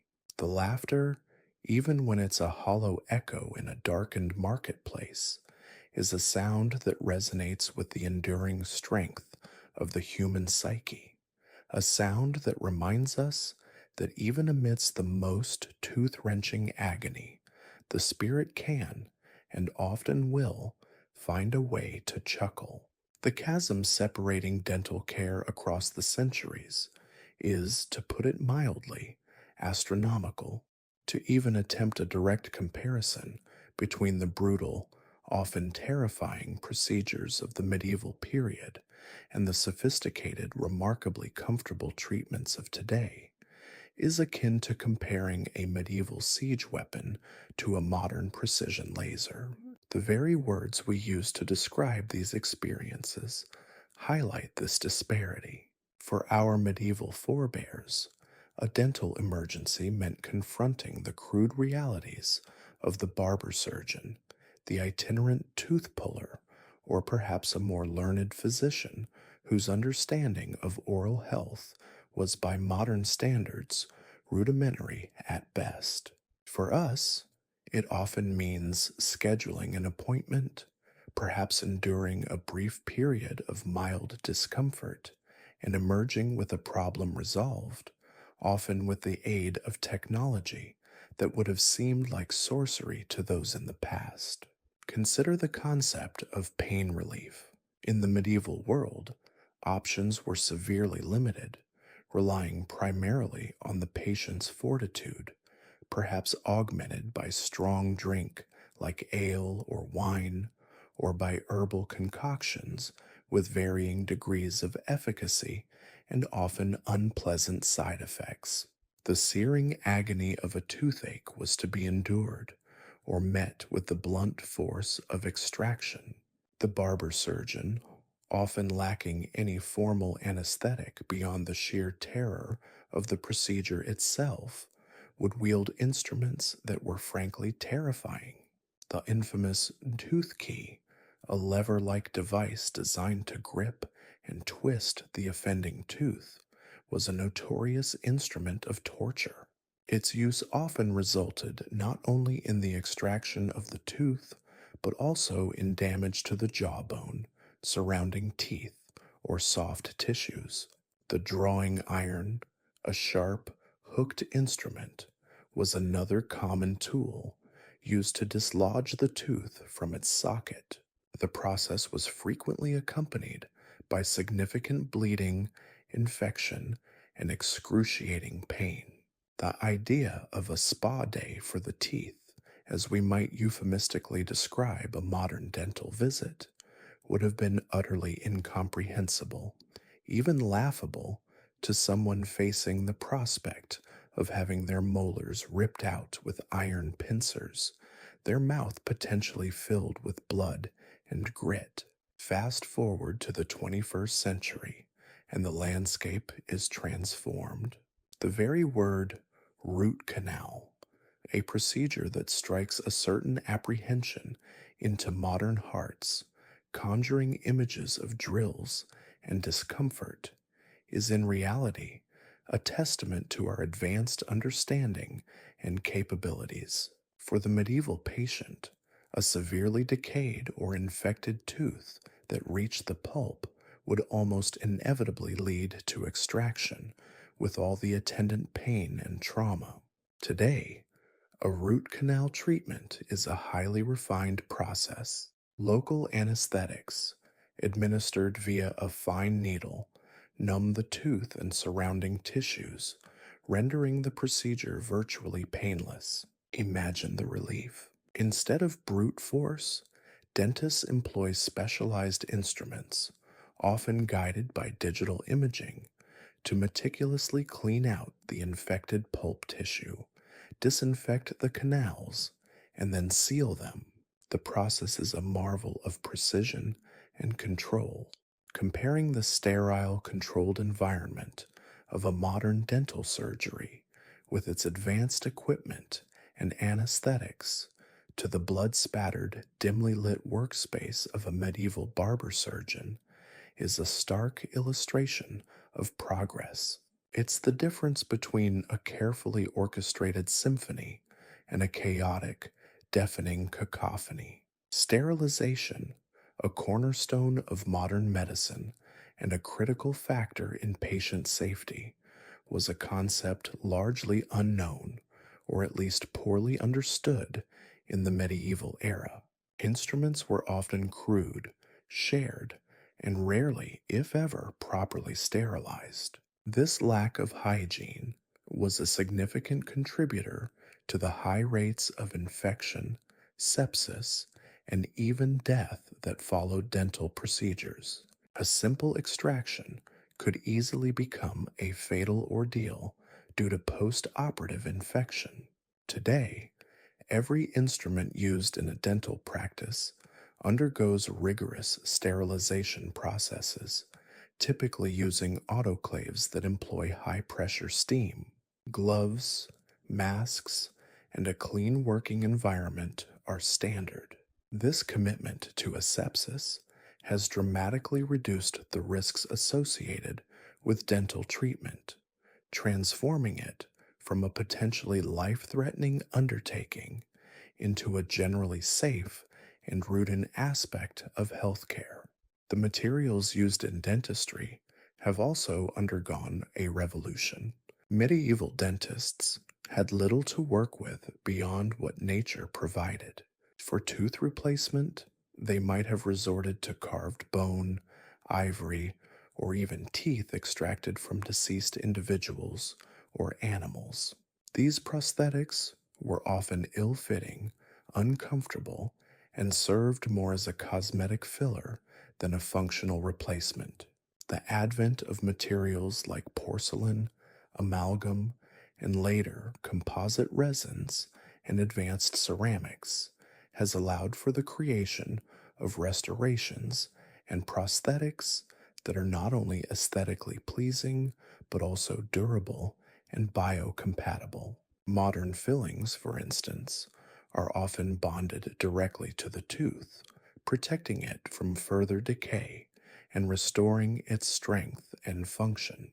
The development of dental implants, titanium posts surgically placed into the jawbone to anchor artificial teeth, represents a pinnacle of restorative dentistry, offering a long term solution for tooth loss that was unimaginable in the Middle Ages.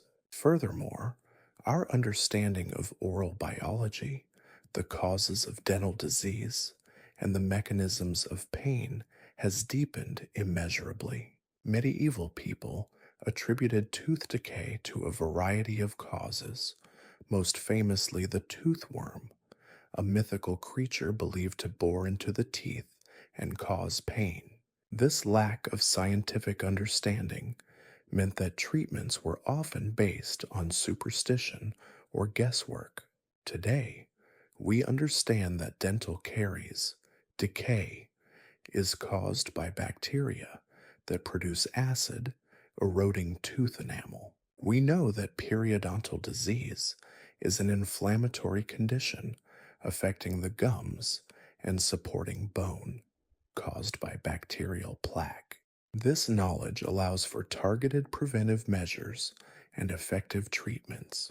The ability to diagnose problems early through x rays and other imaging technologies, to treat gum disease with scaling and root planing, and to restore damaged teeth with fillings, crowns, and bridges represents a profound leap in our ability to preserve oral health and alleviate suffering.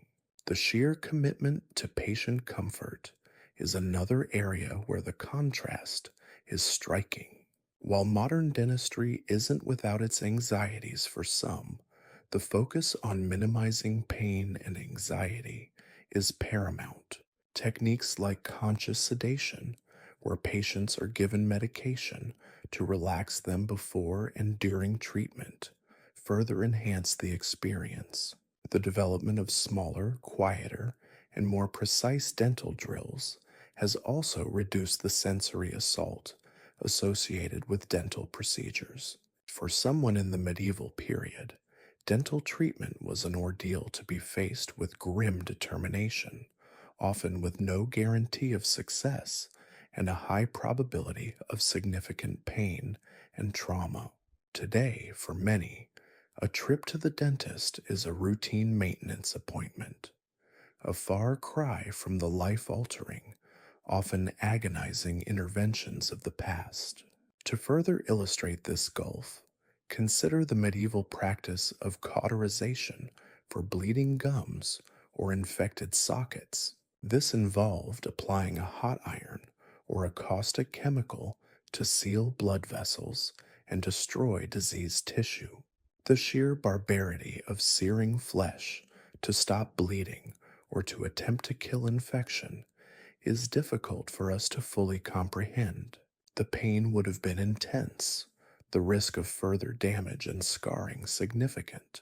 In contrast, a modern dentist would manage bleeding with local anesthetics and hemostatic agents and treat infection with antibiotics and careful debridement. The precision and gentleness of modern techniques, even when dealing with invasive procedures, stand in stark opposition to the blunt, often violent methods of the past. Even the humble act of brushing one's teeth, a daily ritual for most of us, highlights the advancements.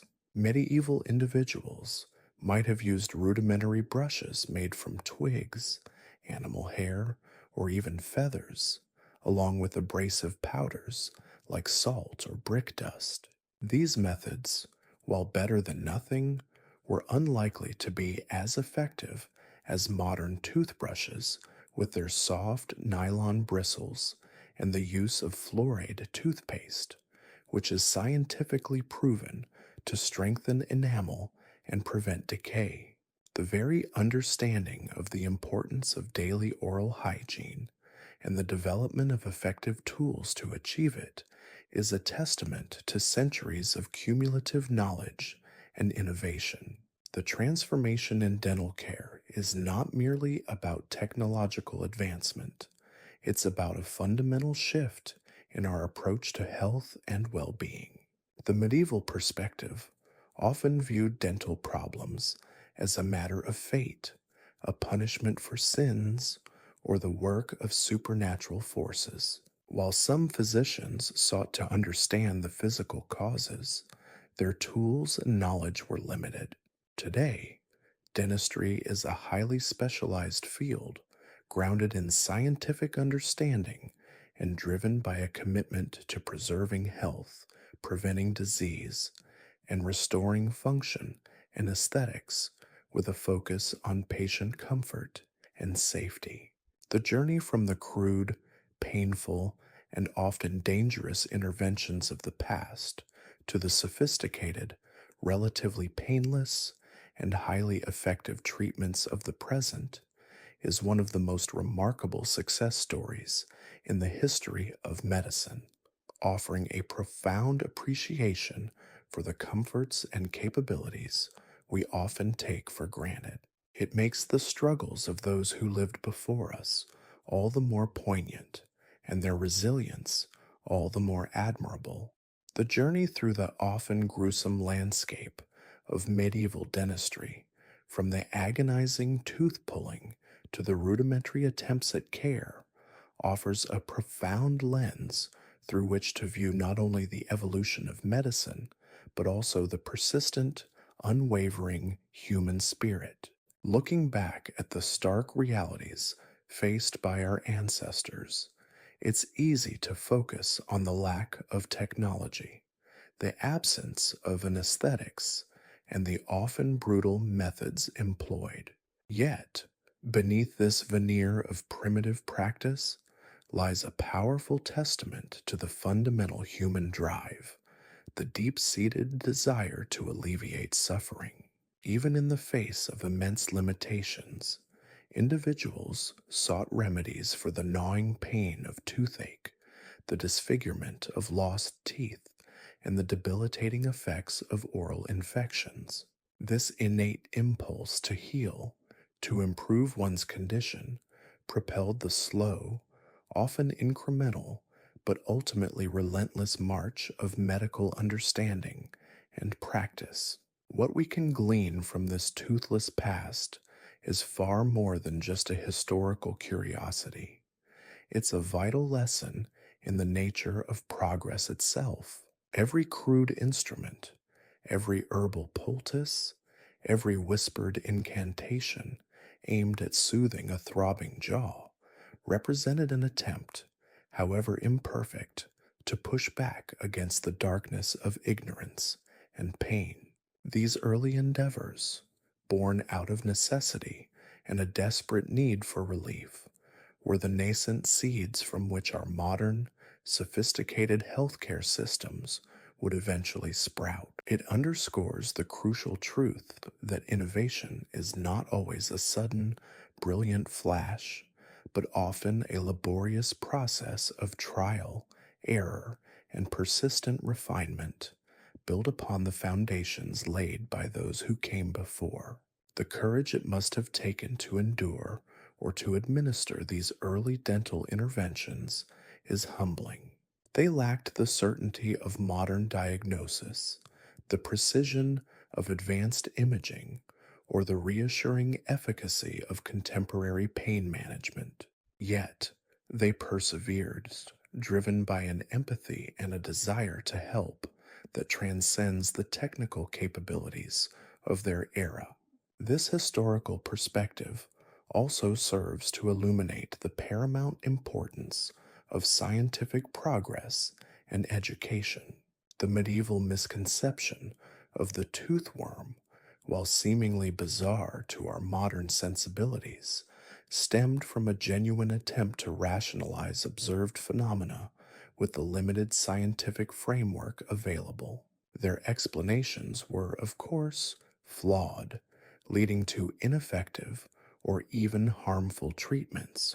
Today, our understanding of oral health is grounded in empirical evidence, rigorous research, and a deep comprehension of biological processes. This shift from superstition and guesswork to evidence based practice is arguably the most significant takeaway from centuries of dental history. It highlights how widespread access to accurate information and a commitment to continuous learning are not mere academic pursuits, but essential pillars for safeguarding public health and ensuring individual well being. The fight against dental disease has been a protracted battle, and the victories we celebrate today, from fluoride's protective embrace to the microscopic precision of modern dental drills, are the culmination of generations of dedicated study and tireless application of knowledge. Furthermore, the enduring legacy of medieval dental practices compels us to deeply appreciate our current commitment to patient welfare. While medieval practitioners often operated with good intentions, the inherent limitations of their time, coupled with a less developed understanding of ethical considerations in healthcare, meant that patient comfort and safety were frequently secondary to the immediate need to address a painful ailment. The stark contrast with today's patient centered approach, where minimizing discomfort, ensuring anesthesia, and adhering to stringent hygiene protocols are non negotiable, is a powerful reminder of how far we have come. The very concept of informed consent, the emphasis on gentle handling, and the pursuit of aesthetically pleasing and functional outcomes are all products of a societal evolution that places a higher value on the individual's experience and well being. This ongoing commitment to enhancing the patient experience is a direct descendant of those early, albeit crude efforts to soothe pain and restore health.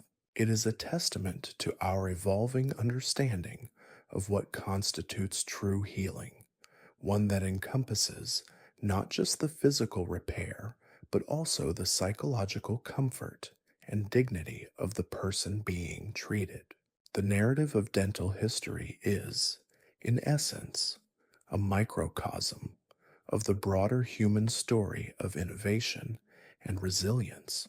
The challenges faced by medieval peoples in their quest for oral health, the pain, the fear, the disfigurement, the sheer inconvenience of tooth loss were deeply personal and often devastating. Yet, their persistent search for solutions, however rudimentary, laid the groundwork for the sophisticated interventions we rely upon today. It's a story that teaches us to value the incremental steps, the quiet dedication of countless unnamed individuals who contributed to the collective knowledge base, and the sheer adaptability of the human spirit in the face of adversity. Each era built upon the last, learning from past mistakes and refining existing methods. The tooth puller with his crude tools, the barber surgeon with his limited repertoire, the early alchemists experimenting with primitive remedies, all played a part in this grand, unfolding drama of medical advancement. Their struggles, though distant and perhaps even difficult to fully grasp, serve as a vital touchstone, reminding us not to take for granted the incredible progress that has been made. It is a heritage that inspires gratitude for the scientific advancements and a renewed commitment to continue pushing the boundaries of what is possible in healthcare, always with a watchful eye on the lessons of the past and a steadfast dedication to improving the lives of all. The past, with all its toothless tales and painful procedures, ultimately offers a profound appreciation for the present, urging us to remain ever vigilant in our pursuit of health, knowledge, and compassionate care.